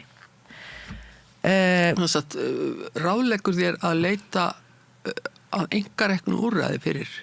Já, í staðan fyrir að taka á umgengnismáli, tálmunamáli og að framkvæma og framfylgja forræðinu mínu og umgengnissamningum og umgjörðinu, þá þetta fært yfir í einkarekið úrræði sem stóðst engin fagleg viðmið og semst úrræði sem að svona einhvers konar mikil tengsl við þessa mannesku hjá sýslumanni og svo komst ég að því að þetta úrræði sem að heitir tengslamatt vinnur líka undir hatti Barnaverndar Reykjavíkur en það sem gerist í svo kallari tengsla eflandi vinnu þá sem sagt fæ ég ekkert að heyra neitt í 6 mánuði en á meðan á því stendur hrúgastuppreikningar sem ég greiði á meðan verið að dáleiða barnið mitt með róttækum dáleiðslu aðferðum og kólólöglegum Fyrir tilstilli þessa starfsmanns var þetta úrræði frá sýslumanni? Já, ég get ekki sagt að hann hafi ákveðið dáleiðslu aðferðir en mér beint í það úrræði og þetta úrræði var til þess gert og nú tala ég ekki út frá túlkun, heldur gögnum að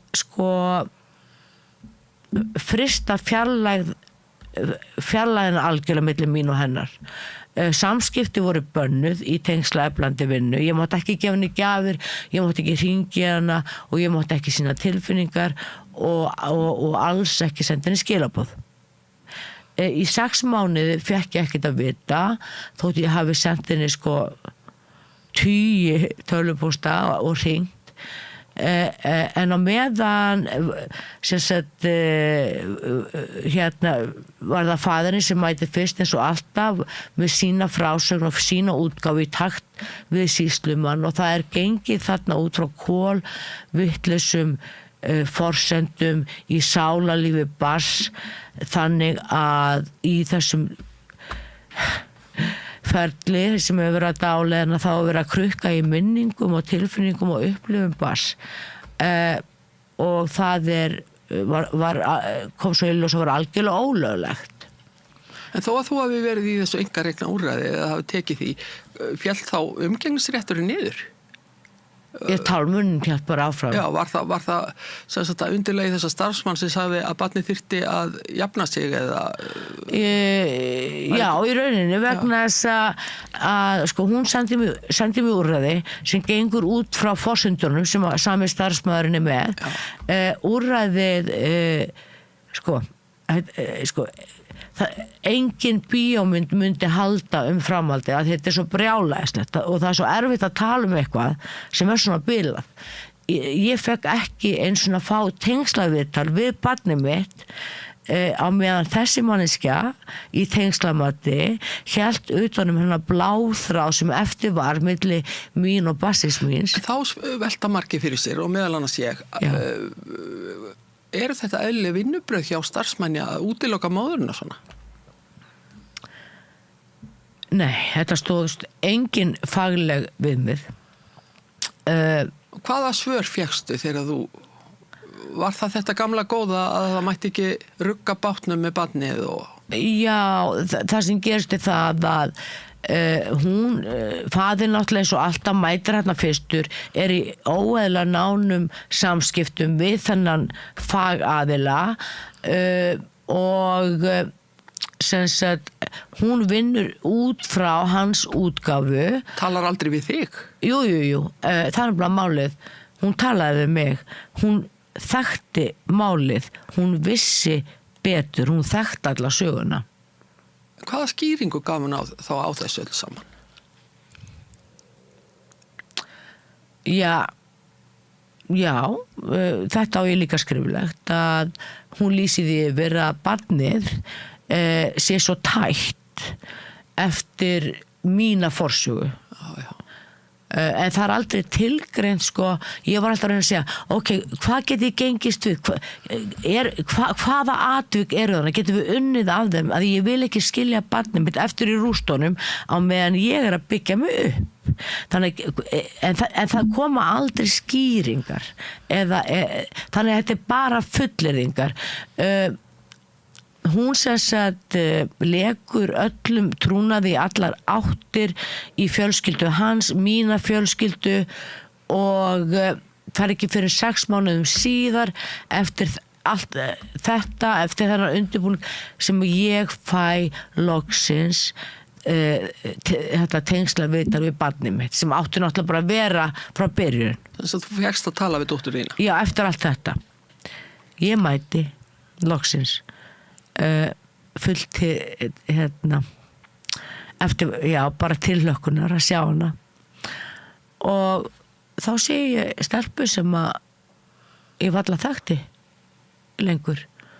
Hún mætti með lista sem að faðir hennar hafði hjálpað henni að smíða og fagaðilinn hafði unnið með honum í því og sá listi sem blessa barnið mætti með var mig og mína fortíð sem að hún var sjálf ekki vitnað og náði langt fram yfir hennar fæðingardag. Hennar barnið þarna orðin sko varnar aðili fyrir föður sem að hafði stundað það að ógilda mig sem manneskja og móður með miklum óhróðri, lýst yfir einmitt í þessu tengslaviðtali kemur hann inn niðra mig fyrir fram að barnið, sami starfsmaður hrósar honum fyrir það og meðan ég benda á heið augljósa þess vandinn snýr að því að það verið að tálma og að þessi maður vill ekki að við náum saman. Það var bara sleið út á borðinu og ég sakborningur í eigin tengslafinu og þessi fagmanniska orðin einhvers konar dómari. Þannig að þetta var til þess að gera algjörlega út á tengslin. Og svona staðan í dag? Já, þetta var þessi manneski hefði geta verið einmitt svo sem að hefði geta bjargað þessu á örlagstundu en það unnið alveg omvend og engu líkara en að fólk hafi vita nákvæmlega að sko sannleikurum væri allt annar. Þetta í rauninni alveg ótrúlegt þó ég segi sjálf frá að opinberir aðilar sem eiga að gæta hagsmuna beggja foreldra, sem sagt móður og föður og barnsins, ekki síst barnsins, skuli vinna svona. Já, og í einkareknu úrræði sem að sko þetta hefur verið kært til landlæknis, mjög skýrt brot og það sem sárast að barnið mitt fær á ekki séns í að hafna ekki mömmu sinni. Barnið mitt á ekki séns í að vinna út frá sko sinni sögu, sínum sárum heldur þeim breytt og unnið statt og stöðut í því og hún þarna, veit ekki sitt rjúkandi ráð og svo kemur nýyrðið. Móðir ekki í jafnvægi. Og þannig eru mín örvæntingafullu viðbrögð við þessum óskapnaði og óréttlæti, það alltaf orðið sko, þannig að afleiðingarnar verða svo orsök eða ástæða og ástæða fyrir enn meiri útilokun, að því að núna var móðir í þessari stöðu ekki í jafnvægi. Þannig að þú hreinlega átti ekki verið svona von í þessu máli. Nei, þarna kom, sko, svo skýringarna varð alltaf svona fjärstæðukendari og barnið situr eftir og skilur ekkert, veit ekki neitt, en veit bara það, meðan við allt þetta, þá mömmu ekki treystandi. Eða þá, hún má ekki segja uppátt undir þessu ægivaldi sem hún í sína sönnu rödd. Og en hefur hún aldrei farið ein í viðtal? Ég meina, án þess að nokkur sé að hlusta á hana, pabbennar eða einhver hagsmunaaðilar? Nei, sko, þessu var stilt upp þannig að faðir beið fyrir hinum megin dyrnar á meðan að viðtölum stóð og var fyrstur til að fá allar upplýsingar, trúnaður var engin, tengslin okkar fengu enga vernd né skjól og allt fór í pappinnar og hann sko, já. Hefur þú reynt að tala við barnsföður? Ég hef reynt alla leiðir til, þrátt fyrir allt, að höfða til þess að sættast, að fyrirgefa, að barnið þurfi ekki að bera eitthvað óuppgert, óréttmætt hatur. Ég hef reynt allar mögulegar sáttaleiðir, hann slær á þar allar. Hann ætla sér ekki að setja hagsmuni barnsins í fyrirrúmi. Þetta gengur allt út á að halda andliti. En hvaða úrræði hefur þú núna? Já, einmitt. Áslaug. Út frá þessu, upp frá þessu, gerist það að ég leita aftur á náðir sýslumanns. Tengslavinnan ekki að virka, það nokkuð ljóst. Og það sem verra og ég ætla að bæta því við, að sko, barnsfaðir lýsi því yfir í riti og ræðu að hann vill ekki að barnið séu umgengni við mig. En svo bætar alltaf við að því það hún sem vill það ekki. Já. Sko, sá sem að stýrir aðgenginu og sá sem að heldur okkur aðskildum líka sá sem að tjáur viljanar og Þannig að þetta pínlítið vonlaust hjá þér að fara þessa réttu leið að hlutunum. Já, en svo gerist það. Ég fyrir aftur í október 2025 aftur til sýslumanns og sýniði fram á það. Þetta hefur nú bara aldrei ekki gengið og tálmurinn væri ennþá mjög gróf og beiðni mín dagsektarmál þá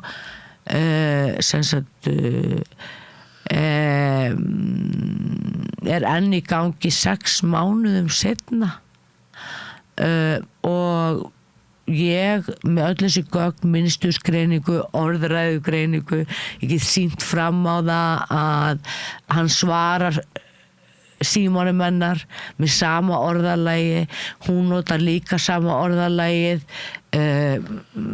hún í tryggðarklemmu, býr við óttastjórnun og þrátt fyrir mjög skýrt tálmunamynstur þá grípur sýslumaður samt ekki til þess að sinna þessu dagsektarmáli sem á að vera fyrstu málin sem þau taka á og það ennþá 6 mánuðum síðar ég fæ engin svör. Engin svör? Nei. Þó þú spyrir af hverju þetta sé svona. Já, og sko, enn bilaðra en það að því fleiri greinagerðir sem ég sendi inn, því verra verður allt. Því meira sem ég sýni fram á hið augljósa, því meira fyrir kerfið í vörn, gerir mig tortryggða að hún skrifa svo mikið. Hún alveg bara ekkert í jafnvægi. Ég móðir sem vakna hverju einasta morgni og allt í mér vill bjarga barninu mínu sem bara í næsta hverfi, en hver tilraun sem ég beiti vinnur gegn mér. Þannig að aftur eru mín viðbrögð og mín sem sagt bara móðurlega skylda að vernda barni í svona stöðu, því hún í skelfilegri stöðu. Það snýst í höndunum á mér og þá spyr ég, hver eru næstu skref? Já, einmitt. Sko Ertu ekki búið með öll úrræði sem að hægt að beita? Jú, það engin, sko, nú stend ég ein í þessu. Ein kona sem á ekki að eiga séns, á ekki að eiga rödd, það að trúa til slæmi upp á hann og klína á hann öllum sökum. Stjórnsýslan nýtir sér þetta í staðan fyrir að sýna það mannúð að auðvita þegar kona rís upp það á barni að fá að njóta góðs að því. Hagsmunir barnsins sko eru löngu horfnir úr myndinni og ég fæ ýmist engin svör.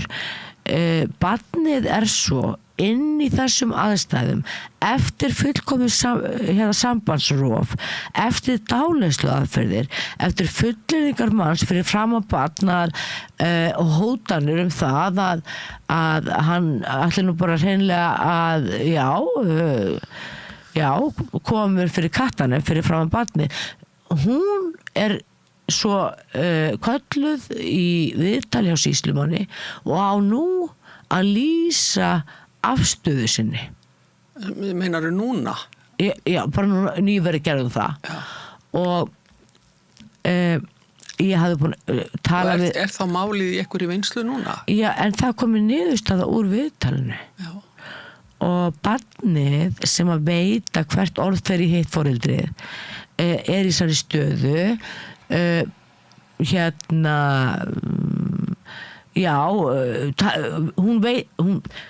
hún veit ekkert akkurat þessum, en hún með tilbúna varnaræðu, þetta snýst ég á örugglega bara mamma ekki jafnvægi sko og Kemur það fram í þessum úrskurði? Já, í viðtalinu við hana og í staðin fyrir að sjá barn í skelfilegri stöðu í hollustu klemmu á faðir sem lítur á hana sem eign sína, alltaf hinum megin við dyrnar hvar sem og þetta eina skipti sem við fengum að fara á kaffihús saman, þá beið hann út í bíl. Þetta allt svona, það ekki einu sem tekið tillit til þess að barnið þessari stöðu ekki með frjálsan vilja. En aftur að stöðunni svona í dag, hvað næst? Já, þetta var að segja. Tíminn að hlaupa frá okkur. Niðurstaðan úr þessu viðtali svo svakaleg. Það ein setning og hún svona. Ekkert bendi til þess að barnið sé undir áhrifamætti hins foreldrisins. Það staðan í dag. Og þá nokkuð annað eftir nema bara dómskerfið? Sko, nú hef ég sótt bráðabröð umgengni við hana. Það hafa liðið 100 dagar síðan ég gerði það. Engin svör. Þannig að sko, þetta sýslumaður á að vera sá sem gætir réttinda barns til að þurfa ekki að hafna öðru foreldri sínu til að lifa af. Það nú hreinlega bundið í stjórnsýslulögum að opinberum aðilum ber að svara innan ákveðins tíma. Já, þetta ekki búið, það verður áhugavert að sjá hvað verður gert næst, en aðeins kannski að koma inn á það að þegar hann sendir hana þarna án mín samráðs til útlanda eins og hann gerur oft, úrverður alvarlegt atvik á Keflavíkurflugvelli, hótanir sem eru þess eðlis að það voru margir vitnisburðir sem voru mjög alvarleg fyrir fram að barn og í munngarð að ég fengi aldrei nokkuð tíma að sjá hana aftur fyrir utan allt sem hann ætlaði að gera mér. Þetta til að upptöku, ég fyrir með þetta lögreglu, lögreglan gerir ekki neitt, barnavernd gerir ekki neitt, sýslumaður er búin að fá svo upptöku og núna býð ég eftir því að fá svör við því hvort að sýslumaður ætli yfirleitt að taka afstöðu til þess hvort tálmun sé að ræða, en núna virðist að vera þannig að þeir fela sig á bakvið vilja barnsins í þessu viðtali. Áslaug, þetta er löng og erfið saga og við hefum ekki komist yfir nema brot af því sem að hefur gerst, en barátta þín er greinilega ennþá yfirstandandi. Ég ætla að spyrja það að lokum, hvernig líður þér? Ég er burt sér frá öllu þessu vafstri í þessari baráttu, hvernig líður þér sem mannesku og sem móður? Hvernig áhrif hefur þetta haft á þig? Það tapa allir í svona. Ég er baráttukona, ég er fætir og þú veist, móðureðlið mér er alveg svolítið Þannig að þú ert hvergi nærri hætt? Ég hætti aldrei og þess vegna er ég hér, en ég er hér líka vegna þess að ég þarf á okkur að halda. Það er engin dyr sem ég hef ekki bankað á, það hlustar engin á mig, ég er með gögn og ég vil þakka samstöðinni fyrir allt sem þið gerið. Ég bara þetta er svo mikilvægt framtak að fá að koma og segja svona frá þegar maður stendur frammi fyrir bákni sem er með ægivald yfirmanni og þetta er svona eins og Davíð og Golíat en Davíð vann Golíat, við skulum ekki gleyma því, og ég er virkilega að vonast til þess að stjórnsýslan og þeir sem þetta heyra taki það til sín, hafi samband við mig og bjargi barninu mínu undan þessari skelfilegu stöðu sem hún er í. Hún fá að vera frjáls. Ég vil sjá barnið mitt frjálst. Hún á ekki að þurfa að velja á milli móður og föður og hvað þá að bera harmleikin sjálf. Áslaug, þetta eru frábær loka orð. Þakka þér innilega fyrir innlagnina og hreinskilnina. Það er ekki á allra færi að tala svona persónuleg málefni og við sendum þetta út í kosmosið. Já. Viltu segja eitthvað að lokum? Bara örstutt. Það sem ég langar að segja er það að hvernig það getur gerst að móðir í bata þurfi 2 ár. Því meiri sem batinn verður, því fjarlægari verður dóttir mín. Það er mikil skekk í þessu og ég vil taka það fram að þetta á ekki að viðgangast. Ég veit mæður sem hafa lent í þessu. Það eru margar eru bara farnar, lifið ekki af. Ég sjálf ger ekki annað en að vinna í þessu. Þetta er bara tekið yfir lífið mitt. Tekið yfir það. Og þess vegna er ég með þetta gríðarlega gagnasafn, en ég vil bara bæta því við. Já, á hverju morgni vakna ég með andköfum af því að ég veit að barnið mitt er í hræðilegri stöðu og mér finnst ég vera föst í ykkur neti og það herðist bara hnútur með hverja hreyfingu. En ég vil samt segja, ég stend upprétt að því ég veit að ég er ekki þessi móðir sem hefur verið að fullir að ég sé. Ég er ekki þessi stimpill. Ég neita því að vera skilgreind út frá veikindum og það er líka baráttumál. Og eitt að lokum, það er bara Guð sem komur í gegnum þetta. Ha? Það var bara Guð sem komur í gegnum þetta. Er þetta ekki dásamleg lokar? Jú. Gangið allt í haginn. Takk fyrir. Þetta er mér lokið að sinni. Heyrum síðar, verðið sæl. Takk. Frjáls fjölmiðlun á í vök að verjast allstaðar, ekki bara á Íslandi. Peningavaldið og sterku hagsmunaöflin eiga greiðan aðgang að stjórnvaldi og fjölmiðlum og eiga jafnvel sína eigin fjölmiðla. Þess vegna er samstöðin svo mikilvæg.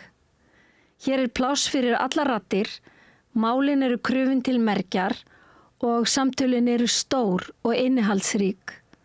Samstöðin er mikilvægt lýðræðistæki.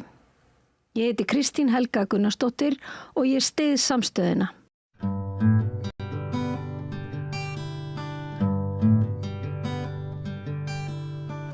Því haldið fram að Íslendingar, við sem þekkt vorum fyrir það að geta gert alla hluti sjálfir, að nú sé þannig komið fyrir okkur að við getum ekki byggt okkar eigin hús og þurfum í æríkri mæli að leita eftir erlendu vinnuafli til þess að byggja veggi og koma á þakinu og leggja undir stöður og ég veit ekki hvað og hvað og ef rétt er þá er þetta ansi svona hröð breyting á skömmum tíma. Við munum, mín kynslóð mann það að meðal Íslendingurinn varði kannski 10 árum í blóð, svita og tár með fullri vinnu í það að koma sér upp eigin húsnæði og oft voru vinir og kunningjar og ættingjar með í þessu og það var svona ákveðin sjálfsmynd sem að fólst í þessu. Það er áhugavert ef við höfum á svona stuttum tíma mist þessa þekkingu út úr höndunum og ef svona menning okkar er orðin þannig að þetta þykir ekki lengur flott að fórna sér í það að byggja eigið hús. Og svona til þess að svara þessum pælingum og fara vítt og breytt byggingalandslægið, húsin okkar hér heima fyrir er mættur smiður, við erum ekki á hverjum degi með smið hér við Rauðaborðið, því miður, ég held við ættum að vera með smiði oftar, hann er kannski byggingafræðingur eða eitthvað meira, ég veit það ekki. Ingvar Jónsson, verður velkomin. Já, takk fyrir að taka á móti mér. Ertu bæði smiður og byggingameistari eða? Já, og byggingafræðingur. Og byggingafræðingur? Já, ég er með þetta allt og fekk aukna menntun erlendis líka. Já. Sem BAS-U og BAS-A og alls konar svona tæknið þengjandi dæmi erlendis, já. Þar sem ég bjó í Svíþjóð í 13 ár og var að vinna við byggingar svo mikið þar. 13 ár í Svíþjóð? Já.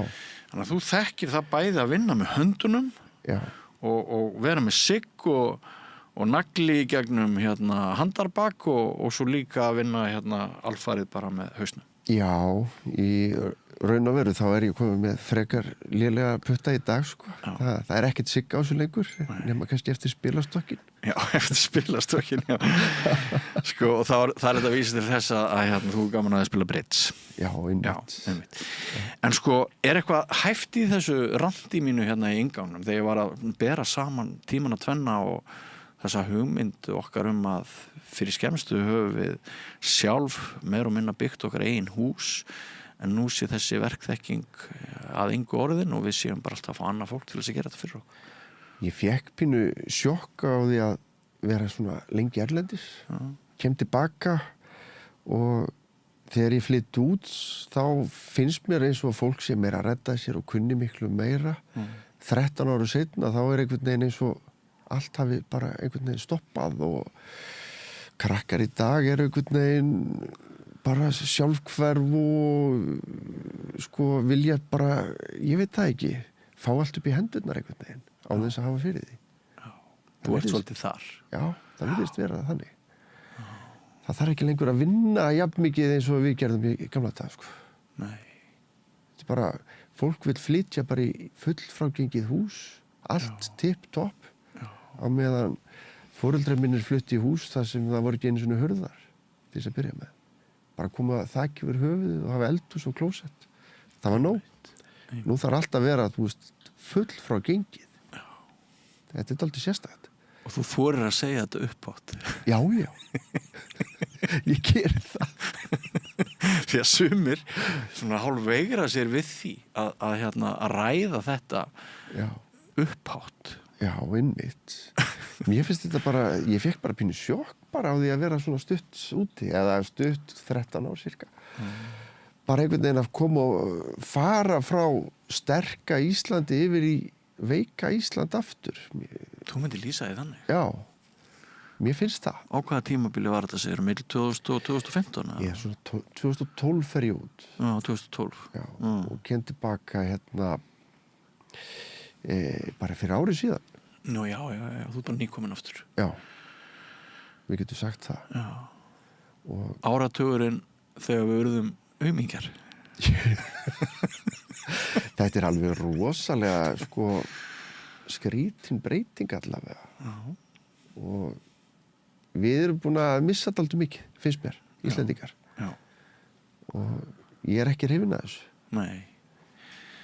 Hvaða áhrif verða af þessari breytingu ef hún staðreynd að við erum hægt að gera hlutina sem við gerðum áður þóttir væru svolítið óþægilegir og kölluð á auka vesen. Hvaða afleitar breytingar verða af því fyrir samfélag og bara fyrir byggingageiran? Já, nú það bara þannig að áður fyrir þá fór bara fólk út í búð og keypti sér Thomas 6 og 2 4 og hendu húsi fyrir sjálft sig. En í dag þá það þannig að fólk vill bara fá þetta tilbúið bara eftir 3 daga, 4 daga. Vill bara fá einingahús. Og ég aðeins búin að fara inn á þann markað sjálfur. Ég með 2 verksmiðjur í Svíþjóð sem að byggja svona einingahús. Og erum að flytja þetta inn og það var ekki markað fyrir þetta fyrir svona 10, 20, 30 ára síðan Nei. En núna alveg gríðarlega eftirspurn eftir þessu. Já. Við settum til dæmis upp 2700 fermetra af húsum í fyrra og erum þegar búin að selja á 1000 fermetra á þessu ári. Það mest út á landi? Eiginlega bara út á landi. Já. Manstu eftir umræðinni, ég held að það veri Eygló Harðardóttir fyrir ráðherra Framsóknarflokksins. Hún vildi leysa einhvern húsnæðisvanda með bara helling af innfluttum smáhúsum, rigga þeim upp. Það voru margir sem hlúa þenni, en aðrir sögðu að þetta væri ekkert vitlaust. Þurfum við að hugsa meira í þessa átt? Veit það ekki kannski alveg að við þurfum að hugsa kannski í þessa átt, en byggja allavega einfalda báknið eins og að skila inn í teikningum í dag. Þetta orðið miklu flóknara heldur en þetta var áður fyrr. Einhvern veginn stjórnsýslan búin að flækja ferli svo mikið til þess að búa til vinnu. Já, til þess að búa til vinnu fyrir menni sem mig, svona byggingafræðinga. Nú ég að tala á móti sjálfum mér. En það bara staðreynd. Það bara verið að búa til vinnu finnst mér. Fyrir bara hinn og þessa hjá Mannvirkjastofnun og eftirlit með hinn og þessu. Kannski full þörf á þessu, en mér finnst þetta að vera orðið full flókið og einu sem þurfa að borga þetta, það almenningur. Það þannig. Já, þessu tengt eftir manna þessi hugur lágflugið yfir Vestmannaeyjum helgina, Já, einmitt. Hvað allir verða brjálaðir. Já. Þetta reglugerðafargan, Já. Hvernig allt þarf að vera einhvern veginn fast í lögum og reglum og minnsti brotavilji til þess að anda einu sinni frjálst og gera eitthvað hvernig allt verður vitlaust í kerfinu, Það nú bara allir hlegið þessu fyrir 20 ára síðan. Það málið. Og nú allt orðið vitlaust í þessu. Já. Og heldur að tengist því sem varst að ræða á þann með það hvernig Íslendingar hafa þróast og breyst? Já, ég held það alveg gríðarlega mikið. Og fólk einhvern veginn meira, ég veit ekki hvernig ég á að segja þetta, orðið sænst einhvern veginn, virðist vera. Og við gerðum grína þessu í honum Já. Ekkert alls fyrir löngu og fannst sjónvarpsefnið þeirra ógeðslega leiðilegt og asnalegt. Nákvæmlega. Mástu eftir því? Já, ég man eftir þessu. En við erum bara orðnir eins. Við erum orðnir eins. Já. Já, einmitt. Þú segir að þú vinnir við það að flytja inn einingahús. Já, einmitt. Og þetta sem mest út á landi. Já. Og sem sagt þá reglugerðarfarganið og leyfisveitingar það einfaldari þegar kemur einingahúsum heldur en Nei, ég raun og verið ekki. Þetta var frekar erfitt að komast inn á markaðin í byrjun. Og það bara eðlilegt kannski að það sé erfitt bara út af því að maður þarf að sanna það að þetta virkar konseptið eins og það leggur sig.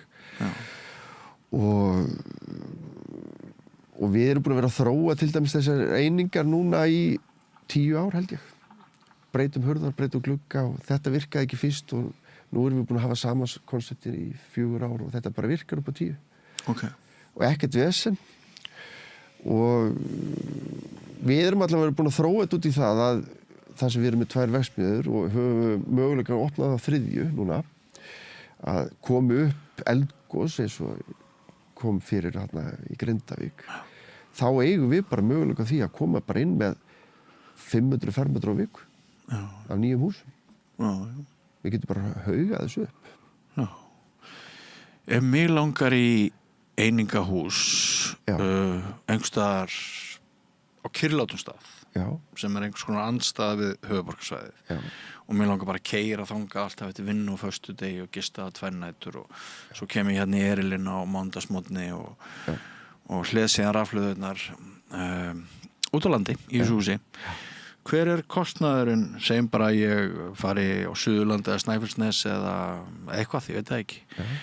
Og hérna, hver kostnaðurinn miðað við það að ég færi sjálfur í alla þessa vinnu eða ég færi í staðlað einingaform frá ykkur?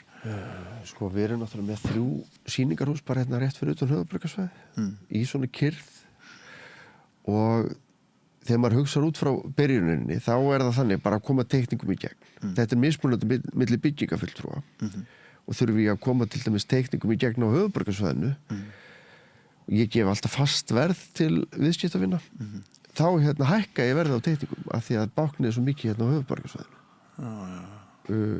Það einhvern veginn uppaháttur leiðilegt að segja það, það bara þannig, bara í Hafnarfirði og í Reykjavík að koma í gegnum teikningum, það bara mjög erfitt. Og það eru til sveitafélög þar sem allt rennur bara frekar frjálslega í gegn? Svo eru bara önnur sveitafélög þar sem þetta bara rennur í gegn og ég gef bara fólki afslátt af því að ég veit að þetta fer smúð í gegn. Það náttúrulega bara liður nummer 1. Þannig að sko þetta dálítið mikill X-faktor í þessu. Gröftur, ert að velja þér svæði þar sem blautt, þar sem þú ert að grafa mjög djúpt. Þetta getur bara farið frá því að vera 500.000 í gröft upp í það að vera bara 20 milljónir bara á einu húsi.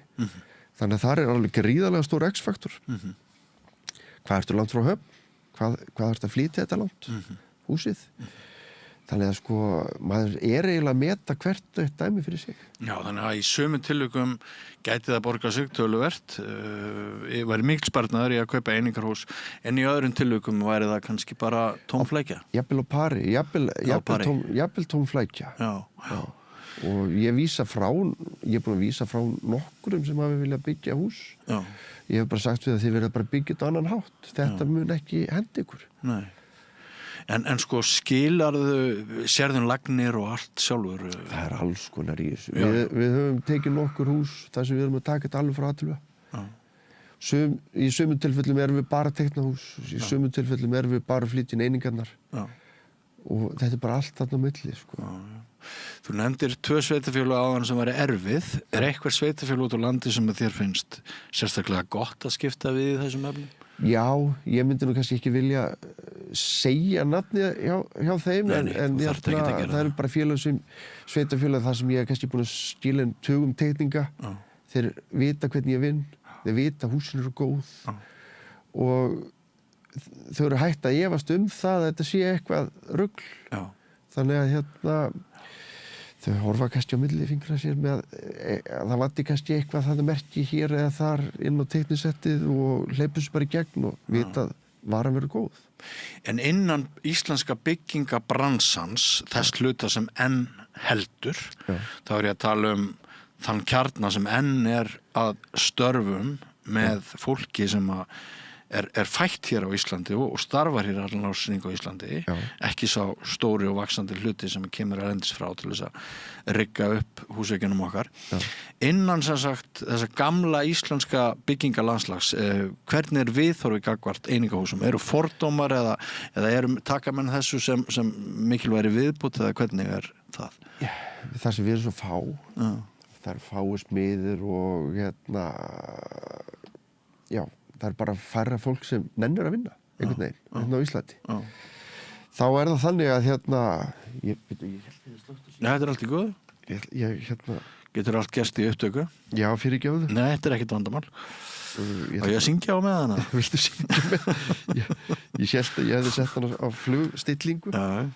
En já, fyrirgefðu, hvar var ég aftur? Við vorum í smiði. Já, svona með viðhorfið, hvort það væri sko ennþá, hvort menn væri gamaldags, hvort svona fjöldaframleitt eininga byggs væri hvort það væri neikvætt viðhorf eða fordómar gagvart því Sko, það eru pínu fordómar gegn þessu út af því að það hafi ekki allir sem að flytja inn einingahús skilað húsunum. Já. Það grunnurinn að því að það eru stórir fordómar. Já. Það var eitthvað mál fyrir nokkrum árum síðan þar sem einhverjir í Skagafirði og í Keflavík voru að kaupa sér hús og fenguðu aldrei. Vantraust, sem sagt. Það mikið vantraust. Já. Og þess vegna tók það tíma fyrir okkur bara mörg ára að fá traust á markaðinn. Já. Bara markaðurinn var að efast að þetta væri rétt og svona. Smiðir fylgdu þessu jöfnum höldum og í dag finnst mér að smiðir séu búin að viðurkenna þetta miklu betur heldur en þau gerðu fyrir 5 ára síðan og eru farnir að mæla með þessu. Meðan þeir töluðu á móti þessu bara fyrir 5, 6, 7 ára síðan. Þannig að það orðið breytt viðhorf. Ef kerfið væri á tánum með leyfisveitingar og annað, eru dæmi það að hversi klúks? Ég veit það ekki. Það ýmislegt að gerast í beinni. En ég ætla að spyrja þig Ingvar, eru dæmi það að frá því að einhver fær hugmynd að húsnæði, einingahúsi, að bara líði örskot stund frá því að allt klárt miðað við ef kerfið að fungera, miðað við þessa sviðsmynd sem ég nefndi í upphafi, þegar jafnaldrar mínir og næsta kynslóða undan henni varði hverju einustu frístundi 10 ár. Já. Í fullri vinnu með öll börnin og fjölskylduna í því að koma sér upp húsnæði sem sagt eru dæmi það að þetta tæki bara nánast þennan tíma. Sneggsta dæmið, maður þarf alltaf að hugsa hörnusteypu og raka í steypu og allt svoleiðis að það má ekki byggja hús og hratt. Nei. En sneggsta dæmið hjá okkur það að einstaklingur hefur samband við mig í febrúar og biður teikningar af húsi og hún lá rosalega mikið á að því að hann var búin að selja ofan að sér. Ég gerði risateikningu og pantaði gluggana áður en ég var búin að skila teikningu til byggingafulltrúa. Því að gluggarnir eru dálítið mikið X-faktor í þessu. Það tekur svona 8 til 12 vikur að fá glugga í dag í Evrópu. Þegar maður mjög hraður þá fer maður alveg í 6 vikur ef það lítið að gera. Ég held að afhendingartíminn séu 9 vikur í dag.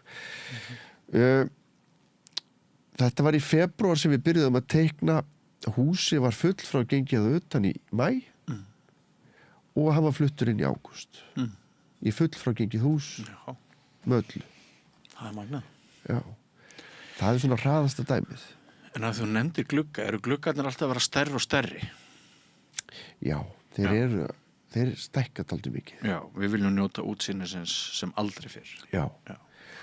Og við erum svona stuðlað því að við séum ekki að missa mikið hita út í gegnum gluggana, þannig að við erum með 3-falt gler í öllu. Já, ok. Og það bara rosalegt álag á þessa glugga hérna á Íslandi. Já. Og þess að það gerð krafa að þeir haldi 1100 Pascal í slagregni. Þannig að við bara létum prófa gluggan okkur úti og þeir fóru í 1200 Pascal. Eða við hættum að prófa það þar. Og hvað með náttúruvá? Erum við ekki líka með auka íþyngjandi reglugerðir hérna vegna þess að við erum jarðskjálftaland? Jú, við erum með það. Og við erum með mjög mikið vindálag líka. Það þarf að taka tillit til þess. Og húsin sem við framleiðum fyrir Ísland eru eingöngu framleitt fyrir Ísland. Þau hús sem við framleiðum fyrir Noreg, Danmörk og Svíþjóð eru byggð allt öðru svip. Þetta bara sér framleitt fyrir Ísland. Eitt viðkvæmmál. Já. Við föllumstu það. Við erum sammála það að Íslendingar að byggja sín eigin hús, þetta deyjandi stærð. erlent vinnuafl kemur til Íslands til þess að byggja húsin fyrir Íslendinga. Þetta hefur verið að færast í vöxt. Á sama tíma þá erum við með rosalega mikið af myglumálum. Er eitthvað samhengi þarna á milli? Sko, mygla er náttúrulega í öllum húsum. Þetta er bara í náttúrunni, eins og maður segir.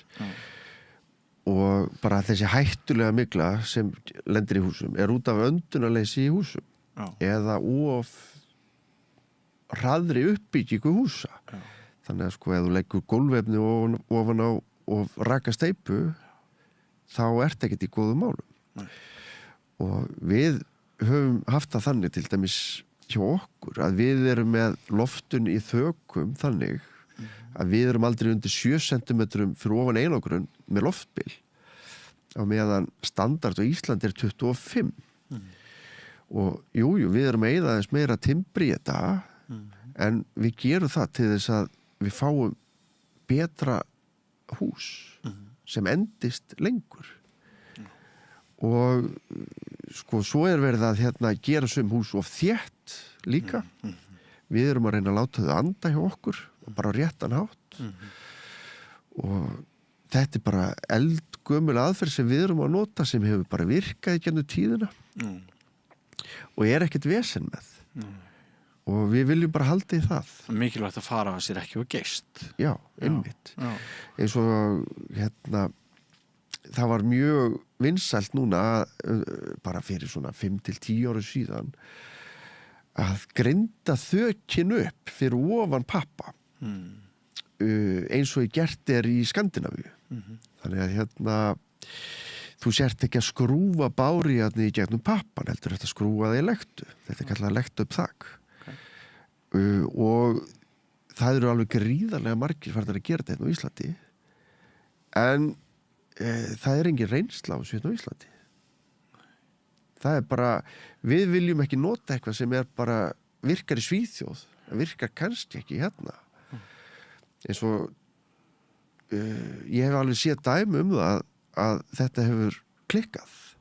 Þá er það þannig að þessi svokallaði hveitisnjór, hann fer upp á milli grindana, sest þar að, svo er kannski ekki þakin og vel einangrað, þá myndast pollu fyrir ofan, það er frost úti og við erum búin að mynda lás og þá myndast bara tjörnand uppi og vatni fyrir gegnum pappan inn í burðin og þá fer húsið að mygla.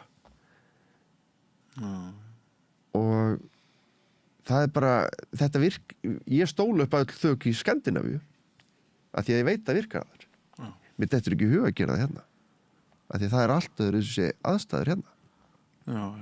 Þannig að fólk er bara að hlaupa upp og vill bara gera þetta svona því þetta virkar í Skandinavíu en það er ekkert víst að virki hér.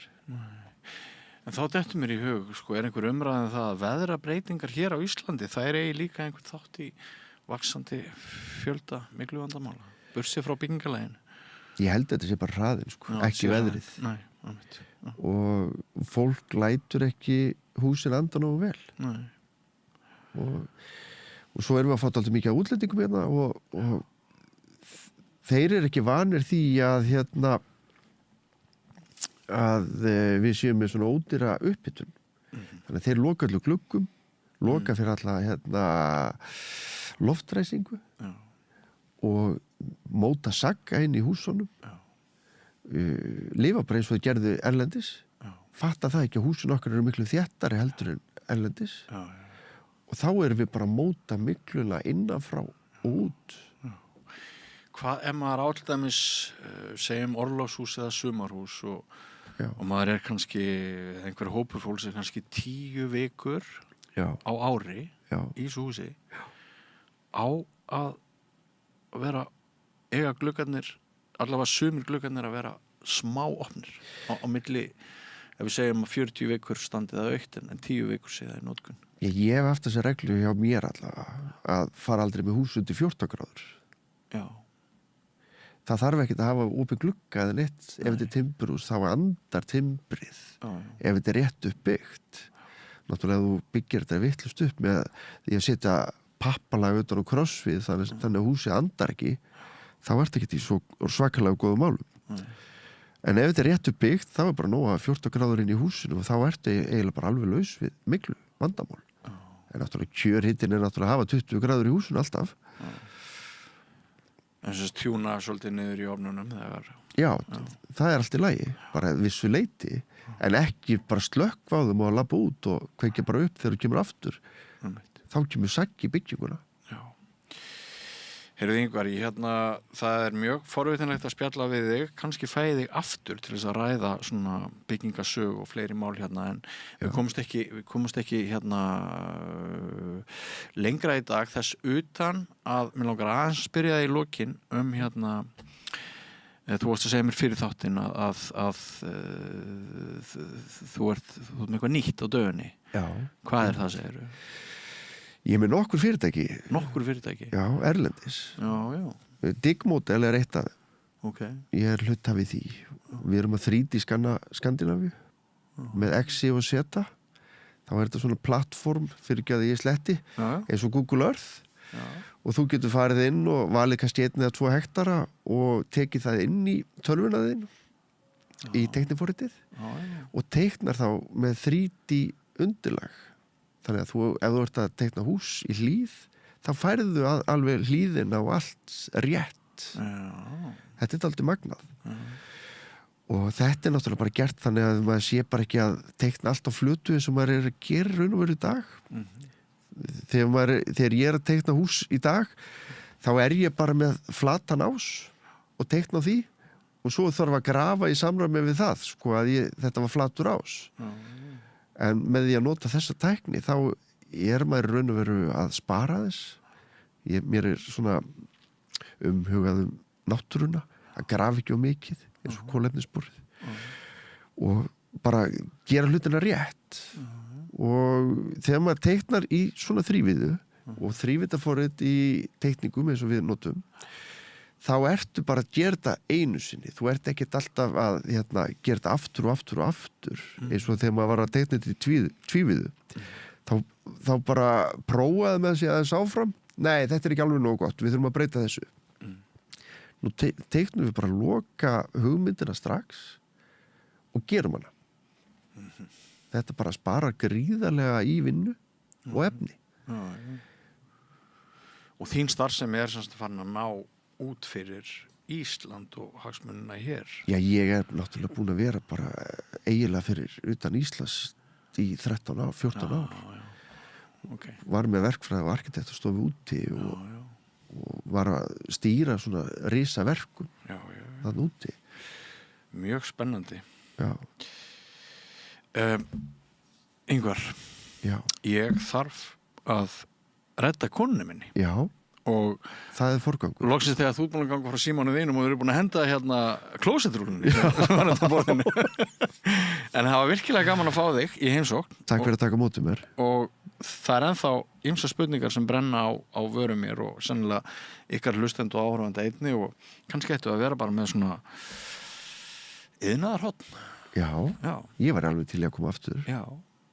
Og ræða þetta meira. Já, ég vona að þú komir oftar hér að Rauðaborðinu. Kæri þakki fyrir komin á spjallið að sinni. Takk fyrir. Ég geti þá komið kannski að ég með 3 fyrirtæki viðbútt sem ég myndi kannski taka í næsta. Það er ekkert annað. Já. Ljómandi. Kæri þakkir. Takk fyrir. Og við höldum göngum áfram göttuna, kæri hlustendur og áhorfendur, nýrkafli eftir andartak. Ég heiti Kristinn Sigmundsson og styð Samstöðina. Samstöðin er óháð sjónvarpsstöð sem fjallar þjóðfélagsmál á vandaðan og yfirvegaðan hátt. Ég skora á ykkur að styðja hana með því að gerast áskrifendur. Samstöðin er ómissandi.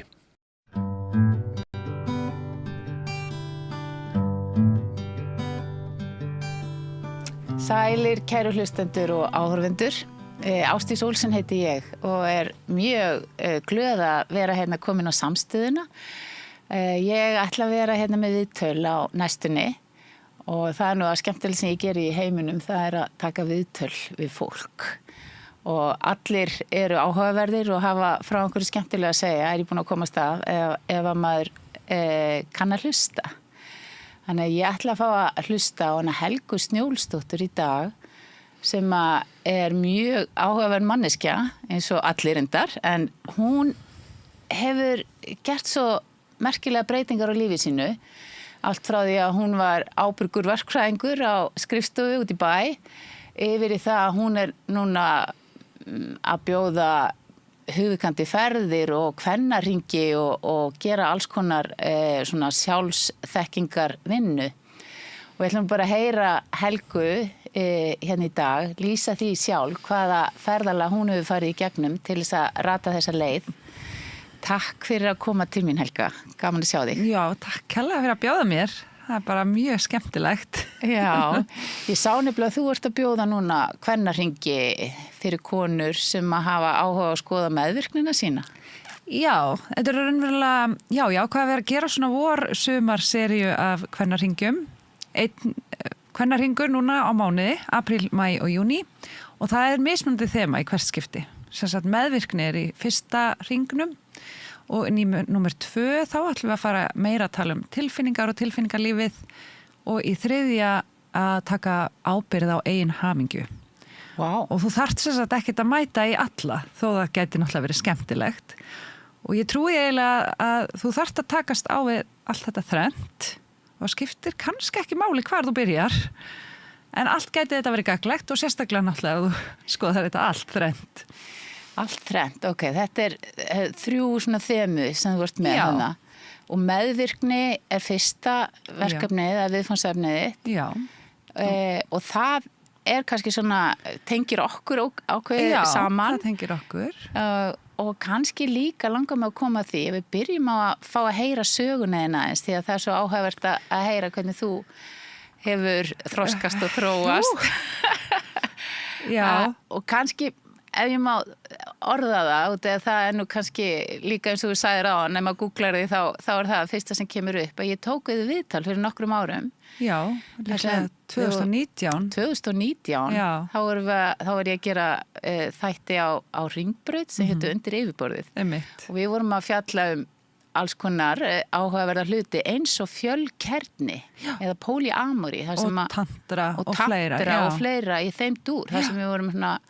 Og þá varst þú alveg, ég var hugfangin af þínum hugleiðingum þar svona þessa sjálfsvitund sem þarf til þess að stíga út úr þessum hefðbundna farvegi. Og það hefur þú kannski gert bara betur og meira en flestir. Já, ég held það kannski bara svona einkennt mig frá því mjög snemma að vera forvitin alls konar kannski eitthvað annað en það sem að normið var að gera. Ég veit ekki hvort það er eitthvað skonar uppreisnarseggur í mér eða forvitni eða bæði. Og kannski það sem ég rífast upp núna er að ég fer í fyrsta jógatíman minn þegar ég er 18 ára. Ég er í menntaskóla og ég og 2 vinkonur förum í jóga. Mér sé hérna í nágranni hér var eitthvað starf í Túnunum, ein fyrsta jógastöðun á Íslandi. Og hvað ertu á gömul, segirðu? Ég held ég sé 17-18 ára, við erum allavega menntaskóla vinkonur og ég man svo vel að ég sit þarna í þessum sal og þetta er alveg framandi og skrítið okkar jógaæfingar, en ég er bara að lepja þetta upp á meðan að þær er eitthvað svona flissandi og fannst þetta ótrúlega vandræðilegt og þetta kannski lýsir svo hvernig kannski ég nálgast svo lífið bara alla tíð. Þú veist, getur við upp annað 2009. Svona forvitni og opin fyrir Já, að langa svolítið svona, kannski akkur á mér að finnast þetta eitthvað vandræðilegt. Já. Þetta er bara eitt í viðbót sem er til, eitt í viðbót sem ég get prófað og upplifa og fengið að smakka á, en ekki eitthvað svona, þetta er of öðruvísi. Og ég man líka 2009, þá er ég 29 ára, þá er í fyrsta sinn sem ég upplifið svona þátt að dansa, svona eitthvað frjálsan dans í ykkur, ég man ekki hvort ég var í meðgöngu, jóga eða eitthvað álíka og þátt að dansa frjálsan dans og ég er 29 ára og ég er alveg, hvernig dansa maður, þú veist, án þess að vera á bar eða í djammi, skilur. Eða fullur eða eitthvað. Og í staðin fyrir einhvern veginn bara, það er þannig, þá er ég bara, heyrðu, kem heim, segir manni minn, heyrðu, ég er búin að komast að því ég get ekki dansað frjálsandans nema að vera ölfuð eða eitthvað þaðan af, skilur. Nú ætla ég bara að finna út úr þessu og finn mér bara eitthvað svona hippa danstíma og læri, skilur, og frelsa minn innri dansara. Skilur, og ég held að þetta lýsi bara svo vel hvernig ég nálgast lífið eða hvernig já, þetta samtal sem ég í, að þú veist, það bara, og þarna því ég hitti þig, þá ég nýbúin að eiga svipaða vakningu. Er ég eitthvað krumpuð yfir því hvernig ég kynvera? Þú veist, það raunverulega uppgötunin sem sendi mig í tantraskóla og svo að pæla í fjölkærni og bara hver erum við? Hvað megum við finna? Þú veist, hvað gerist ef ég skotin ykkur öðrum en manninu mínum? Er ég þá röng eða er það eðlilegt? Og skilurðu, og í staðinn fyrir bara, já, að pakka því niður að finnast það vandralegt eða eitthvað, þá bara, ég ætla þá bara að finna út úr þessu og gá hverju ég kemst að. Þinn innri sannleika kannski, þú ert bara að leita að þínum innri sannleika. Já, ég veist ég heyra það, sko. Ég held að það sé vel orða út af því, þetta svona, ég ætla ekki að taka því bara sem gefnu, einhverjar svona leikreglur sem voru bara settar á þig. Einmitt þannig. Eitthvað svona, er þetta mín skoðun eða er þetta bara eitthvað sem hefur verið smurt á mig á lífsleiðinni? Og ef þetta er ekki mín skoðun, byrja það bara að segja, ég ætla það bara að kanna það. Það er ekki endilega afskrifana. Heldur bara meta, er þetta það sem ég finna rétt innstinni eða ekki? Og ég hef náttúrulega verið kannski svolítið afgerandi í þessum leiðungrum mörgum. Já, þú þurft að fara kannski út á ystu nöf víða til þess að finna hvar mörkin þín liggja, er það ekki? Jú, ég held að það sem ég er búin að læra í dag er að kannski taka smærri skref í einu og kannski ekki að þenja með eins mikið og það er hægt að uppgötva og kannski heppilegri hraða. Þetta er náttúrulega bæði mikið fyrir sjálfa mig og taugakerfið. Já. Og líka náttúrulega kannski fyrir umhverfum hans. Við svona ögrandi og reynir á taugakerfið. Já, og ég held svona kannski skilaboðin sem eru svolítið ríkjandi er að maður er alltaf að vera að fara út fyrir þægindaramman. Ég held að sé mjög jákvægt fyrir marga, en eins og með svo mörg skilaboð það er svo misjant hvernig við virkum. Fyrir suma getur verið mikil ögrun að fara ekki út fyrir þægindaramman. Já, að halda sig á mottunni. Að bara halda sig svolítið bara í því sem þú skilur. En fyrir einhvern annan þarf hann bara að heyra, sparkaði þér nú út fyrir það. Þannig að þú veist, það er ekkert einhver ein skilaboð sem virka fyrir alla. Og nú er ég orðin mun þroskari, ég er 45 ára og búin að fara hérna í gegnum alls konar og búin að vera hjá sér vegferð eins og heyrir í, skilur, eða alla æfina, skilur, bara frá því ég er áður ég verið 20. Það verið svolítið eiginlegt. Það er ekki eitthvað svona eitt sem að verður til þess að þú ferð og breytur stefnu heldur, er þetta svona í eðliðin? Já, ég held það, en ég held líka sko að það sem ég finn strax í jóganu og svo held ég áfram í jóga og ekki vinkonurnar og fer í jógatíma reglulega þegar ég er í menntaskóla og ég man alveg eftir að hafa sagt að einhvern veginn upphátt pabbi kom að sækja mig, ég er það ung, hann skuttlaði mér í jóga, að þú veist, að fyrirld, ég fann einhverja ró sem að ég hafði ekki þekkt áður, þú veist, ég er, eins og kannski lýsingarnar, ber að gefa til kynna, þú veist, ég er ör og ég er lífleg og það er svona ákveðin hrað í mér, þannig að í jóganu fann ég eitthvað sem ég hafði ekki haft aðgangað áður. Og svo er ég jógaiðkandi en þá í dag og leiðbeinandi, það hefur fyllt mér alla tíð. Og þú gerir svona eins og það sé nálgaðustu eitthvað innra með þér. Já, staðurinn sem ég fæ aðgangað í jóga og ég er að benda bringuna á mig fyrir ykkur sem eru ekki að horfa líka, að þar finn ég segi heimastaðinn minn, sumir kallaða kjarna, aðri kallaða frið eða sálina, en ég held að flestir, nú hef ég unnið mikið með fólki, ég held að flestir finni þetta svipuðu svæði. Þannig á brjóstið, inn í brjóstkassanum, kannski mismunandi ofalega, neðalega, en ég held að það sé svona cirka hér sem fólk finnir fyrir sér. Já, og fyrir sér, er þetta ekki svolítið að finna fyrir sér? Þetta er að fara úr huganum í svona líkamann og tengingu við sjálfansi. Já, og það er það tekur held ég fyrir alla ákveðna æfingu en það kemur að þeim punkti ef þú iðkar einhverja andla iðkun að þú getur fundið munin á mér, hver er ég og hver er hugsanir mínar, hver er skoðanir mínar, við skilurðu, það er ekki ég. Já. Kjarnin minn sá sem fylgist með og upplifir lífið, það er eitt. Og hitt, hugurinn og það er annað og við getum fjarlægst það og með mikilli andlegri iðkun getur svo fjarlæg orðið meiri og það er það sem býr til frelsi og frið. Ég fyrir eftir að tala svona meðvitund það, hugan og þessar hugmyndir eða afstöður sem við höfum fengið utanfrá eða hvað? Já, og ekki einu sinni bara afstöður sem við fengið utanfrá, heldur líka bara að sjá að ég get hugsað það sem ég er að hugsa Já. En áður á heldur þú sért partur af hugsununum og ég veit sirka hvenar ég finn þessa aðgreiningu og þá er ég í kringum 30 skilur og þá er ég búin að eitthvað jóka í yfir 10 ár þar sem ég virkilega finn þessa fjarlægð verða til. Já, þetta er sko í núvitundafræðinum er þetta kallað metakognísk vitund eða yfirvitund sko.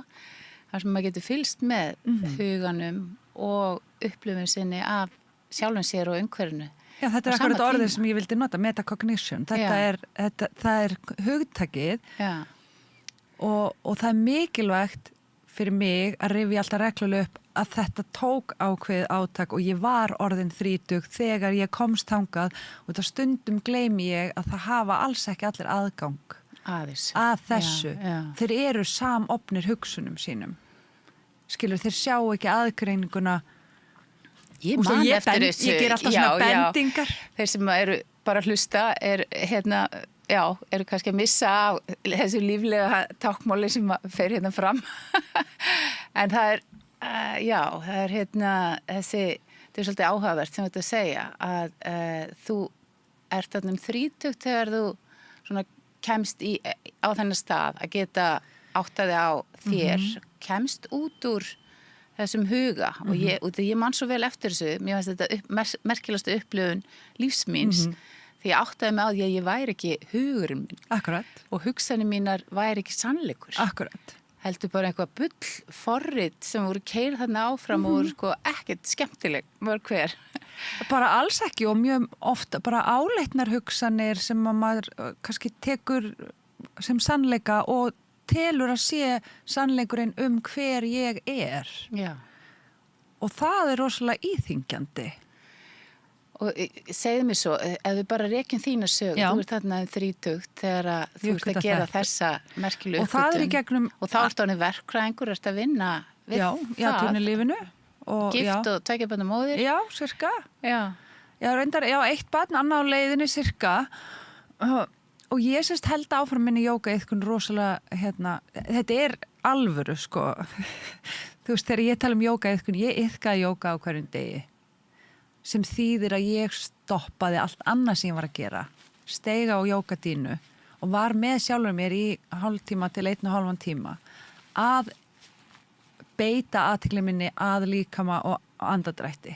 Og þetta er rosalega áhrifaríkt en ég varði rosalega mörgum klukkutímum en aftur þetta var eiginlega lífsbjörgin mín til að róa mig, til að finna frið út af því að ég var svo mikið mikið óró inn í mér. Hvernig var það að koma út í lífinu í samskiptum, þetta eins og lýsir, þetta vera svona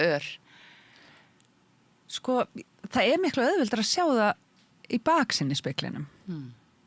Og að vera svona á undan sér, mjög hvatvís og ég fæ náttúrulega ADHD-greiningu 41 árs, sko. Já. Sem það var mjög opnandi ferli að skilur við bara eitthvað svona skrýtni hluti sem að öðrum kannski finnst ekki eðlættir eins og bara stífvél eins barnsins orðin of lítil og ég veit það en samt líða mánuðir þangað til ég get framkvæmt aðgerðan að fara út í búð og kaupa stærri stífvél skilur þetta hljómar áslega einfalt en þetta er ein af birtingamyndum ADHD það talaði executive functioning þetta stjórnkerfið okkar aðeins brotið þannig að við náum ekki að klára eitthvað svona aðgerði sem eru auðveldar fyrir fólk sem með meira normalisera stýrikerfi. Já, Ég tengi. Já. Kjærlega, sko, já. Þetta mjög gott að þessi umræði komin á þetta stig að við erum farin að skilja þetta. Já. Vistu það ekki? Við erum komin miklu lengra þá að skilja eins og ADHD en ég held við eigum mjög langt í land, þú veist, það ennþá mjög margir segir ekki bara allir með smá ADHD, til dæmis frasi sem heyrist reglulega og bara stuttasvar bara nei. En ADHD einkenni eru mannlegir eiginleikar sem allir upplifa að einhverju marki en til þess að vera með ADHD-greiningu þurfa þessir eiginleikar að vera svo yfirdrifnir að þeir eru hamlandi fyrir þig og þitt líf. Og það rosalega mikilvægt að gera þá aðgreiningu. En það þýðir ekki að fólk finn ekki fyrir eitthvað svona athyglisbresti, en athyglisbrestur getur líka verið afleiðing af áföllum, til dæmis PTSD getur búið til athyglisbrest, mikil streita getur búið til athyglisbrest, skilur við þannig að við hefum líka stoppa og spurja ok, ef ég er með athyglisbrest af einhverju stigi, þá ætlum ég ekki bara að fleygja fram að það er allir með smá ADHD. Hann skerða bara tækifæri til að stoppa og sko af hverju er með athyglisbrest. Já, það finnst mikilvægt að gera greinamun á svona alvöru þessum taugakerfis bilunum, eða hvað maður kalla. Já, taugaþroska röskun held ég þetta heitir, sko. Eða sé ennþá, svo náttúrulega alltaf vera að breyta hérna. Mér finnst líka gaman að vera að tala mismunandi bara taugakerfi og sumir eru svona og aðrir öðruvísi, sko. Ég held að það sé mjög mikilvægt að við ræðum þetta og án þess þetta sé ykkur svona, ég veit ekki hvað maður segir blanket statements á íslensku, þú veist, það er svo mikið því miður, svona verið að fleygja fram einhverju og enginn er kannski að stoppa og skoða málið. Það er bara allt í einu má núna segja þetta og það bara segja þetta allir, skilur við. Þú veist eins og svona, það eru allir að kvarta yfir kílómetragjaldinu og ég er alveg, eru allir að kvarta yfir því, er fólk búið að skoða það? Er það búið að skoða hvort það hefur jákvæða neikvæða áhrif á bókhaldi, skilur, ég ætla ekki að hafa skoðun á því, ég bara lýsa einhverju svona samfélagsnormi sem er í gangi. Grípum einhverja umræðu þá? Við grípum bara eitthvað og enginn fáir kannski skoða málið en leyfa sér samt að segja frasan. Já, ég skil þig. Já. Og mér er svo gaman hérna það er í komið gott podcastinu. Já. Það segja stundu svona bara já, ég ætla að leyfa mér að hafa afgerandi skoðun á þess að skoða málið. Já, bara viðurkenna það. Já, sem er miklu flottara heldur en að gera það bara skilur. Já. En hvernig hefur þú dílað við ADHD? Hefur þú tekið lyf eða er það jókað og hugleiðslan sem hefur? Nei, já, ég tek lyf. Þú tekur lyf. En ég er reyndar á svona, ég kalla 10 ára skammti. Mjög lár skammtur hendar mér. Hvað er þetta orðið mörg ár? 2022, það er 4 ár síðan ég fæ greininguna mína og það var mjög dýrmætt fyrir mig og mjög mikið fékk ég skýringu á hlutum sem ég held að ég væri bara eitthvað of mikið eða ég veit ekki, eitthvað svona afgerandi og mikið svona óróa inn í mér og eitthvað. Einhver óanægja með þig sem að þú varst að berast eða fékkst kannski... Nei, kannski bara svona eitthvað svona sögur mig sem krakki sem að fengu bara óslega svona já, það er bara út úr með ADHD. Já. Það var ekki skil út að ég var svo mikið svona Helga, hún gerir alltaf skilur, heldur ég fekk pínu svona skýringu á... Og hvað þýðir það? Er það þá þú veist, ég gat ekki betur að þú veist, það er hérna ekki að dæma þig fyrir þá að það hafi verið einhvern veginn illa meint eða... Já, ég held að einmitt þetta sko... Gast ekki betur? Já, ég hafði ekkit annað á færi mínu. Já, einmitt. Já, ég held að upplifin sko, þegar maður heyriði sögurnar var kannski svona, já, ég hefði átt að ég var eitthvað asnaleg eða öðruvísi eða eitthvað. Þannig að ég fæði þarna greininguna, ég bæði búin að prófa að vera á lyfjum, ekki lyfjum, búin að prófa 2 mismunandi lyf. Getur þú aðeins borið saman? Hvernig þið líður á lyfjunum og ekki á lyfjunum? Ég get sagt þér það. Fyrir mig, það sem virkar fyrir mig er konserta metilfenidat og ég hef oft lýst í þannig að það er eins og í fyrsta lagi að það komi bil á milli hugsana, lengra bil líklega, ég bara fann ekki fyrir bilinu áður og ég fæ þá tíma til að vega og meta þær hugsanir og hugmyndir sem koma upp. Í stað þess að áður, þá var ég kannski bara búin að gera eitthvað og ég hafði ekki eins og tekið eftir því þegar það var hugmynd. Það er svona aðeins ráðrúm á milli og svona aðeins hægari. Já, raunverulega bara, ég sagði, ég varð í rauntíma.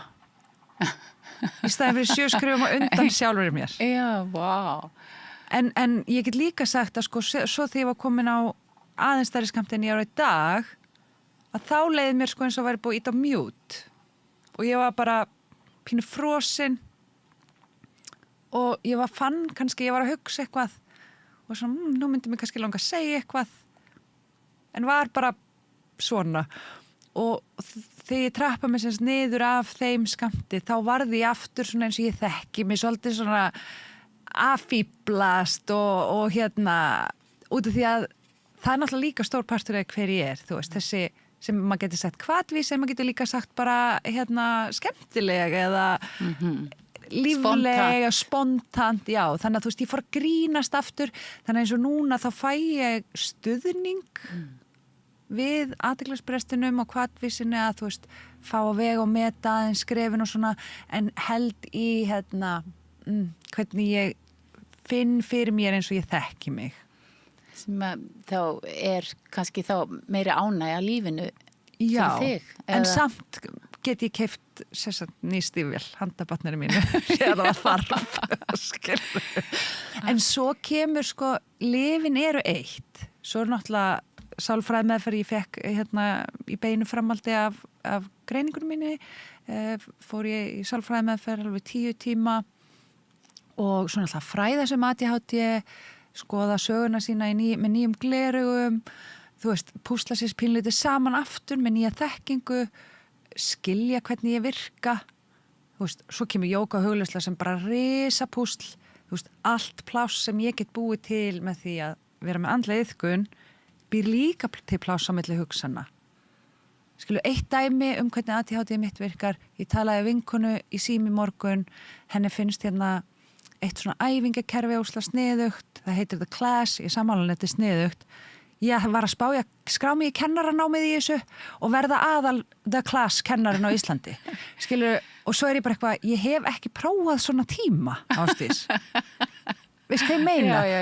Og þú veist, svo set ég bara inn í bílnum en í stað þess að skilur fara að googla kennaranám í The Class þá get ég bara setið með mér og verið bara vá hvað þetta er áhugavert að geta komist frá 0 upp í 100 eftir 1 símtal og sko ég er farin að leigja sal fyrir þetta veistu, en þetta er svo fallegt það er mjög mikil kraftur ég man nú Haraldur Allensson sem hefur nú talað ADHD meira en flestir aðra og veit meira það en allir held ég að hann sagði Ísland væri ekki byggt nema fyrir þetta brjálaða fólk sem að 100% óð áfram og lét hluti gerast og þannig að þetta er kannski svona ákveðin lífskraftur. Já, þetta er náttúrulega risa drifkraftur en sko, og fórnar kostnaðurinn og það er það sem að kannski umræðum ADHD brotnar líka en þú gast klára verkfræðina.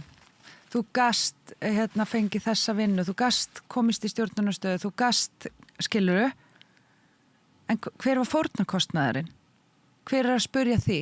Ég man að Svanhildur Hólm sagði, ég kemst upp á fjallið en ég er með fullan bakpoka grjóti. Hún er með ADHD, hún orðaði þetta svona. Útskýrðu aðeins þarna, veist, hver er fórnarkostnaðurinn? Hvað er í þessum bakpoka? Já, þess að 2016, það er bara, þá fer ég á vegginn og það er fórnarkostnaðurinn minn, en sko, í einhvern svona almennum skilni, það er kannski bara ágætt að nota mig sem dæmi. Þú veist, þarna er ég, bara 2 barna móðir, stjórnandi í Össur, ég kenni náttúrulega jóga, svo er ég á fjallahjólum í frítímanum og ég get framkvæmt alla þessar hluti en ég veit ekki hvernig mér líður, ég veit ekki hvað sem mikla hvíld ég þarf út, ég veit ekki hvernig mér líður. Skilur, þannig að ég er búin að ganga, þú veist, vera 7 skrum á undan mér þangað ég 36 ára og ég vissi ekki um ADHD þannig að ég bara ger allt þetta sem ég get og bara frekar fær Og gengur vel í öll. Já, raunverulega. Og en svo bara allt í einu bensín í búið. En út af því að ég svo langt á undan sjálf mér og út af ýmsu öðru sem ég held að sé ekkit endilega tengt ADHD en ADHD hjálpar ekki til svona samfélagslega áhrif mótun okkar flestra að vera ekkit endilega mikið í tengingu við tilfinningar okkar og svoleiðis en það ýktara þegar þú ert með ADHD. Þannig að fórnarkostnaðurinn þú ert búin að búa til alls konar kerfi inn í þér.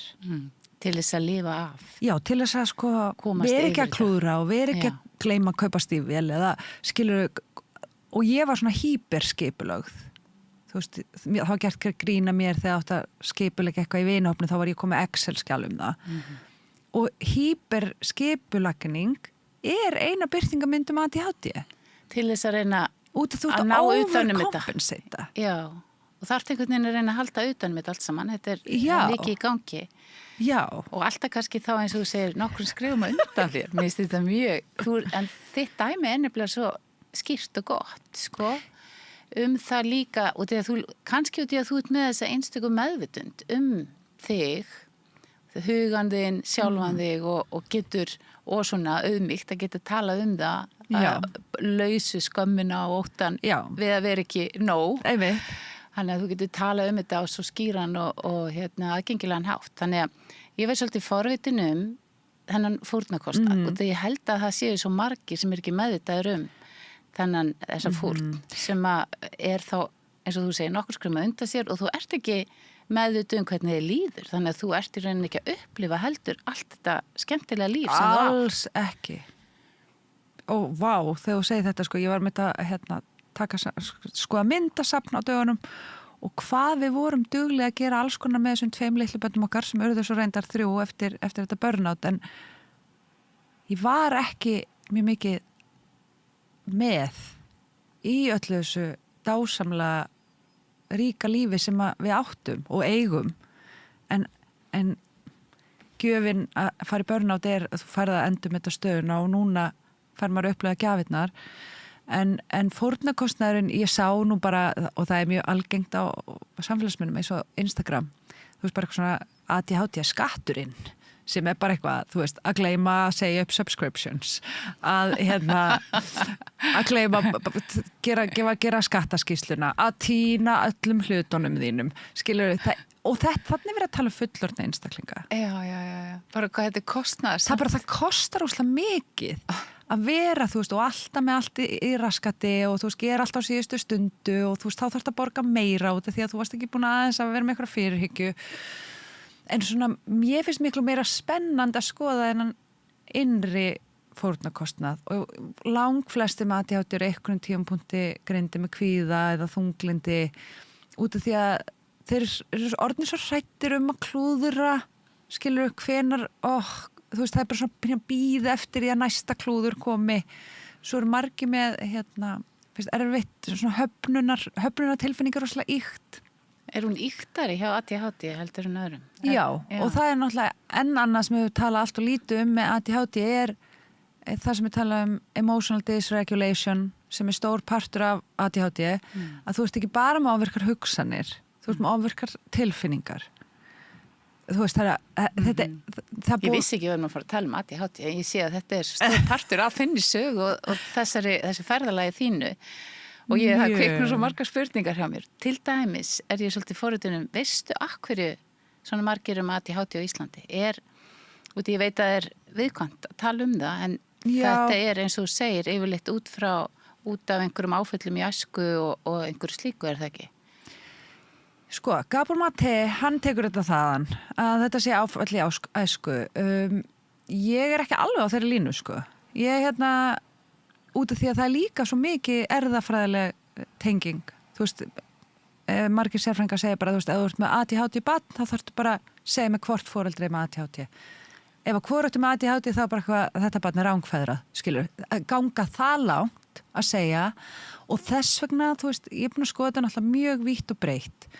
Ég alveg sammála þessu með trámatenginguna upp að einhverju marki, en ég held að sé miklu þá frekar einhvers konar kynslóðatráma heldur en mitt persónulega tráma. Ég held auðvitað að sé líklega manneskja með ADHD alveg barn og það líklega til að vera með ADHD bara út á exposure-inu.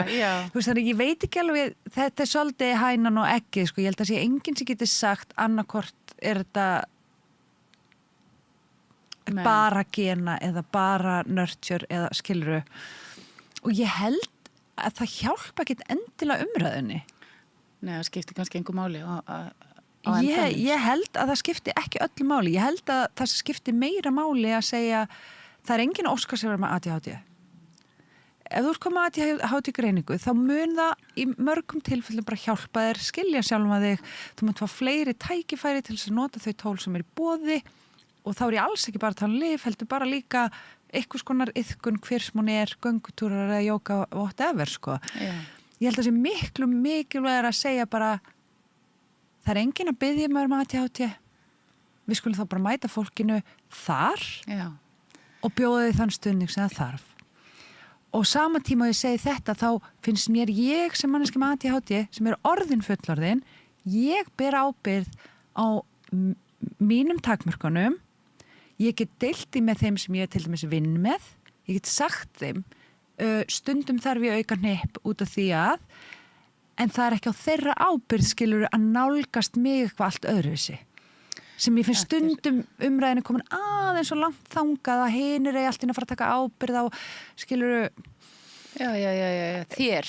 Já, eða kannski ég hef heyrt yngra fólk með svipaða raskanir sem svona, mér finnst að fólk að taka tillit til míns ADHD, en skilur, mér finnst að ég að sjá mitt ADHD, þannig ég segi fólki ef það viðeigandi, ég nota eyrnatappa þegar ég í margmenni út af því að annars verði ég overstimulated, skilur, ég fer afsíðis til þess að regulata mig ef að ég orðin eitthvað eða eitthvað, skilur, það mitt að þekka mig og mínar takamarkanir, ég get beðið stuðning ef að það viðeigandi, en þá enginn að vera eitthvað tilbúin að veita Helgu sérstakann stuðning, skilur. Já, þetta alveg stórt atriði. Þetta þetta það sem að maður heyri framhaldsskólakennara til dæmis tala að það eiginlega alltaf verið að nota svona greiningar sem fyrirslátt fyrir að taka ekki ábyrgð á til dæmis náminu og sjálfu sér. Sem að eitthvað bara við erum ekki komin með lausnina á því einhvern veginn. Nei, og ég held samfélagið kemur til móts við fólk með svona greiningar.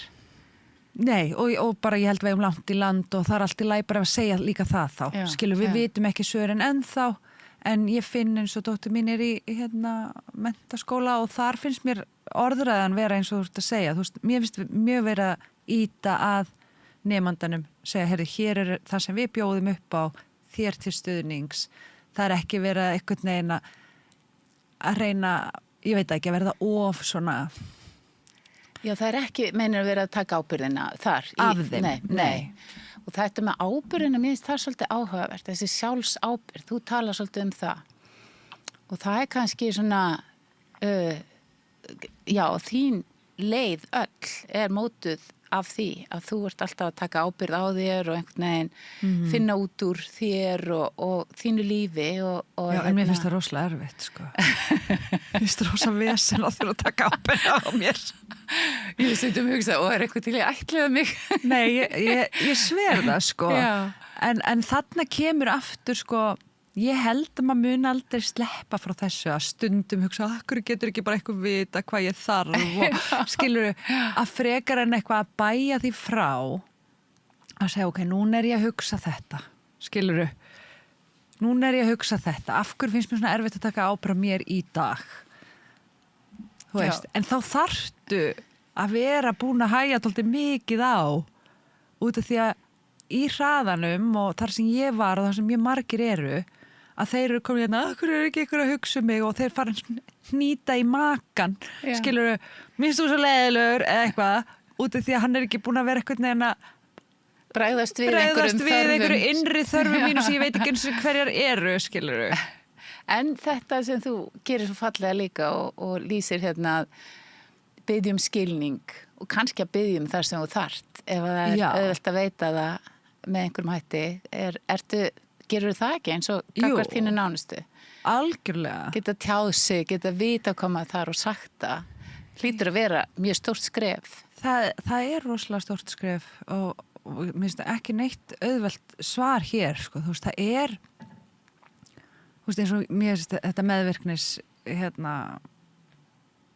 málefni svo merkilegt og mikilvægt að við ræðum og margir fara smá í hnút þegar maður bara segir meðvirkni og vil ekki einhvern veginn bekynna það sem eitthvað sem að kannski þjáir okkur flest. En eitt bara svona lítið dæmi, þú veist, ég í síðustu viku að undirbúa stóran dag, veislu með fjölskyldinu og við makinn erum eitthvað græja. Já, þeir að ferma sem sagt. Við erum að ferma svona okkar og dásamlega gaman og það náttúrulega ýmislegt sem það að gera og við hjónin eitthvað stúsa. Og ég gríp mig inn í mér, sem hefði sko fyrir stuttu síðan verið löngu komið út, að svona vera búa til eitthvað svona, væri nú ekki sniðugt ef að þú færi þanga út að ég þarf að vera hér og gera og svo heyri ég alltaf þetta bull basically, stoppa sjálf á mig, líta hann og segi, væri þú til að fara þangað út af því ég hef mikið að gera hér? Það sem breytist þarna að þú ert ekki að gefa óskýr skilaboð, heldur bara... Sko, í fyrsta lagi ekki að gefa óskýr skilaboð, heldur líka búa til eitthvað sem ég held að gera einhvern veginn beiðnina þægilegri fyrir hann. Já. En hún verður miklu óþægilegri út af því hún orðin óskýr. Ég farin einhvern veginn að blanda eitthvað svona hvar ábyrðin liggur eða svona búa basically eitthvað til. Eins og að, en hljómar þetta ekki eins og skipun? Farð þú þangað út í að... Nei, ég sagði, værir þú til í? Já. Værir þú til í að fara þangað og sækja það sem þarf og ég verð bara heima meðan út af því að ég á eftir að gera svo margt. Já. En það sem að var að verða til fyrst var svona, væri þú, hvernig væri ekki rúslega sniðugt ef að ég væri bara hér og þú væri bara, þú veist, myndi kannski gera þetta út af því þá eftir að gera skilu einhvern veginn svona réttlæta, búið til einhverja útskýringar og þetta allt orðið óslega svona loðið. Já. En þetta búið að taka mig sko alla fullorðins ævina að hvað vinda snýst ofan. hitt, þessi meðvirkni þarna í þessu dæmi þar sem þú ert að hugsa að gera þetta svona sigurhúða og loðið? Hvað í gangi? Hún snýst náttúrulega að einhverju leiti að forða sér frá eitthvað svona höfnun. Að þú veist, ef ég er bara búin að búa til eitthvað svona þing, þar sem ég var actually ekki bara að biðja þig, einhverju heilbyrði biðni, að þá verið að hafna þessum loðuna pakka, en það er ekki verið að hafna mér. Já. Þannig að þú veist, áður en maður getur byrjað að spurja, væri þú til í að, þá þarf maður að vera til í að hann segi nei. Já. Það er stóra æfingin. Það er stóra verkefnið. Geta sagt skýrt og eiga vona. Og ef hann segir nei, þá bara, ok, þá kem ég með þér eða þá kannski bara fer ég og klára það. Skilur, en hin útgáfan, hún kemur frá svo miklum svona óróa stað þar sem ég ætla nú ekki að gefa högg á mér að ég komin í einhvern hugarburð. En samt ertu þarna að orða því að sumir orði ekki einu sinni og er einhvern veginn ekki einu sinni færir að segja hvað væri þá langar að segja eða jáfnvel hvaða hugmyndir þeir eru með. Já, þú meina kannski að ég hefði geta líka bara sagt ekkert, verið í gremju, farið með honum að sækja þetta dót og verið svona með silent treatment í bílnum. Það er alveg líka önnur útgáfa, skilur. Og örugglega mjög algeng og ég meina bara þessum 3 daga aðdraganda þessar fermingaveislu þá tók ég eftir sjálfur mér inn í mér sem betur fer mest af tímanum vera í svona gömlu mynstrum finnast ég búin að vera að taka miklu meiri ábyrgð heldur en einhverjir aðrir akkur er ég að draga vagnin orðin óslega mikið fórnalamb inn í mér skilur, en það var ég sem sagði einhvern veginn já við öllu því sem ég var búin að gera ég var ekki búin að biðja hluti sem ég hefði kannski þurft, skilur en þetta eru sigrarnir í meðvirkni bata. Það er ekki að verða eitthvað konar fullkomin manneska, heldur bara, núna sé ég er komin að eitthvað gamalt krump, þú veist, hvernig get ég undir ofunaði, hvernig get ég tekið næstu skrefa hans heilbreiðari, þú veist, ef þetta er orðið stíft á milli mín og makans til dæmis, að geta bara sagt, heyrðu, ef að prófa, þú veist, að íta og spóla tilbaka og byrja upp á nýtt, skilur. Þannig kannski þessi vinna að komast út úr meðvirkni þetta að vera meðvitaður þetta krump eða hvaðan þetta kemur sem að væri þá svona meðvirkni hegðun og svona dysfunktional samskipti eins og við segjum. Og svo í staðinn ertu þá farin að velja hvernig þú tjáir þig og hvernig þú tekur ábyrgð og eitthvað svona. Þetta er ósa stórt samskiptamál. Já, þetta er risa stórt. Við sjálfan sig og hérna. Þetta er eiginlega meðvirkni. Já, við erum að leysa hérna meðvirknina. Ef við getum bara átt heiðarleg og einlag og sönn samskipti, þá eru kannski bara, engin meðvirkni lengur. Já. Og ég held að það sé svona altruistic, hvað segir maður á íslensku fyrir altruistic, það er svona að halda út af því að ég heyri önnur svona skilabóðin sem er þægindarhringin. Þú þarf bara að trúa þessu eða skilur, þú þarf bara að ákveða að þú sért orðin með heil og sönn samskipti og þá er það bara komið. Skilur? Já. Svo ég já, ok, þú veist, að hluta til já, en að rosalega mörgum hluta til bara nei. Bara taugakerfið líka minn, hann fékk þjálfun kannski 25 ár, skilur þegar þú ert að mótast sem einstaklingur, bara svona bregstu við. Og æfingi í samskipti, ég meina, mín kynslóð, voru ekki samskipti. Það var bara einhverju hreitt í einhvern og svo bara þögn og... Já, og það sem ég meina, það er þjálfunin sem þið fenguð. Já, og hún er bara innprentuð í kerfin. Já. Þannig að alveg sama hvað ég ætla bara að trúa því, ég ætla að vakna morgunar með einlæg og heiðarleg samskipti. Ásetningurinn getur verið mjög góður. Svo stendi fyrir framan mömmu mína eða makan eða börnin og þau kveika hérna á gamla kerfinu. Já. Það er að fara að overræta þennan góða ásetning mjög fljótt nema með þjálfun, með nýrri þjálfun. Já. Og það er það sem er svo gaman að kenna fólki og ég kendi náttúrulega og er búin að kenna sjálfur mér, er bara lítil gagnleg svona ráð sem við getum gripið til þegar gömlu kerfin ætla að taka yfir.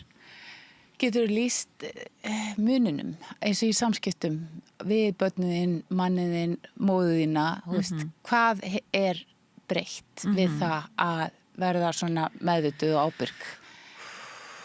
Já, það er rosalega mörg dæmi. Það er svo mörg, það er erfitt að einhvern veginn að velja, skilur við, en margt af þessu er náttúrulega bara mjög mikið svona, að ég veit það ekki, ég held að flesti kannast bara við að mamma eða pappi stuði sig. Já. Og það getur verið freka hversdagslegt komment. Skilur bara eitthvað svona býtu, hefði nú ekki verið betra að strauja en hann dúk. Já. Skilur þau? Já, getur farið í taugarnar á manni.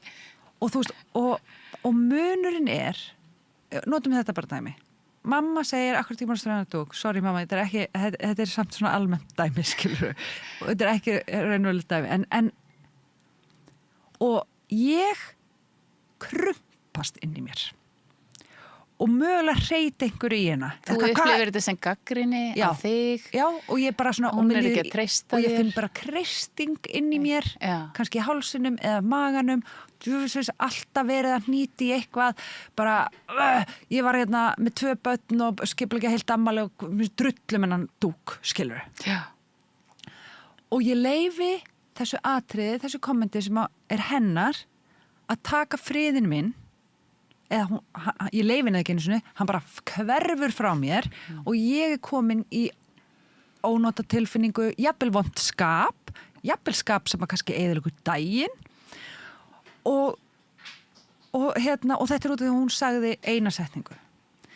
En eftir margra ára bata og ég fæ þessa setningu og ég er fyllilega sátt við dúkinn hvort sem hann straujar eða ekki, það skiptir mig ekki máli hvað henni finnst straulevelið á dúknum, þá get ég bara sagt nei, ég er að spája að strauja ekki dúkinn.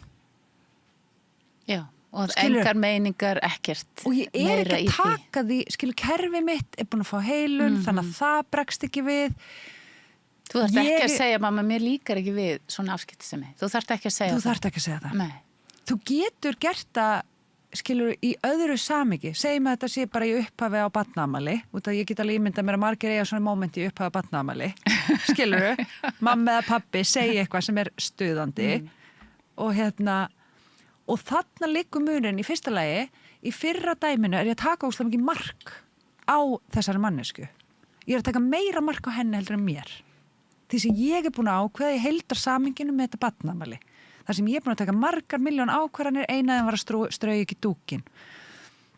Og svo í seinna samhenginu þar sem ég er búin að heila sjálfa mig, ég veit hver ég er, ég veit hversu mikið mér langar að strauja eða ekki strauja og hvort að mamma hafi skoðun á því, skiptir mér bara ekki máli. Já. Og svo ef að þetta er kannski mörgum sinnum svona komment, þá get ég bara fara einn daginn og sagt, heyrðu, mamma, mér finnst ókslega erfitt þegar þú ert að tala hvort ég strauja eða þríveggina eða þú veist, eitthvað. Gætu við bara sleppt því framvegis og tala allt hitt sem okkur finnst gaman að tala Hvernig, þetta er náttúrulega bara mjög gott dæmi og svona einmitt svona dæmi heilbrigð heiðarleg samskipti. Og hvernig hefur þetta þá breytt sambandiðinu við makaðinn, börnin og foreldræðina? Náttúrulega bara, þau eru bara stórkostlega miklu skemmtilegri. Skilurðu, þetta er miklu skemmtilegra út af því að ég stuðaðist bara heilmikið af foreldrum mínum og makanum mínum og guð mig góður eftir að elsta barnið mitt varð unglingur. Þú veist, það er bara mjög krefjandi fyrir mig að verða ekki meðvirk, að vilja ekki stjórninni, að vilja ekki, fara ekki í eitthvað skonar micromanagement, að reyna að stýra hennar litlu aðgerðum til þess að fá eitthvað skonar útkomu. En það sem gerist, og er eiginlega skemmtilegast að vita, að þegar við erum í meðvirknum samskiptum, þá erum við einhver segir eitthvað, ég er að óska þess að hann hefði sagt eitthvað annað. Ergo, ég er að óska þess að hann sé öðru sem hann er. Já. Ergo, ég er ekki í samskiptum við þann sem manneskan er. Þú veist, ég er komin svo langt frá því og svo er ég inn í mér einhvern veginn að bregðast við einhverju og þannig að þegar að svona komment kemur og það er engin hleðsla til þess að verða til, þá er næsta sem gerist bara eitthvað ef að fá eitthvað kaffi. Við fyrir að tala eitthvað annað. Þú veist, aðstæðnar verð ekki. Það verður engin aðstæð, skilur. Aðstæðnar eskaleitast ekkert. Og ég meina, maður getur ímyndað sér að því sem þú ert að segja, að það verður tækifæri fyrir skemmtileg samskipti, nánd og tengsl og samveru sem er ánægileg. Já, og kannski svona, ég veit ekki, eitthvað svona betra dæmi er, þú veist, þegar það er hleðsla, þú veist, og eitthvað svona núningur, þetta er svo mikill dans að meðvirkni dansinn eða svona samskipta minnstur sem er milli maka eða foreldra og barna eða hvað, að þetta er svo oft bara sami dansinn aftur og aftur í nýjum aðstæðum með nýtt málefni. Já, það verður að brjóta upp munstur. Að þannig að þegar einn segir bara, ég ætla núna bara ekki að dansa þennan dans, þá raunverulega krefur okkur að búti nýjan dans og stundum verður þetta alveg smá svona högtandi fyrst út af því að hvað gerum við þegar að boltinn fer ekki á milli eins og hann gerði áður. En svo er svo gaman þegar þetta verður allt miklu mýgra og það er ekki þessar hleðslur og ólga og svona óþægindi sem maður þekkir úr meðvirkum samskiptum og allt í einu er þetta bara eitthvað rólegt. Ég veit ekki hvort þetta er slæmt dæmi út af því ég er náttúrulega finn mikið. En hvað segir þú, Ásdís? Ég er alveg að fylgja þér og ég held að en heldur að flest fólk upplifir svona ólgu og svona hleðslu og... Sko, nú veit ég það ekki. Nei, bara ég upplifir það mikið. Það væri nú bara skrítið dagur ef ég fengi ekki eitt hlátuskast og eitt grákast á einu degi, sko. En ég held ég hafi heyrt alla sem ég þekki náið. Svona taka síman og það er annarkvort bróðir eða mamma eða pabbi og svona, þú veist, taka bara svona, þú ekki þegar að mamma er alltaf að eða skilurðu. Þannig að ég held að flesti þekki það, sko. En það sem er stærsta gjöfin við að leiðrétta meðvirknina og það sem ég kannski reyna að segja á þannig í lélegum orðum þú veist, kannski þeir sem stuða okkur mest, við missum svo mikið af hver þau eru. Já. Þú veist, út af því að við erum svo ógæslega upptekin að því að þau séu röng og séu að segja ranga hlutin og þau séu íti í okkur og séu leiðilega eitthvað.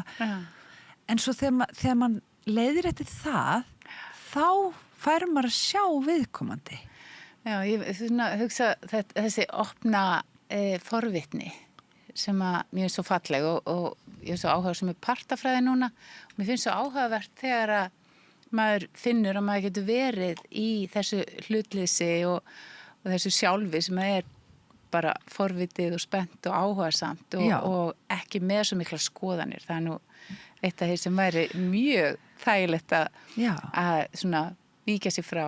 En partafræði er endar annað áhugamál hérna sem verður tekið fyrir á næstunni en hérna það sem ég er að hugsa núna er að við erum búin að tala um meðvirknina og samskiptin og þetta ferðalag þitt, þú fer í burnout 2016 og ert svo í svona heilmikilli endurskoðun og endurnýjun á þér og lífiðinu og eflaust á þenn stað núna þú ert bara orðin þakklátt fyrir að hafa gengið á hana vegg til þess að fá þetta tækifæri til þess að finna sjálfan þig.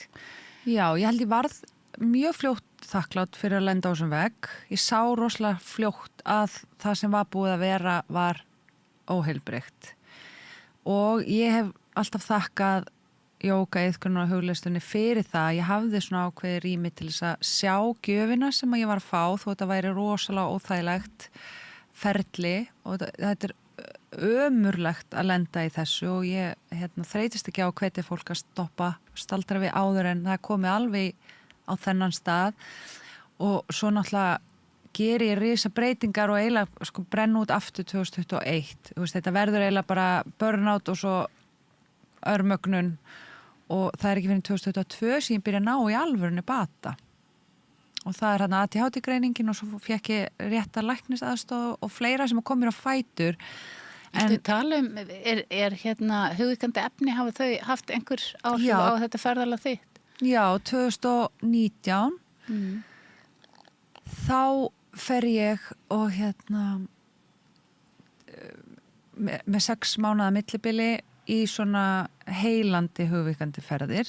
Með meðferðaraðila sem fylgir í gegn eða? Já, var enda svona aðtöfn en það var haldið utan um mig fyrir og eftir sem er rosalega mikilvægt og þetta var mjög opnandi og gerði alveg svaklega mikið fyrir mig og ég fer 2019 og svo í byrjun árs 2020 í svona heilandi hugvíkandi ferðalag sem að hjálpaði mér rosalega mikið að púsla saman alls konar sem ég á búin að vera að vinna í sálfræði meðferð og 12 spora samtökum og bara í sjálfur mér og fræða mig en þar í þessum ferðum þá bara virkilega lenda hlutirnir öðruvísi í mér og þegar ég var að tala með þessi kerfi áðan þú veist þarna er það sem ég virkilega það sem ég vissi orðið í huganum að líka minn fekk að læra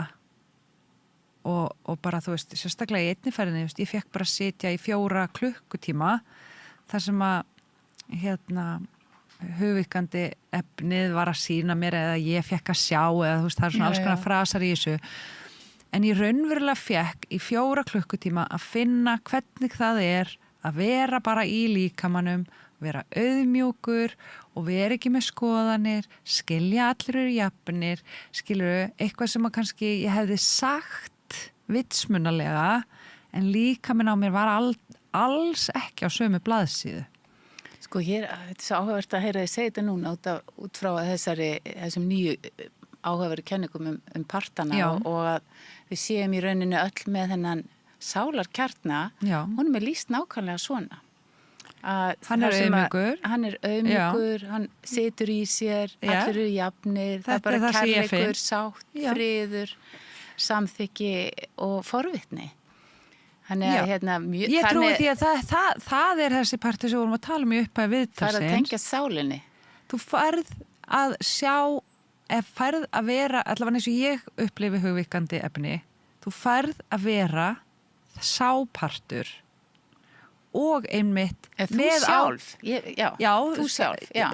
Centrum hann ekki kallaði líka stundum. Í dálislinni. Í dálislinni kallaði það og þú veist, já, sálin, við skulum bara nota það. Það tala self-energy í partafræðinni. Já, að bara þetta sem ég sem ekki hugsanir mínar, sálin og sumir trúa, ég trúi mér að þú veist, svo fer hún bara í næsta eitthvað vitt eða eitthvað og hún hérna að upplifa þessa jarðvist, að vera í svona líkama. Og þú færð að vera þar alveg með fjarlægð að sjá hvernig einmitt þetta metakognition, þetta náttúrulega bara metakognition á styrum að vera inn í hugvíkandi og þú ert bara færð sko með alls konar grafík og teiknimyndum að sjá hvernig þú hugsar lífið og nálgast á og mætir sjálfum þér og öðrum og þetta eins og svona bootcamp. Já. Þú náttúrulega þekkir þetta sjálf, hvernig að vera svona inni. Já, ég þekki þetta alveg sko og mjög vel og finnst eins og þetta sé svona mikilvægt, fyrir mig allavega var það mikilvægt að fá á opinberast sjálfur mér á þennan hátt. Og ég, finnst áhugavert að heyra líka hvernig þú hefur upplefað þetta svipað.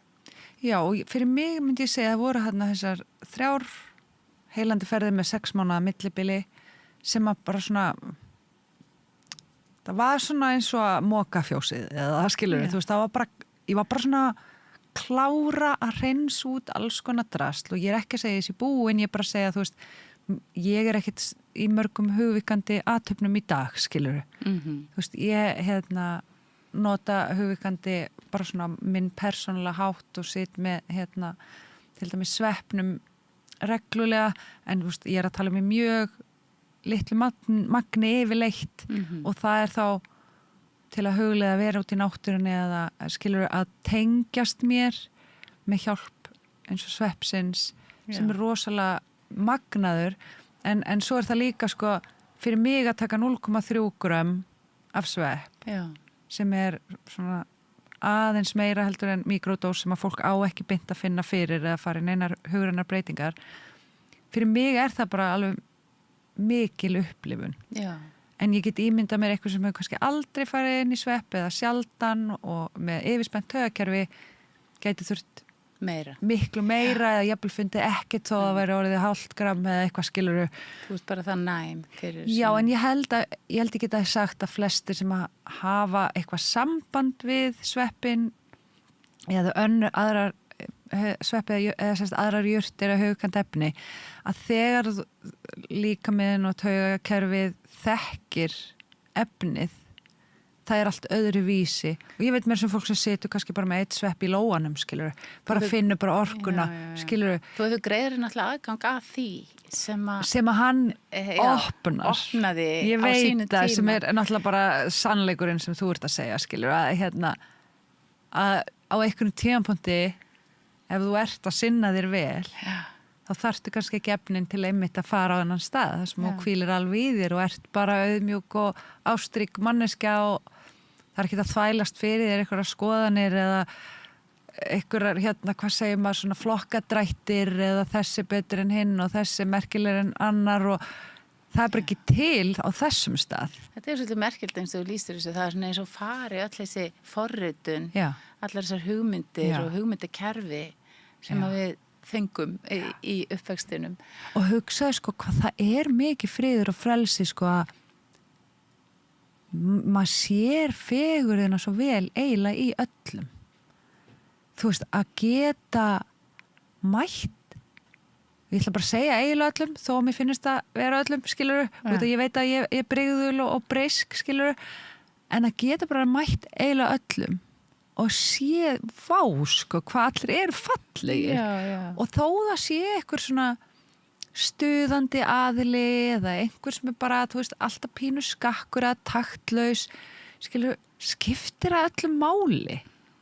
Skiptir að öllum máli þá þessi sé alltaf taktlaus og yfirleitt viðkomandi taktlaus aðili búin að vera taktlaus öll árin sem hann búin að lifa og flestir eru bara ennþá að hissa og pirraður yfir hann í takt, skilu, og ég er bara eitthvað, vá, þeir eru búin að vera pirruð yfir að hann er taktlaus í 40 ár, skilu, getum við ekki bara séð hitt viðkomandi eða bara ekki haft neina skoðun og neina af þessu. En þetta náttúrulega einstök gjöf og það svo magnaði mitt sem þú lýsir, sko, og maður hefur nú alveg hugsað það væri nú gott að vera þetta að blanda þessi vatnið hérna, eða í teði til dæmis hjá Trump eða eitthvað svo leið, sko, hvað það væri gott að fólk sem flestir fengi kannski að upplifa þessa sátt við sjálfan sig og eiginlega, upplifa sér tengda öllum sem nú kannski, fyrir mér var það svolítið stórt opinberun, eða svona opinberunar upplifa bráðna saman einhvern veginn við þig og alla í heiminum einhvern veginn sem ekki hægt að lýsa út í það svona andleg upplifun. En eina gallin á því sko þið verður að langa. Já, þetta ekki auðvelt endilega. Nei, og þið verður bara langa sko í áhrifin. Já. Ég held það. Eiginlega missa stjórnina. Það eiginlega sem flestir óttast. Já, og það svo mikil uppgjöf sem að þú þarft. Já. Og þú þarft sko að vilja sjá, eða sko ég held það. Ég held að maður þurfi einlægt að langa eitthvað annað en það sem maður að upplifa núna. Þú veist, maður búin að finna að það sem að hrjá mig utanáliggjandi, það ekki partur af hver ég sannarlega og mér þarf að langa nógu mikið til að drekka, segjum sveppate, heilan bolla, skrámi í mögulega 6 klukkutíma pluss mínus eitthvað 2 tímar ferðalag inn í eitthvað sem þú veist ekkert hvað inn í eitthvað sem þú veist ekki hvað en ég get sagt þér að það sem það eiginlega alltaf bara þú sjálfur sko en þetta andleg og líkamleg þrekurinn, þetta erfitt, þetta tekur á andlega og líkamlega þó þú sést sjóaður og ég held þú þurfi virkilega að langa og þú veist ásetningunni þarf að vera fyrir mig langar mig að gera þetta og það kannski finn samhljómp núna bara eins og einhver sem fyrir meðferð segjum einhvers konar fíkn sá sem fyrir meðferð við einhverju fíkn fyrir einhvern hann mjög ólíklega til bata en ef hann finnur sjálfur sin eigin botn langar í eitthvað annað þá eru líkur að bata tölvört margfalt meiri. Ég finn nú og veit að það verður örugglega talað höfuðkandi efni hérna í einhverjum þáttum á næstunni og get nú alveg lofa því en ert þú að fara að halda þessa kvennahringi? Já. Ert að leiða konur inn í svoleiðis vinnu? Ég tengi, ég kenni jóga og ég með kvennahringi og ég tengi höfuðkandi efni alls ekkert inn í það. Þú veist, það eitthvað svona sem mér finnst mjög sterkt að eigi að vera viðbót við aðra andlega iðkun. Þannig að ef ég ætla að sitja með einhverjum ferðalanga í sveppaferð þá skilyrði það að þú ert í andlegri iðkun, þú ert í sjálfskoðun og þetta einhvers konar hraðall eða ég finn ég þarf einhvern aðeins auka ákafa eða kraft, einhverja stærri upplifun til þess að brjótast í gegnum eitthvað sem ég samt sé en það verður að vera algjörlega sýnt þú ert að mæti eitthvað sem þú sinni sjálfur þér einu sinni og oftar í viku þú ert að virkilega að langa að skoða eða bara langa að tengjast þessum stað þar sem að þú manst hver þú ert og hvað skiptir mestu máli og hver þessi sanni kjarni þannig að mér finnst gott að halda hugvíkandi sem svona hliðarbraut út af því að aðalbrautin á bara alltaf að vera og svo ég ætla að sinna sjálfur mér sem mannesku og setja mig í forgang x oft í viku og þá hugvíkandi vefni orðin einhver svona valkostur. Núna ef við náum aðeins utan að í lokin að við náttúrulega vorum með alls konar ásetning að tala alls konar hluti og núna ég að velta því fyrir mér þegar að þú staldra við þann stað sem þú ert á núna. Þú vera í margra ára vinnu með sjálfum þig, þú veist, búin að opna fyrir alls konar nýja möguleika, ert svolítið búin að segja skil við verkfræðina, eða hvað sérðu fyrir þér að gerist í framtíðinni með þessa reynslu og þekkingu sem þú ert? Hvað væri svona draumaverkefni, draumastaðan í lífiðinu núna? Já, mér finnst ég vera mjög mikið í draumastöðuna akkurat núna. Ég í hálfu starfi sem verkfræðingur og í sérst með hinn helmingin í þessa svona handleiðslu og leiðsögn fyrir aðrar manneskjur sem að langar að lifa ríkara lífi. Ég væri alveg til í að, þú veist, eftir 5 ára það gæti verið, skilur, stærsti parturinn að vera að vinna með fólk. Það það sem gefur mér rosalega mikið. En ég held að það sé svo gaman að vera spurður svona hvar ég stödd í dag út af því að mér líður rosalega mikið eins og ég sé á uppskeru tímabili og sem betur fyrir búin að læra það, þú þarft ekki alltaf að vera í, skilu, þetta ekki eitthvað grubl og það svo margir sem festast þar og ég festist sannlega þar að þú veist, kaf og skoða og da. Þú veist, það þarf að koma tímapunktur og hann má koma fyrir hjá mörgum. Þar sem þú færð bara einhvern veginn gefast upp. Það allt í lagi. Og samþykja að þú ert ekki að fara að gera þetta þetta líf. Já. Skilu, þú þarft að vera hönd í hönd, þú þarft að eiga eitthvað svona samfélag. Ég trúi því svo innilega að þú veist, þetta snúist miklu meira að segja ég breysk, hinn eru breyskir, við skulum leiðast og vanda okkur. Ekki ég þarf að grubla og finna og gá hvað, þú veist, mamma og pappa sári, skilur við, þú veist, þá sinn stað og stund að þú þarft ekki að stoppa lengi þar. Það kannski stærsta skref eins og þú segir að tegja út hendin og biðja hjálp fyrir flesta og fá leiðsögn og fá að vera samferða. Já. Frábært. Þannig að hvar fær fólk upplýsingar um námskeiðin? Það best að fylgja mér á Facebook síðan mín Helga Snjóls, allt sem þú ert. Allt sem þú ert, já. Já, þetta mér svo mikilvægt að við göngumst við því sem við erum. Já. Svo ég á Instagram Helga Snjóls. Já. Og það hægt að allavega að fá sér bókaplás í kvennarhringina á Eden Yoga síðunni, edenyoga.is. Það vera með þar í rosalega fallegum sal. Eitthvað sem vilt segja lokum, eitthvað sem þið finnst mikilvægt að koma að? Ég held ég sé búin að segja það, þú veist, það kannski bara, við erum heil. Þú veist, það á að vera útgangspunkturinn. Það að þetta á að snúast að sópa í burtu en ekki skilur að lagfæra. Við erum heil og sópa í burtu því sem fyrir. Já. Og fá hjálp. Bara sorry, þú ert ekki að fara að gera þetta í einrúmi. Þú veist, þá maður bara að nota sína eigin forritun til að laga eigin forritun. Það ekki uppskrift sem gengur upp. Frábært, Helga. Gott að fá því og gaman að heyra þína sögu. Já, takk fyrir að bjóða mér. Við fórum nú alveg út víðan það. Það svo auðvitað að spjalla saman. Báða með ADHD. Herðu, við þökkum fyrir okkur í dag við Helga og sjáumst aftur trúlega á morgun. Góðir fjölmiðlar eru mikilvægur partur af því súrefni sem sérhvert samfélag þarf á að halda. En góðir fjölmiðlar þeir þurfa ekki endilega að vera hlutlausir, en þeir verða að vera sjálfstæðir.